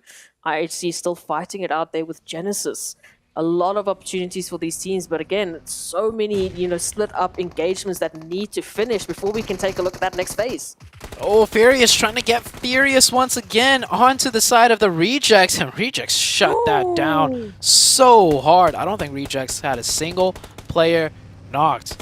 Furious Gaming, they did have to somewhat make that play though, because if they were to rotate into the next zone, they'd be taking shots by Nongshim, Red Force, and the Rejects team, and everything in front of them is occupied. So they went for the isolated 4v4.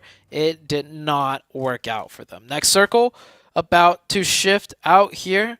Where is it going to go? It drops right dead pretty much into the center of things. 4 a.m. is hard chilling. GK now with a lot more breathing space after taking care of the 2 Xavier players. Also looking really good. IHC coming in from the edge. They only got 1 player left from GD Gids to take care of it. And that Molly, that Molly is more than good. Done. It's over. Daybot is cooking out in here. It's going to send out he stepped back bit in of a molly.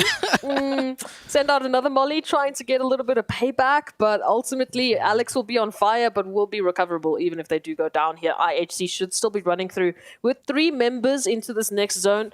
They've picked up some great eliminations. Rejects picking up an entire team wipe, and looking at the rotation, I think they would be a little bit jealous of 4am and GK Esports just with the compounds that they have within zone. GK now utilizing those compounds as we talk about it to find a few successful eliminations onto Train to Kill, picking up their numbers now to 2. Looking for a bit more, but Vivo Keyed in the back line.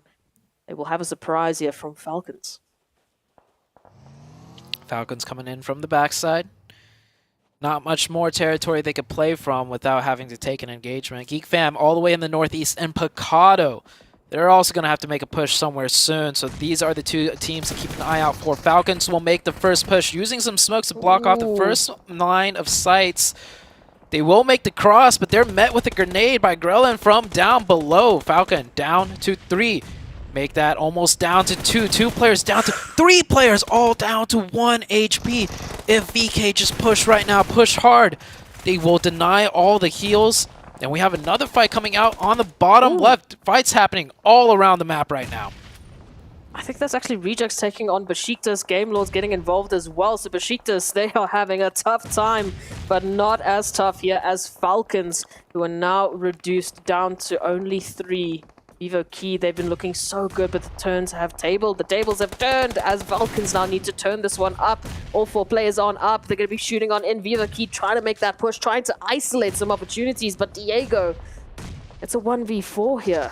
An opportunity now that they don't really have. No opportunities for the teams now to get involved. Ooh. Falcons really stepping it up here. This was not an easy fight to take. They had to breach their way in. One of them got knocked. 3 of them went down to red, went down to 1 HP. They get the full reset, and they are taking this fight straight back to Vivo Keed. Vivo Keed, 2 players up now. Falcons will be able to get that reset potentially, unless a VK go hella aggressive here, and they need to. They need to deny this revive. They jump down, they take the shots through the window, and it's looking good. They knock down 2. 1 gets traded. 1v2 situation for Diego. Blue zone is coming in. This is going to add extra pressure onto everybody here, and somehow the entirety of the Falcons team disappeared. Yes, but the action doesn't stop. Just their Game Lords picking up another team wipe, and that's going to be Besiktas going down. No opportunity right now to deny Rejects from taking that 3rd place finish. Riding on high with 5 eliminations. Nongshim Red Force coming on in from the south position. You can see Rejects up ahead of them. D Xavier and GK Esports still in this contention. It's like a war of attrition here towards these compounds. And somehow, some way, D Xavier are not letting up. Vivo Keed, though, even off of the back of that amazing engagement that they turned around time in and time out, reduced down to only 1. What a fight for all of these teams all around. The action is definitely starting to heat up, and this next zone is going to just make it more intense.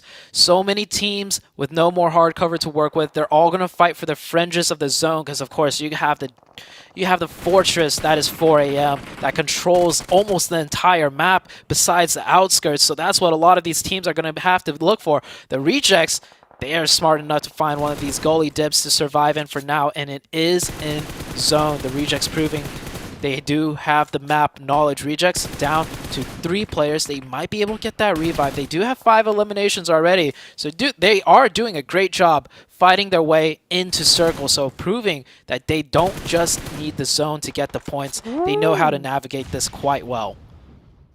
FaZe on the rise, but here comes Nongshim Red Force up against a team like D Xavier. Nades are prepped on in. You can see a bit of an exchange as the time goes through. Nongshim Red Force looking for that information. For now, the pathing is cut off. Those nades, those mollies are coming in. GK Esports now helping out Nongshim as Lamborghini goes down, and it's only Vikoi up and Adam here for D Xavier to try hold the line. They were the substitute. Can they be the super sub? Unfortunately, it is a 1v3 after all, so let's not be too tough on them in that situation. FaZe and Geek Fam, though, another question mark here on Murmur. Yeah, Geek is already down to 1. It is just Yuhai. If there's any team that could stop a Geek Fam push, it would be FaZe when they're playing well in their prime. And FaZe have really corrected things since the first couple of games. They have shut down that Geek Fam push hard. 4 AM up to 3 eliminations, just picking up scraps, all 360 around them. Rejects is really getting battered in right now. We saw the team of IHC taking a peek over that little dip, catching 1. One of the FaZe members goes down. Another one down here. Yuhai could confirm that FaZe from a 4-man team now down to 2. This could give the ever sorry about that. Opportunistic Yuhai. Yes. Yeah, there we go. Yeah, this player, he's always looking for his chances to get some shots in, and with FaZe down to 2, he puts some more damage in. Oh, Game Lord's taking a beating though from the 2-man team of FaZe. Lycan up in the front, Tony K in the back, trying to get the heal off, and Lycan goes down, not able to find that one, and that is FaZe taken out. Game Lord with a very successful defense, and Geek Fam still alive in the north. A crucial statement to be made now is Geek Fam is down to only 1 member. Yes, they got picked up that 1 elimination, but It's not looking good for them to really bolster that gap between themselves and 4 Angry Men, who are still riding on high with all 4 of their members. We turn our attention here, of course, to GK and Nongshim Red Force, who made that push on end. They found D Xavier, but this has been the looming threat in these compounds. GK Esports have been holding down this real estate for the longest time, and now, well, it's time to give up some of that real estate as Nongshim Red Force move on in with the UMP, but Hope is just too good with it. Sprays on out, immediate turnaround here for the trade. 4 Angry Men, come on, with the third party. Ew, this is not looking good. Nongshim Red Force will bow on out from that engagement as Rejects get caught on out in the open once again by GK Esports. And Duello was doing the shimmies right there. GK come out on top in that fight with the added help of Game Lords and 4AM third partying from distance. Next zone is out. 4AM still hold this fortress comfortably, but there is the 4-man team of Game Lords that can make something happen against them. Duello's doing whatever he can to stay alive in that dip. The dip is no longer in zone either.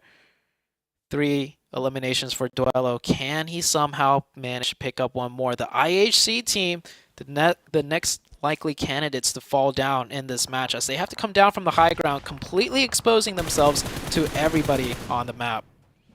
What's ironic is that these are 2 teams in contention for third place right now. It's IHC and Rejects that are literally fighting for that third place finish. Rejects, of course, reduced down to only 1, but IHC, they've been feeling the pressure now moving on in. They're going to find Rejects. They're going to say, hey, that third place, it's ours, baby. We are going to be taking this one up. If they can get the res on through, maybe they can add on to that placement tally. But, oh, Game Lords moving into 4 Angry Men territory.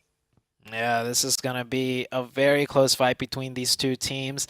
And I think, yeah, IHC will end up taking third. They'll get that revive. Very smart push by IHC. There's no way they were going to be able to drive past them and find somewhere safe in this zone. So go for that solo elimination. Pick up that point. VK's still alive. We saw VK come out clutch in that 1v4 or that 2v4 situation against Falcons. And he somehow managed all the way into a bush. Smoke's going down for IHC. That is a tough road to cross, but it might be a good timing because 4AM completely preoccupied with this Game Lord push. Oh, WWX trying to close on that line. GK Esports, they are looking for a little bit of revenge. They would love to give 4 Angry Men back a taste of their medicine. Game Lord Smokes deployed. IHC, hello? What are we doing? You're just off of the back of a fantastic third potential finish, but the double nade will at least secure a few more eliminations. GK Esports now down to 2 members, but those 2 members are in the compounds. They're also in the zone. And yeah, there we go. The crossfire, perfect opportunity, and they should be able to take Hope out. That one nade knocked down a 4-man team of GK, potentially down to only 2. That grenade absolutely destroyed GK's opportunity to win this match. And, well, it looks like Game Lord has fallen back just a little bit. Taking a look at the right-hand side, Game Lord still has 4. It was a deadly fight between 4AM and Game Lord, but it looks like 4AM just backed off a little bit. Godless, the most obvious snake in the world right now on the road, and he does get taken down. Game Lord, once again, mounting a push back into 4AM. Maybe 4AM should have kept the pressure onto Game Lord earlier when they had them backed up into a corner next to the warehouse. Game Lord's going to take advantage of that reprieve that 4AM gave to them, and 4AM find themselves down in numbers, down to 2 against the 4 of Game Lord. Game Lord just looking so relaxed. That little bit of a break, we saw them. They were feeling good. They were feeling positive. They were making a couple of jokes even. And now they get to use that momentum in this match. GK Esports, hello. We have missed you. Riding on high now with 9 eliminations. Looking for a few more here towards Tem Entertainment. They need to be careful though. Here's the push from our 4 Angry Men up against the 3 now of Game Lords who are trying to hold on. King Sheng turning around, literally trying to do 360s as 2-man spray downs, but it won't be enough. VK still alive. VK, I wonder if he's going to try and third party this. Yeah, he's coming in. It's a 1v1. It might get reset to a 1v2. Diego, he's got the machine gun in hand. He's going to actually back off. That was such a good chance for him, but he didn't have the info that there was still 3 down. GK last one up. Tem Entertainment. This is the Tem Entertainment that we saw only moments ago in the previous Miramar match. Something about Miramar and Tem Entertainment gets their blood going. Tem Entertainment looking like they're going to be the ones to secure this chicken dinner. It's a game of chicken now between Game Lords and Diego. None of them want to go out into the open against the likes of, oh my gosh, the machine gun, and I think he took it. He eliminated the entirety of Game Lords, but of course it was Tem Entertainment. So excited with that win. That is 2 back-to-back chicken dinners as far as Miramar is concerned. Tem Entertainment, the Miramar experts. Vivo Key. I think that was a 1v3 spray down. I think that might have actually happened. We'll have to wait for the overall rankings to confirm, but my goodness, what a Miramar finish to see the likes of GK Esports stepping up once again, picking up beautiful eliminations, to see IHC and Rejects making a bow, making a fight for that third place potential finish. And then just Tem Entertainment. I mean, what can we say about them? They have been on the rise today. Yeah, I loved their celebration. That was pure joy and excitement. Very well played by that team as well. 10,000 plus meters traveled. I mean, they definitely did not just get circle blast the entire game. And 21 smokes utilized. The just synergy out of that team towards the very end to make those pushes, to find out GK, to control the territory. Very well done, but a lot of teams made some great, excellent plays to maximize as many points as they can. It was beautiful. Tem Entertainment, love to see what they were bringing in. Game Lords as well, just like we said, that little bit of a break, that little bit of an opportunity to have a bit of fun, reset that momentum, reset that mentality. Definitely made a difference when they came back into this one. They took on 4 angry men, and it was a beautiful engagement to watch. Yeah, the 4 a.m. fight with Game Lords was a very close one, but regardless of how close it was most obviously Tem Entertainment that took the upper hand and closed that out with a great chicken dinner.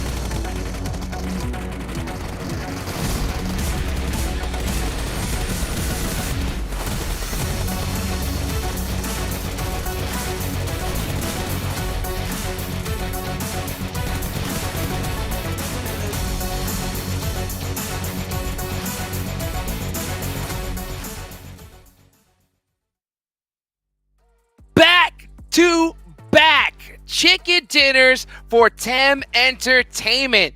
Oh baby, I hope they didn't high-five each other too hard because they got one more match left to go. It is Game Lord though that ended up with the most points here in this final Miramar match of the day with 23 total points, and then Vivo Key. So many teams to talk about here, Seven. Glitter, we talked about this earlier. Teams that are trying to catch up each other, they're going to end up canceling each other out. And I felt like Game Lord and Tem Entertainment, that's exactly what they did. If you narrow it down, the difference that they're going to be making up in this match is just 2 points. And that is going to be so heartbreaking there for Game Lord. But at least some of the other teams that needed to perform really didn't perform that well. And I'm going to be looking at FaZe Clan with just 3 points.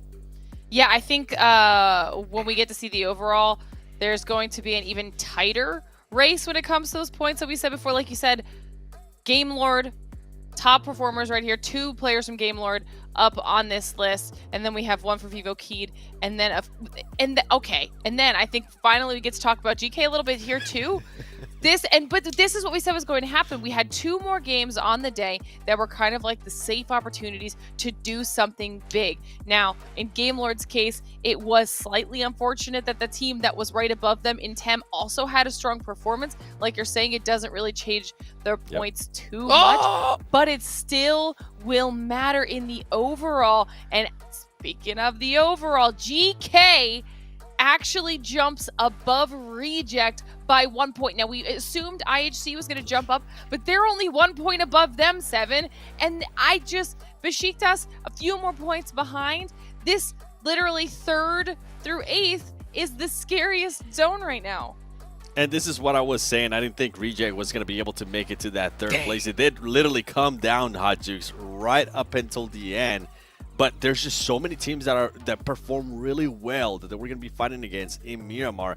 And then look at TEM Entertainment. They're going to be this is why they were clapping. This is why they were so excited. They're going to be able to jump up to 9th place. They're going to pass Vivo Keat. Game Lord, with that good performance, is now going to pass T Xavier. And look how even this right here, how close this is. 11 points separate 9th place to 12th.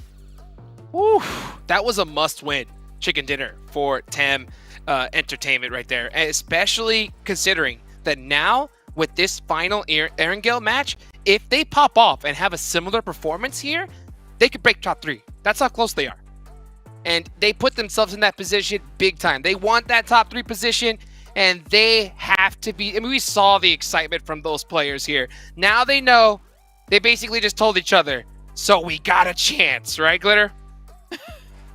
There's been a chance all day for all of these teams. And like you're saying, we're on the last Erangel match of the day, and these are the top performers. Now, obviously, it's the squads that have been at the top, but so far that hasn't stopped anybody. So the big things that could happen here, one, that might switch some things up when it comes to who's in that top 6 area. If IHC has a good game, if T2K, Reject, Besiktas, anybody up there, that could change the top half. Vivo Keat, a top performer on this map as well, and they're now actually far down at the bottom, so they're going to need a good performance, 7, because, I mean, we just watched Xavier get dropped out after they made their way back in, and all it took was 1 game. I'm so glad you mentioned Vivo Keat there. As soon as I saw it, I was like, one does not look like the others, and that's going to be Vivo Keat, because they are currently in 10th place, and we're talking about, I mean, TEM Entertainment and Game Lord performing so well that they were kind of canceling each other out. But then we're talking also about those teams that didn't perform that well. I thought TEM Entertainment might have actually been able to pass FaZe Clan. That wasn't the case, but it's good to see them being able to pass their Vivo Keat. They put themselves in a great position, though, so they know that you got to be excited about that. There's one more match here today. Can they bust out 3 chicken dinners? That would be absolute insanity, because there's too many teams that need a massive performance here.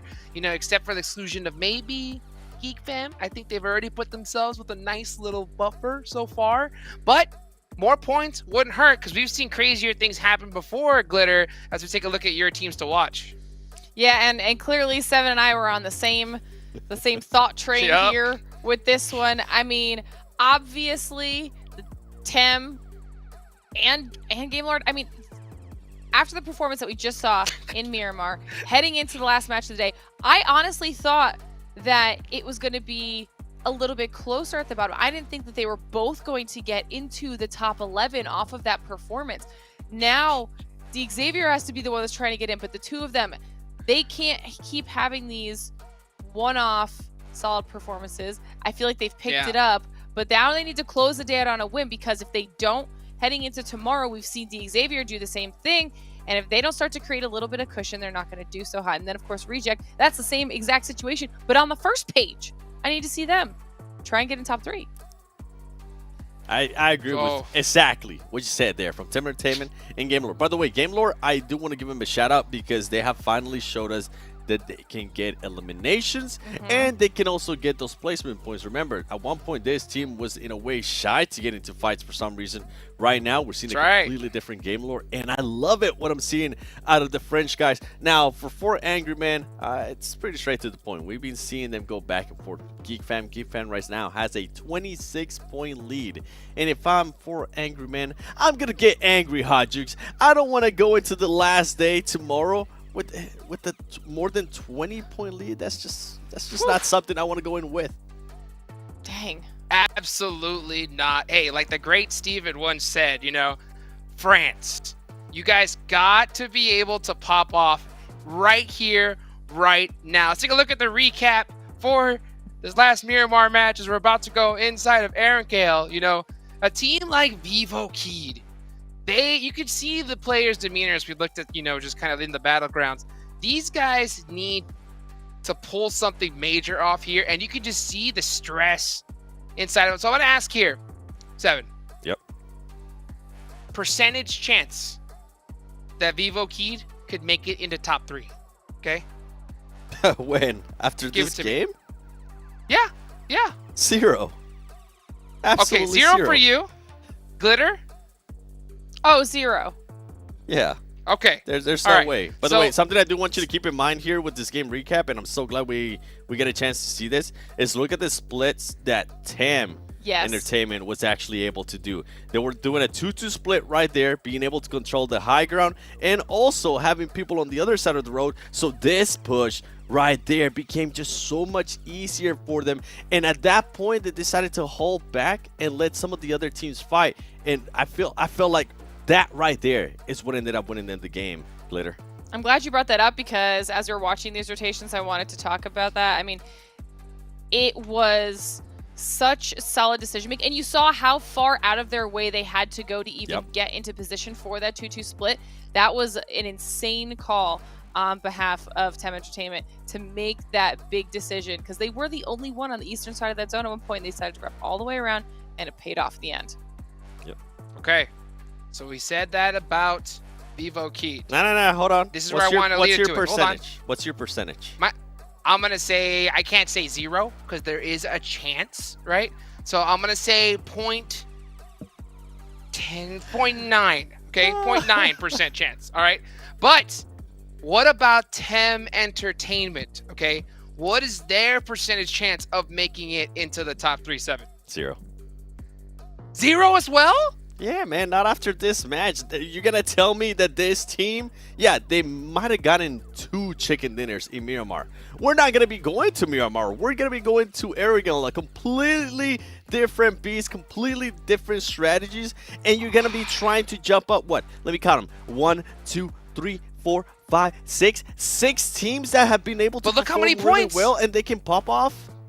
But I don't care about the Glitter, points. do you agree? They're going to cancel each other out. I think the most generous I can be with that percentage is 7%. Hey, 7%. let's go. All right, that's on brand right there. You can see, okay, look, let's just look at the players' demeanors here so you can get an idea of the pressure that's going to go into this last match. Because, I mean, if Tem pop off, and there's still 6 more matches tomorrow, guys, you know?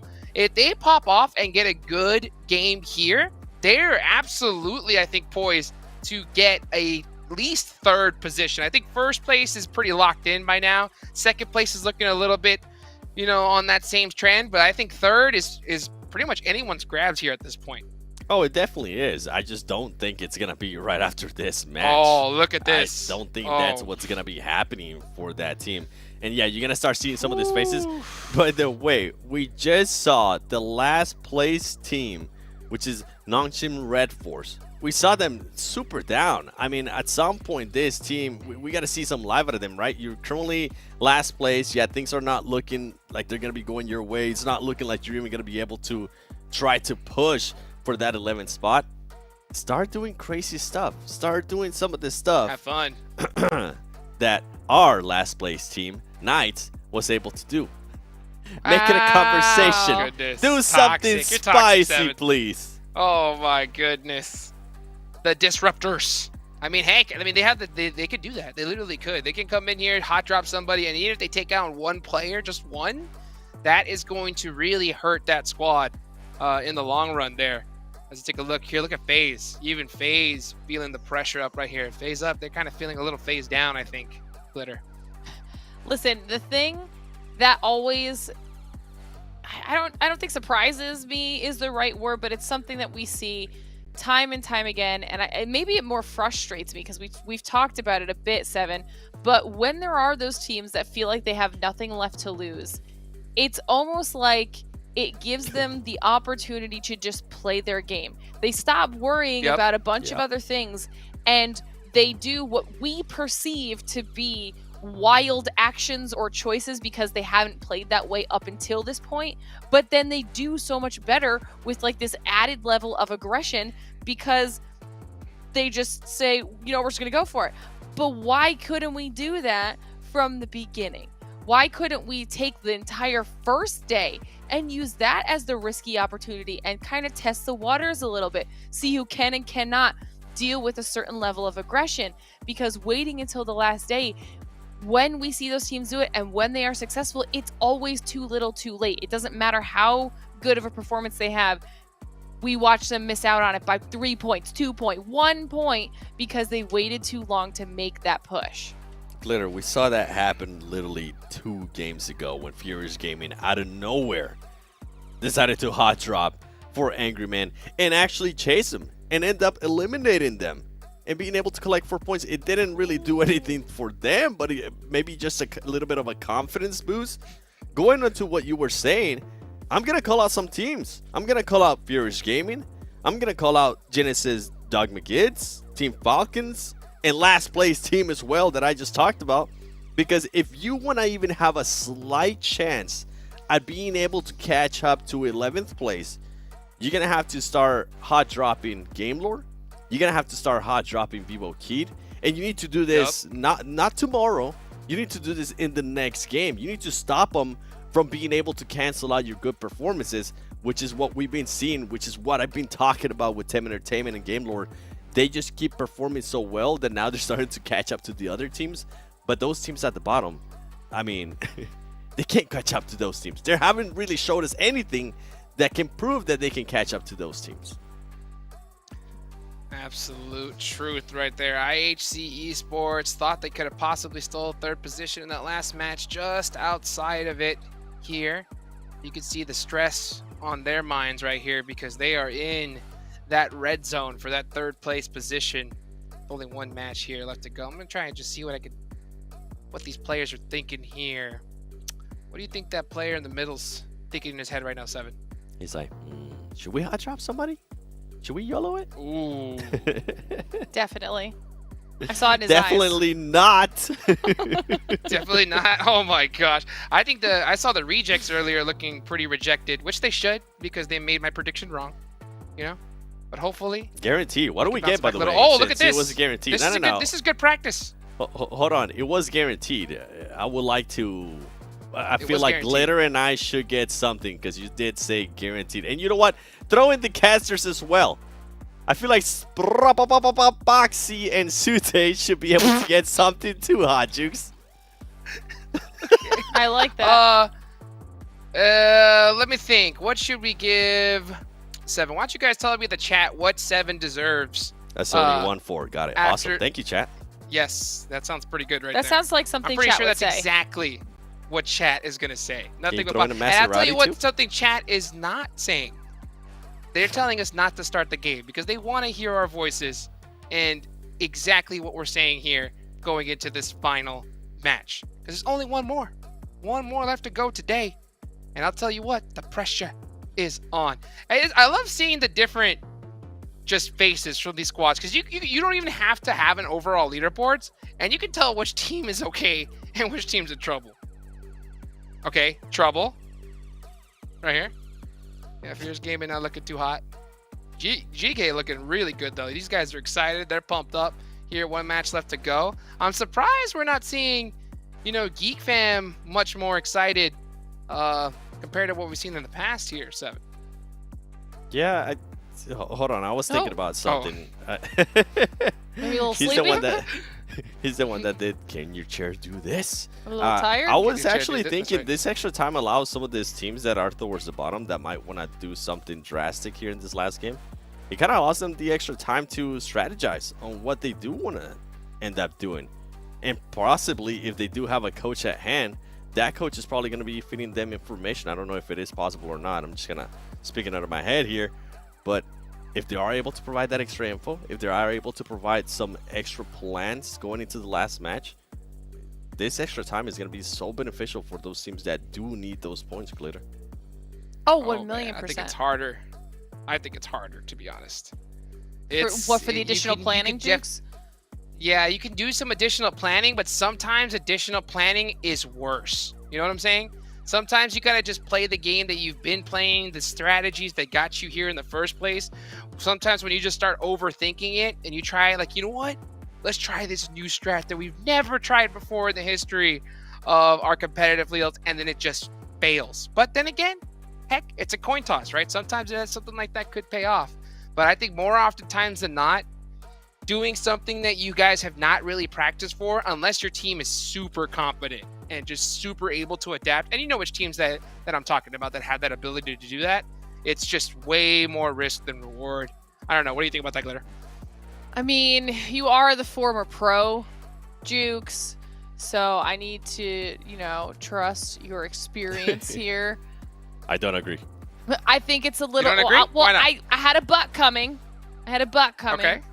I was going to say that What's it's the a but? little bit of both. The but is that I'd like to think that everyone who has made it here is at the top of their game. This is the best of the best that the entire world has to offer in PUBG Mobile. And if they can't adapt a little bit as far as a strategy or a plan goes, if they don't have backup drops or rotations already learned just as well as their first choice, then I would question how prepared they were coming into the biggest tournament of the entire year. That's where I'm at. But on the other side of it, I do understand that sometimes nerves can throw a lot of that out the window, and for the less experienced players, sometimes it's better to be a little bit safe. I understand both sides of it. Seven, where do you stand? I stand on if you're 13, 14, 15, and 16, I'm sorry for what I'm about to say, but whatever strategy you've been doing is... It ain't working. Yeah, it's not working. That's a so good might point. as well I do mean, yeah, something for those else. squads, for sure. Jukes, I Yeah. think you were thinking of top teams, and I kind of got that from when absolutely. you said there's teams that we know that can do that. I'm not talking about those teams. I'm talking about the bottom teams. That makes sense. That are pretty much, if it was to end right now, they're set to go home. Do something else. Nothing has been working your way. Give us extra stuff. Don't wait until the last match. Don't be Knights that decides to be flashy and be like, oh, you know what? Let's hot drop on Nova Esports on the last match for giggles and maybe a highlight for my Twitter. That's not gonna matter. If you can do something right now to change your destiny, go for it. Well, for those of you guys that happen to follow some of these players on there, we know what happened to that squad after the tournament. So that is definitely a tough feeling. I would love to see the same thing though, Seven, because at a certain point you gotta just go nuts. Start doing something that you've never done before. Go get some eliminations. Try to have some fun, especially when you know that you don't have a shot. Like we know some of the teams at the bottom, they really don't. So make something happen. Make something happen. You can see the headphones getting locked and loaded. Have a good feeling something's about to happen here really soon. So guys, wake up, get hyped, get excited. As you can tell, the players are feeling that same exact thing. Vivo Keyed, man, this squad has a lot to lose. They're dealing with the 7 prediction of 0% chance to get into top 3. That's a tough wall to break. After next game, make sure you clarify. Okay. Oh, so you're putting an asterisk on your prediction now, Seven. You said, wait, hold up a second. If I remember right, and we'll be able to rewind at some point. You said, can they make it to 3rd place after this game? He said did. 0 I'll chance. vouch. I'll vouch. You never said, can they ever finish in 3rd place? That's a whole different story. So depending on this match, right? After this game, 3rd place. Okay? You said You said 0%, but maybe it might just get a little bit higher. Let's find out, guys. Last match is ready to go, locked and loaded. Let's get hyped, let's get excited, and let's take it on over to Zute and Proxy for one more time. Oh man, gotta love the desk. The proxy coming in. We are now heading into the final match of the day. We're ready to get this going, and so are the players. Man, this is the last match of the third day. This sets everything going forwards into the final day, and no matter how well these teams do, no matter how bad they do, in the final day, there's gonna be some sort of shakeup that maybe none of us will see coming. I mean, I'm just going to go back to what Glitter said. You know, no one wants to be that team that is hatching all of their bets on the last day of group stages. On day number 4, all bets are off. All bets are off. All the teams are making that final push. And for you to now step on up and say, this is my moment, this is our team's opportunity to shine, well, I've got a surprise for you. It's going to be tough. It's gonna be extremely tough. Not as tough as his playing path once again. Oh, come on. South to east. Just constantly. Okay, so we saw this does impact things. 4 a.m. They went up north to Gaka. They usually drop military base the last time this happened, and that got them to go out and the very first team to be taken out. Now they're changing it right back up. They're like, okay, let's stick to the plan of military base when the plane is this far down south. So Furious Gaming smacking them down there on the previous Erangel match is gonna make them go back to their military base, and that might impact things because Geek Fam, right? First place, 4 a.m. second place. If the zone is shifted out in a way where Geek Fam wants to bridge camp them, because they have done that when 4 a.m. left military base, it will shut down 4 a.m. in points entirely. And it was successful last time for Geek Fam, but the stakes are even higher now that Geek Fam is in first and 4 a.m. is in second. So 4 a.m., I'm just like setting the narrative down right now. 4 a.m. might take the eastern bridge, which is what they did to adjust, and with this zone, they might take that eastern bridge, but they might run into IHC. Last time they almost did, but timing-wise, they barely scraped on by. Either way, options not looking too good. Whether they go to the west or to the east, there is a potential obstacle waiting for him. We can see already a few interesting drop sites. I mean, Train to Kill, Tem Entertainment, we even had GK Eastwood just slowly but surely flying on by. Ooh, the Rolly's out. The Rolly is out, holding Military Base Island with the Rolly we mentioned last time. This time we were towards the main island, but just hitting a couple of those shots. And again, you know, we looked at that interview there with D Xavier. They said that they were waiting for that Erangel game. They were waiting. How many teams have been waiting for this Erangel to suddenly bring in a performance that they haven't brought up until this point? How are they going to set the tone moving into tomorrow? Yeah, this one's going to be huge. We see a lot of potential little scrap fights on this northeastern side, of course, because the playing path was so far south. UMP's popping off. Not the best weapon to have as far as trying to trace down a vehicle. The bullet speed a little bit slower than the rifles. And Tem Entertainment will make it on by. Not a lick of damage. Works out for them. They'll manage to keep rotating on north to continue their looting. Falcons here.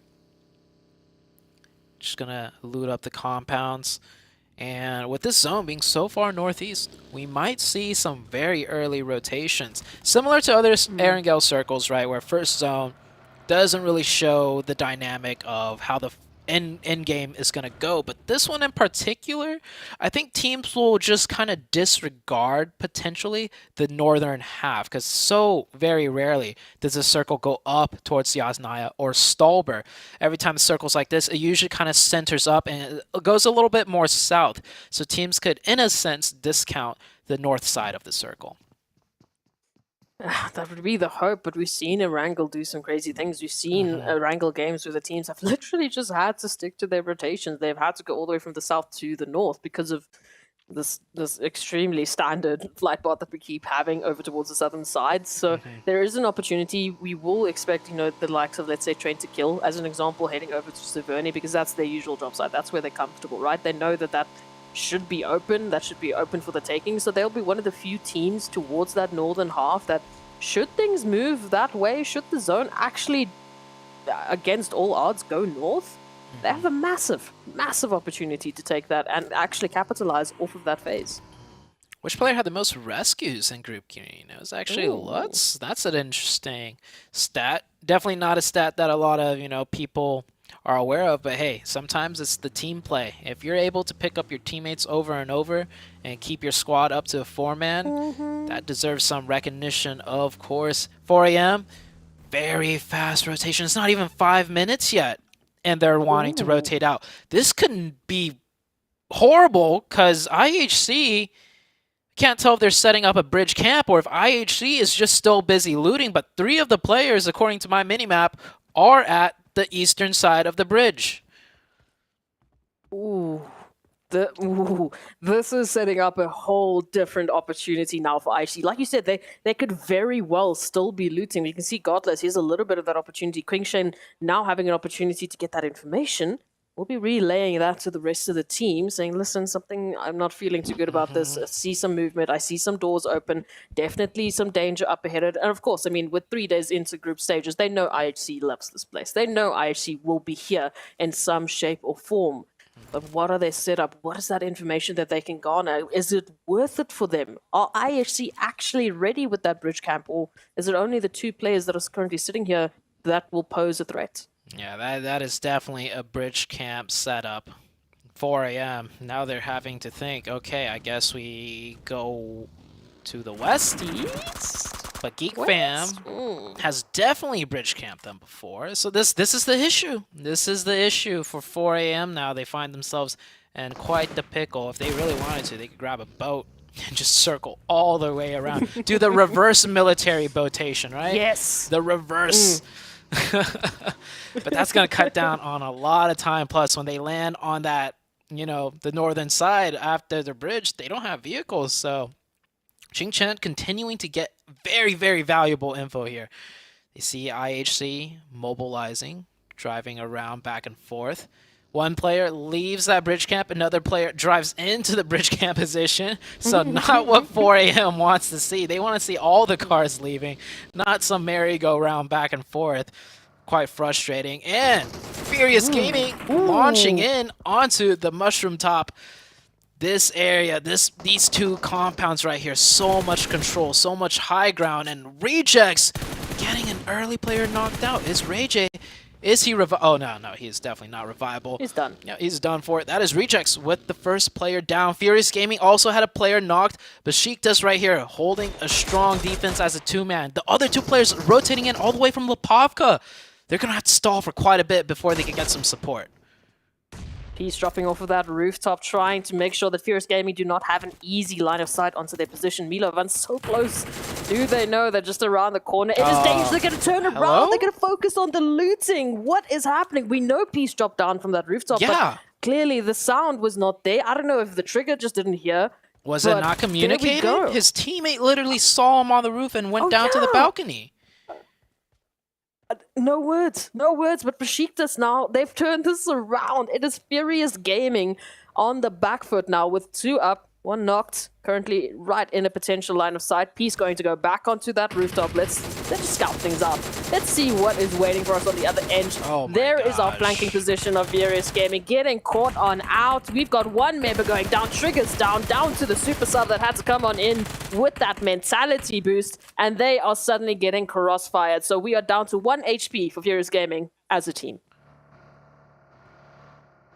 I wondered what 7's saying. Can we bring 7 on real quick? Just like drop him right. Back. Like 7. What is your commentary? I can already imagine it. 7 is so disappointed. He's done. Yeah, 7. He's so done. If we don't see 7 back on the desk, we will know why, and that is because of the Furious Gaming. That push was, I don't know, so many mistakes. But next circle, I'll eat my words. The next circle actually does go up north, past Yasnaya, stretching into deep Stalber territory. This is gonna be one interesting game to end off the day. again, you cannot tell these teams that they're getting a southern flight path with a northern zone and then tell them, nah, don't worry about the north, it's fine. That never happens. They've literally had it happen like 3 times this week alone. They've got PTSD, man. They have been prepped for this. This is like all-out war for them. They know there is some shenanigans happening today, especially on a map like Erangel. We didn't get the troll in the bridges, so why not head over to the north? Now, here's Naya Polianda in the mix of things. You got Besiktas off of the back of a very bizarre turnaround, looking for a few more eliminations. Yeah, this is another circle that none of these teams have experience with as far as, you know, versing each other in this lobby. This zone, not too uncommon. Definitely, I've had my fair share of competitive games be played out here. We'll see how these teams shape up, though. 4 a.m. being so careful, sitting in the blue for so long to make sure Geek has left, but that does leave 4 a.m. rotating in from the blue extremely late. IHC, by the way, still looting in the blue. They're not even set up to bridge camp. They're just now looting in the blue to come in later. And I'll say it again. 4 a.m. I'll say it again. IHC, I get it. You like to fight in late, but something's got to, I don't know. I mean, they're third place. They are third place, so don't something's working. Yeah, don't fix what's not broken. But man, I feel like they could be first place. You know, if they just balance their rotational skills a little bit with how often they like to sit in the blue and rotate in late. Just a slight balance might see them be a more consistent first place potential team. But hey, IHC. That's their play style. Who am I to say what they should do? They're top 3 right now. Don't fix it if it ain't broke, man. But again, it's always that opportunity for doing better. And we had that interview with IHC. They definitely are looking at what they can do better. So that's one of the things, changing up that priority just a tad. Just a little bit. It's not like it's incorrect. It's not at all incorrect. I mean, obviously it's working, but it's just that timing. We want a little bit more of a quick pace from IHC, and then we could, as you said, we could be seeing them in first place. Maybe that's what they're waiting to bring out. If they make it into the top 3, moving into the next phase, maybe then we'll see that change coming through. But for now, over here towards Stolber, somewhere we haven't seen in a very long time. Not at all, actually, this week. So nice to see the northern side of Erangel for a little bit of a change-up. Game Lords making that rotation on end. Geekfam holding this high-rise, that zone. Ooh. Hello. Yep. What an interesting zone. We're heading into the open fields. A couple rocks, a couple trees here with some very strong compounds mixed in.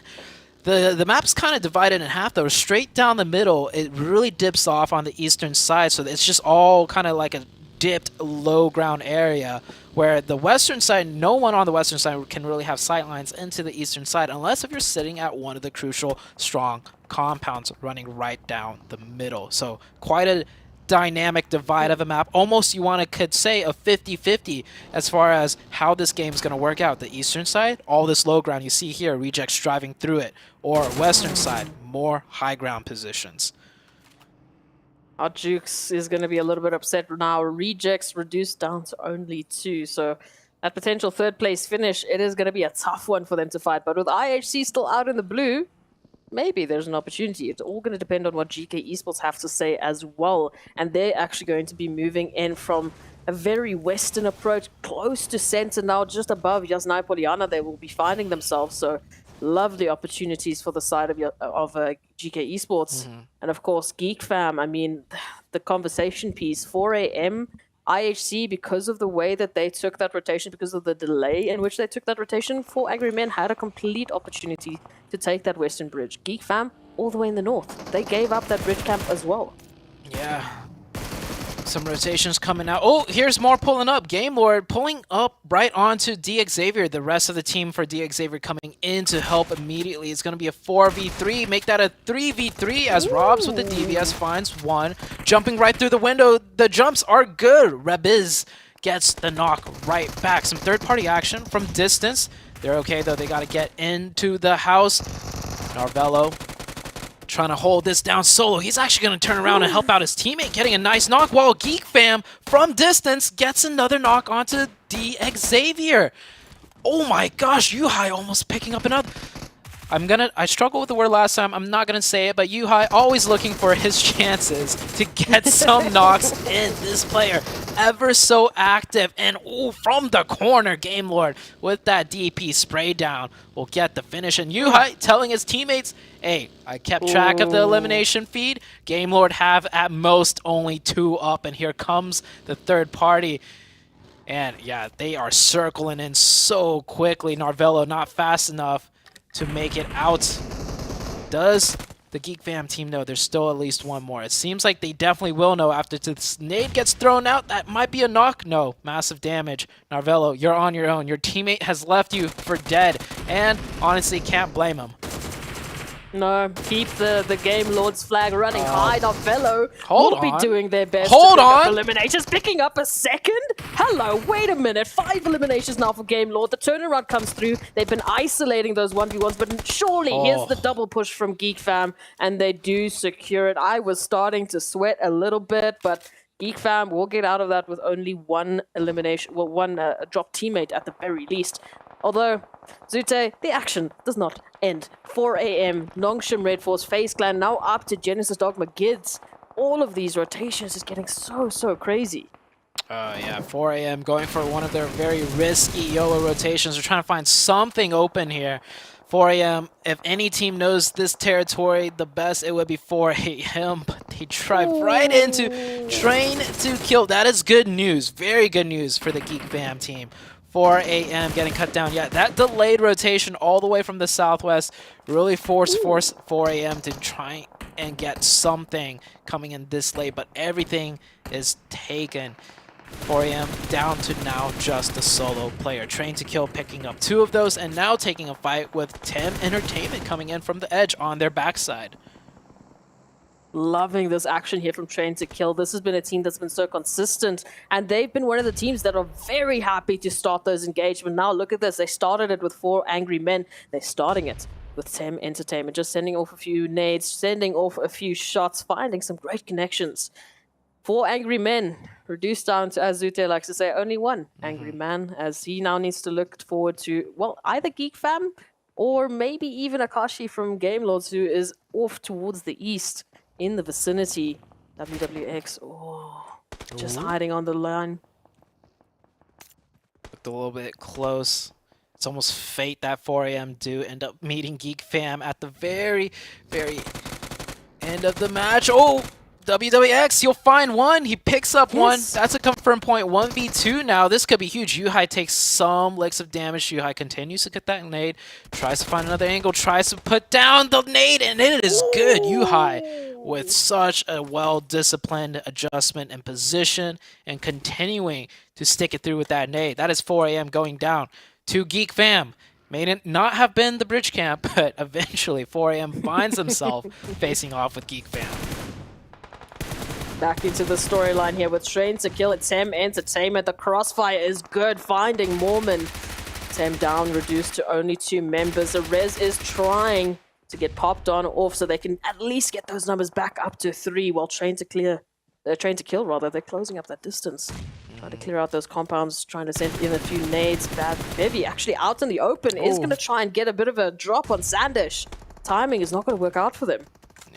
They make it back in, but they are completely surrounded. Train to Kill, if they want it, they could get a little bit more aggressive here and just clear out that team entirely. They should be looking to do so before the next zone shift. They clear out their backsides and have the northwestern side to kind of work with more free and open. IHC, meanwhile, on the other hand, this is in the far down southeast against Nongshim Red.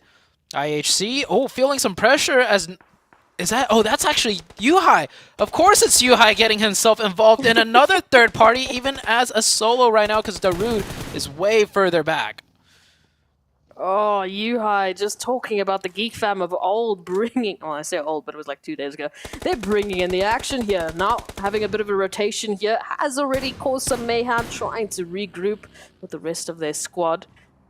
We'll just see if they can hold onto the line. IHC still in this one, sitting currently in 3rd place. We've got 1 point separating them and GK Esports. We know GK now finding Falcons. What an opportunity for them. There's an instant confirmation as well, so they're starting to pick up those eliminations. But can they close it out? We already see some retaliation from the likes of Falcons. This is going to be a grind of a fight for them on the western side. GK have to keep going, not in that new circle. Train to Kill still fighting with Tim Entertainment. They didn't go for the finishing blow onto Tim Entertainment, and now Tim Entertainment is getting some ground, some territory right back. Train to Kill down to 2 players. One of them is already confirmed, the other knocked. Yeah, Train to Kill should have had Tim Entertainment just completely box in and go for the killing blow, but it is all looking like it's falling apart. Tim Entertainment striking back. Train to Kill. More like Train to wait and pass up an opportunity. It's bizarre. They, as you said, they had everything going for them. They had Tim Entertainment on their literal last legs. They were down to 2. Got that res up, and now Geek Fam, just as they started a few shenanigans, just as they started to poke at the wrong bear, bam, the bear is going to be hitting back. It's going to be IHC to find Darude. Yuhai rotating on in to try and get that res on up, and then they need to get out of there. Their position is obviously well known. IHC making that rotation in. Nongshim Red Force, oh no! Down to only 1 player here for Nongshim Red Force. Is going to cook a nade waiting for that opportunity, but this is going to be an actual 1v4 situation. Nade's going to drop, not going to find anyone. A little bit of damage to Alex. Still not going to give Dooms that opportunity to get out.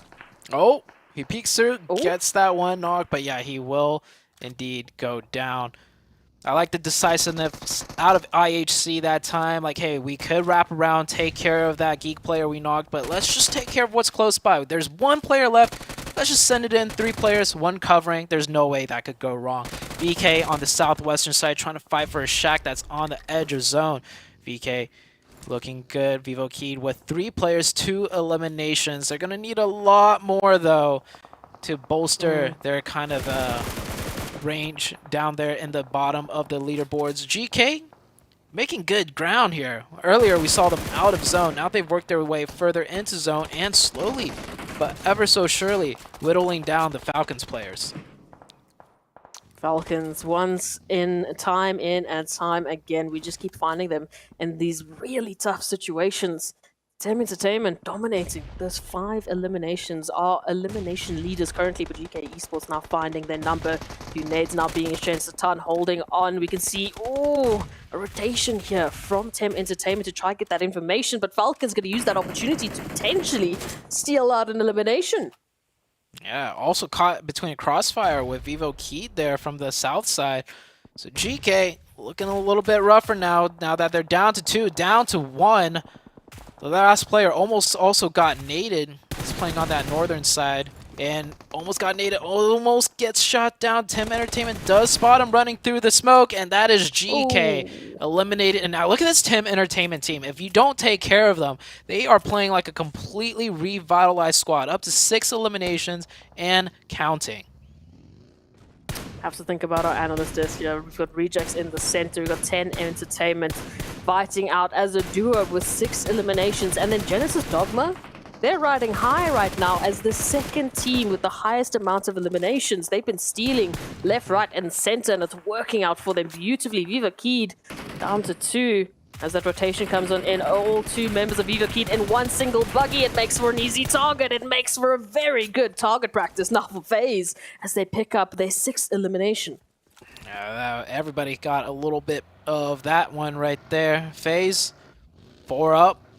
This is the FaZe we want to see execute a clean game towards the end. They have the potential to close this out. One of the few remaining teams with 4. IHC has 4, and so does Genesis Dogma Kids. Tim Entertainment, though, with only 2. Look at them. They just don't stop. They keep on fighting their way in, and they keep on finding it. It's actually FaZe from the other side that will get that third-party shot in, but that gives Tim the entryway to this next circle. Are we not entertained? FaZe now up as the next team to try and take down the likes of Tim Entertainment. Moving on in again. Tim is fighting as a duo. We have to remind ourselves. Tim is fighting out of zone. We have to remind ourselves. And now Tim has to make a rotation on in. FaZe obviously have their number, equal footing in terms of the elimination counter, but of course FaZe, better positioning, better opportunity. A little bit of a send out here, trying to get at least 1 player closer. It will work. But those nades might just be in reach. Yeah, those nades FaZe could also just drop down a smoke and get a little bit closer. I think I just saw one fly right by. Yep, I did. And that is one 10 member down. Bevy, the last one up.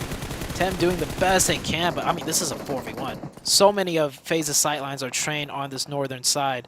Not much Bevy could do unless if he gets a really nice knock. Darude getting a knock and finish onto IHC. Alex. Darude from Geek Fam, only a 2-man team, dropping the 4-man team of IHC down to 3. Ooh, we have so many teams here in this final moment, and everyone looking for eliminations. Even Genesis Dogma, a team that has been historically for the last couple of days pretty passive, pretty calm and collected, are actually picking up the eliminations. IHC now trying to get rid of the thorn in their side that is Geek Fam, but they are just so quick. They're staying dynamic. They're not staying in one single position. They're constantly picking a fight, rotating, picking a fight, rotating, and keeping everyone guessing. Yeah. Oh. Very good job by them. I Darude guessed. goes down. Yeah, FaZe right now just with so much sightlines across the entire map. The only team that they're not really able to strike down is Genesis Dogma Kids inside that compound with so much hard cover. But look at this. FaZe are just really making it work with what little they have. A tree, a rock, some vehicles here, some smokes to isolate angles. But they're getting the confirmations in here just as well. 9 eliminations. Rejects still alive. They found the shack way early on, and they've managed to work their way all the way up to a top 5 at the very least. IHC is still fighting for that opportunity to pick up the points. Rejects so close. If only they could see the minimap. If only they had the information we did.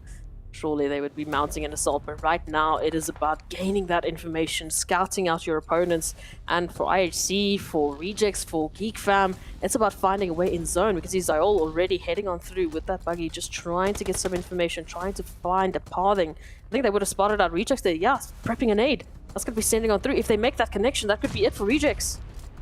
I mean, we saw them try and throw nades earlier. They can't seem to get it in through that doorway. The smoke's constantly blocking the vision of exactly where to throw the nade.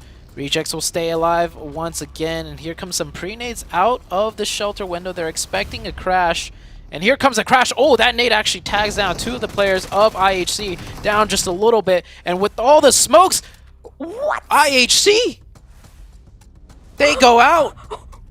Rejects pick up 2 eliminations. There was some third partying from distance that helped them out, but Rejects find themselves in a top 4 position now, and Geek Fam still alive right now with 2. What is happening? Geek Fam now down to only 1 as Genesis Dogma are the aggressors. They've picked up 6. We got Rejects moving on in for the confirmation. Dwello was just on 1 HP, and now Dwello is running around with a buggy trying to find information, trying to find eliminations. Come on, what is happening? Yeah, and they find it too. Rejects into the top 3 now. Moving past, as far as placement points go, past Geek Fam. Geek Fam is taken out. Next circle, all 4 players are, or all 3 teams are pretty much in. Dwello might have to move just a little bit out of the cover of that buggy. But this could shape up to just be a 4v4 showdown between FaZe and GD Gids. We saw Genesis, we saw those player cams, they were looking so distraught. They've been in the bottom 3 for the last 2 maps. Now they find themselves in the top 3 in contention for a potential winner chicken dinner. If you want to talk about a momentum shifter, it is this map. Boom's also got the arm. This could come in crucial. That one-shot headshot knock. We've seen how the tide of a battle can turn the second it goes from a 4v4 to a 4v3. Some nice sprays with the Uzi, landing some shots through the smokes. Ventorez, his armor is getting shredded up right now. Dwello's still alive. I think every team is aware of him though. 9 remaining, 4v4. There is definitely one left somewhere. FaZe has a decent idea, might have heard the buggy come in. Genesis Dogma Kids definitely saw that player drive in there from the north. Next circle is going to just center into the middle, which kind of gives, I would say, Genesis the advantage. They have more trees and rocks to use as cover as they go in, whereas FaZe, any more movement from them is going to put them out into the wide open for a little bit. It's also just that line of sight, that high rise, that opportunity. As soon as that zone starts to close on in phase, they will have to sacrifice those trees. They will have to sacrifice the little bit of cover and foliage that is currently keeping them safe, keeping them alive. And for Rejects, it is a one-man army that could make the difference between them finding third place and, obviously making Hodrix right and giving a massive opportunity for them tomorrow. Nice Rejects taking out the 4 eliminations and a 3rd place finish. That's actually a really good game, all things considered, especially how far they had to rotate. So it works out well for them. We're down to the 4v4 now, however. Genesis Dogma Gids with more terrain control. FaZe at a slope. But all they need is that one knock, and it can really change things. And there's the arm from underneath the car, just like that. 4v3. And a trade right back. FaZe knows they need to make things happen. And it's a back and forth. Genesis Dogma gets with the advantage with 3 against the 2 of FaZe.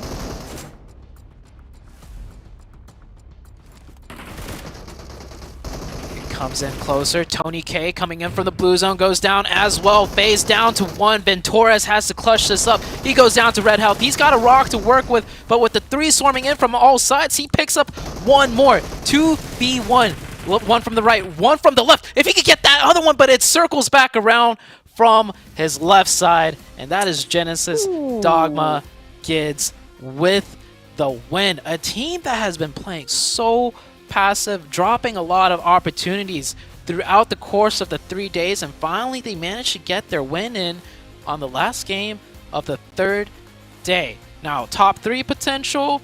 I don't think so. Not anywhere close. But survival, for sure, that chicken dinner helps them out a lot for that. Big change up here for Genesis Dogma Gids to bring in that winner chicken dinner. What a change up, just an opportunity to pick up the eliminations, a change up in terms of the momentum, an opportunity now for I wouldn't necessarily say for them to take it further into the top 3, but at the very least that change up of momentum should help them into the survival stage. It could give them an opportunity to close that gap. It is going to be a long climb, however, it is 6 maps that they have left, only 6 maps that they have left to actually make up that gap, get themselves into the survival stage. Really good finish for Genesis, but more importantly, it was a good finish for Geek, who's in the top, RC, who's trying to get into that top 3, and FaZe, well, that's a good game for them to bounce back after they've been dropping down the leaderboards a bit, and, well, it sets them up for a top 3 coming into the last day as well. It is looking good. It is looking spicy. The fact that we're having Genesis Dogma Gids picking up a winner chicken dinner just on the basis of the last couple of days, you even saw their player cams. They weren't expecting something like this, but they changed it up. I mean, that just goes to show the professional mentality that they're bringing into a stage like PMGC to completely switch up their game. Yeah, I'm hoping for Genesis Dogma Gids with that chicken dinner. It gives them a boost of confidence to play a little bit bigger in the last day. And for the last match, well, they will take the chicken dinner.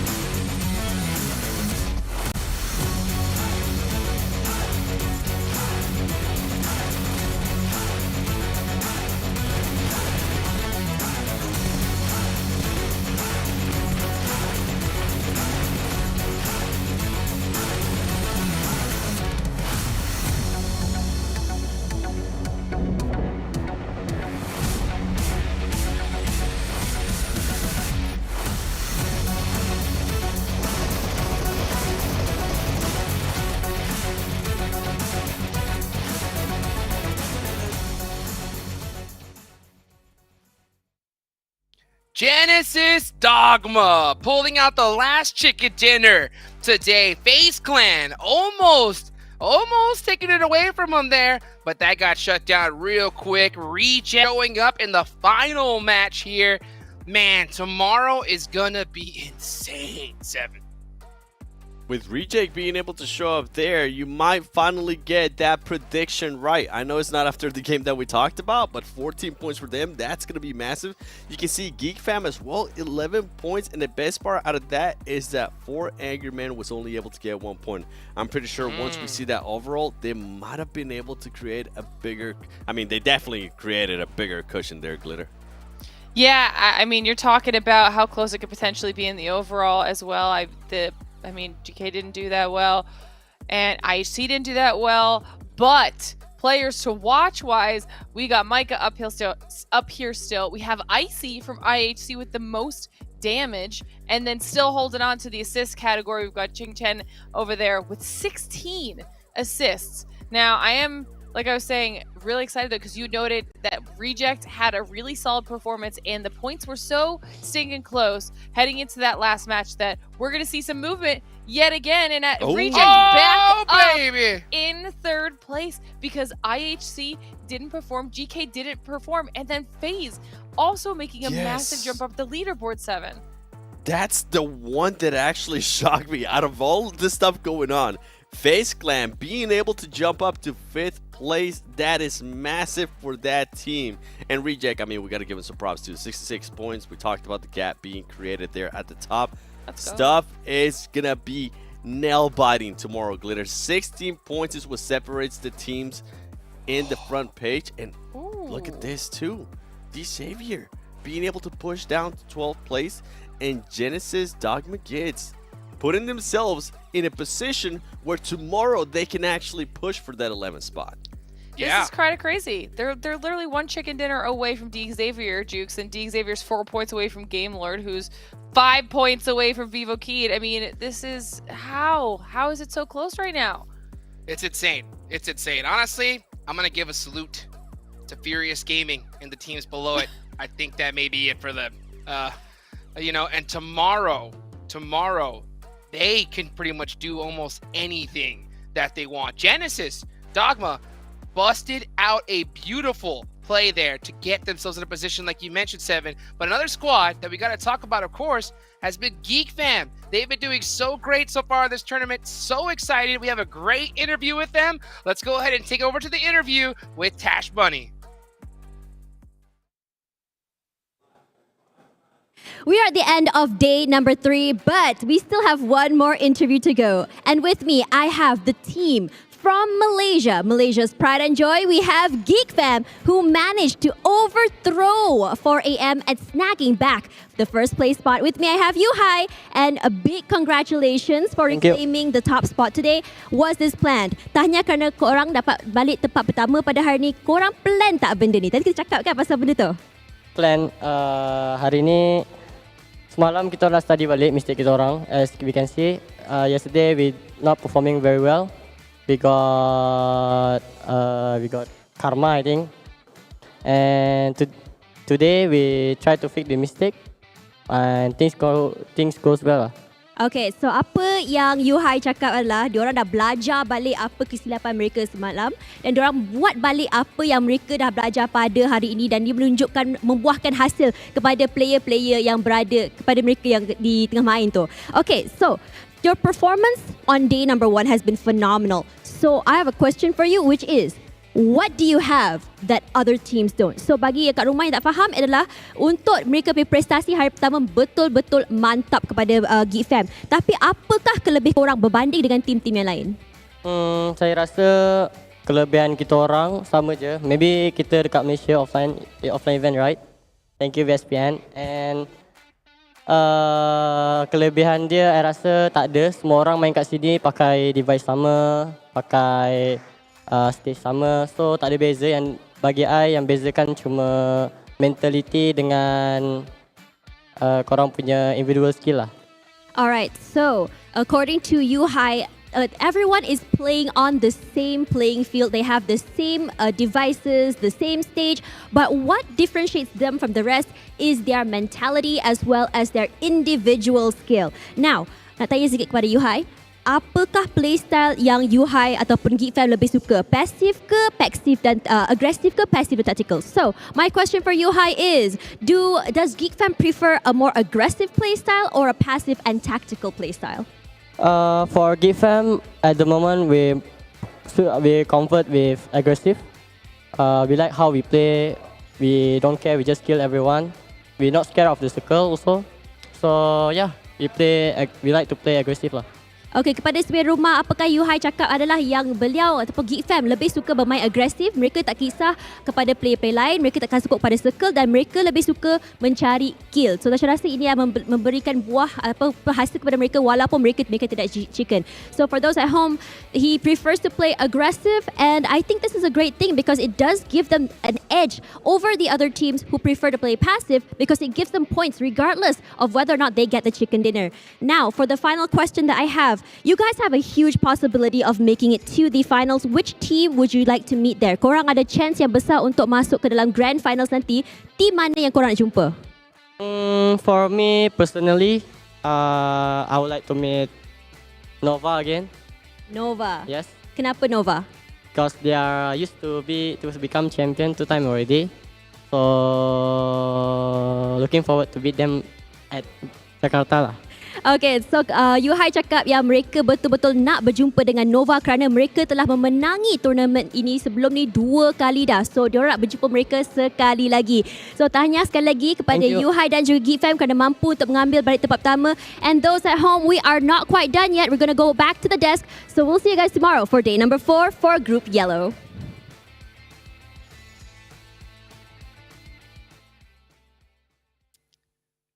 All right, okay. Yuhai said his preferred playstyle, aggressiveness. And I think I love that word because that is the only thing that I could think of what tomorrow is going to be like. Pure aggression, jam-packed action every single game. If you guys haven't set your alarms for tomorrow, I don't know what the heck you're doing over here, 7. I would be shocked if Geek Fam does not make it to global finals. By the way, True. I love that he called that Nova, and I love that he said, yeah, back-to-back champions. We want them, and you know what? I like their chances with their aggressiveness. I like it. Glitter, any final thoughts here before we get going here for ready for tomorrow? I just hope that tomorrow in the last day that no one that has had the aggressive playstyle, including Geek Fam, loses it out of conservative gameplay, okay? Keep that momentum going, do what's been working for you, and get the elimination points. Every single one matters because tomorrow's going to be insane. The points are so close. Yep. So close. Remember, top 3 is the goal to get that big old golden ticket to the Global Championships. I hope you guys enjoyed the show. I'm Hot Jukes here with Glitter Explosion, 7WGS Proxy, Zute. Big thank you to everybody out there, our sponsors, and we will see you guys tomorrow. Mark your calendars. We'll see you there. Get hype, and we will see you there again. All right, see you later.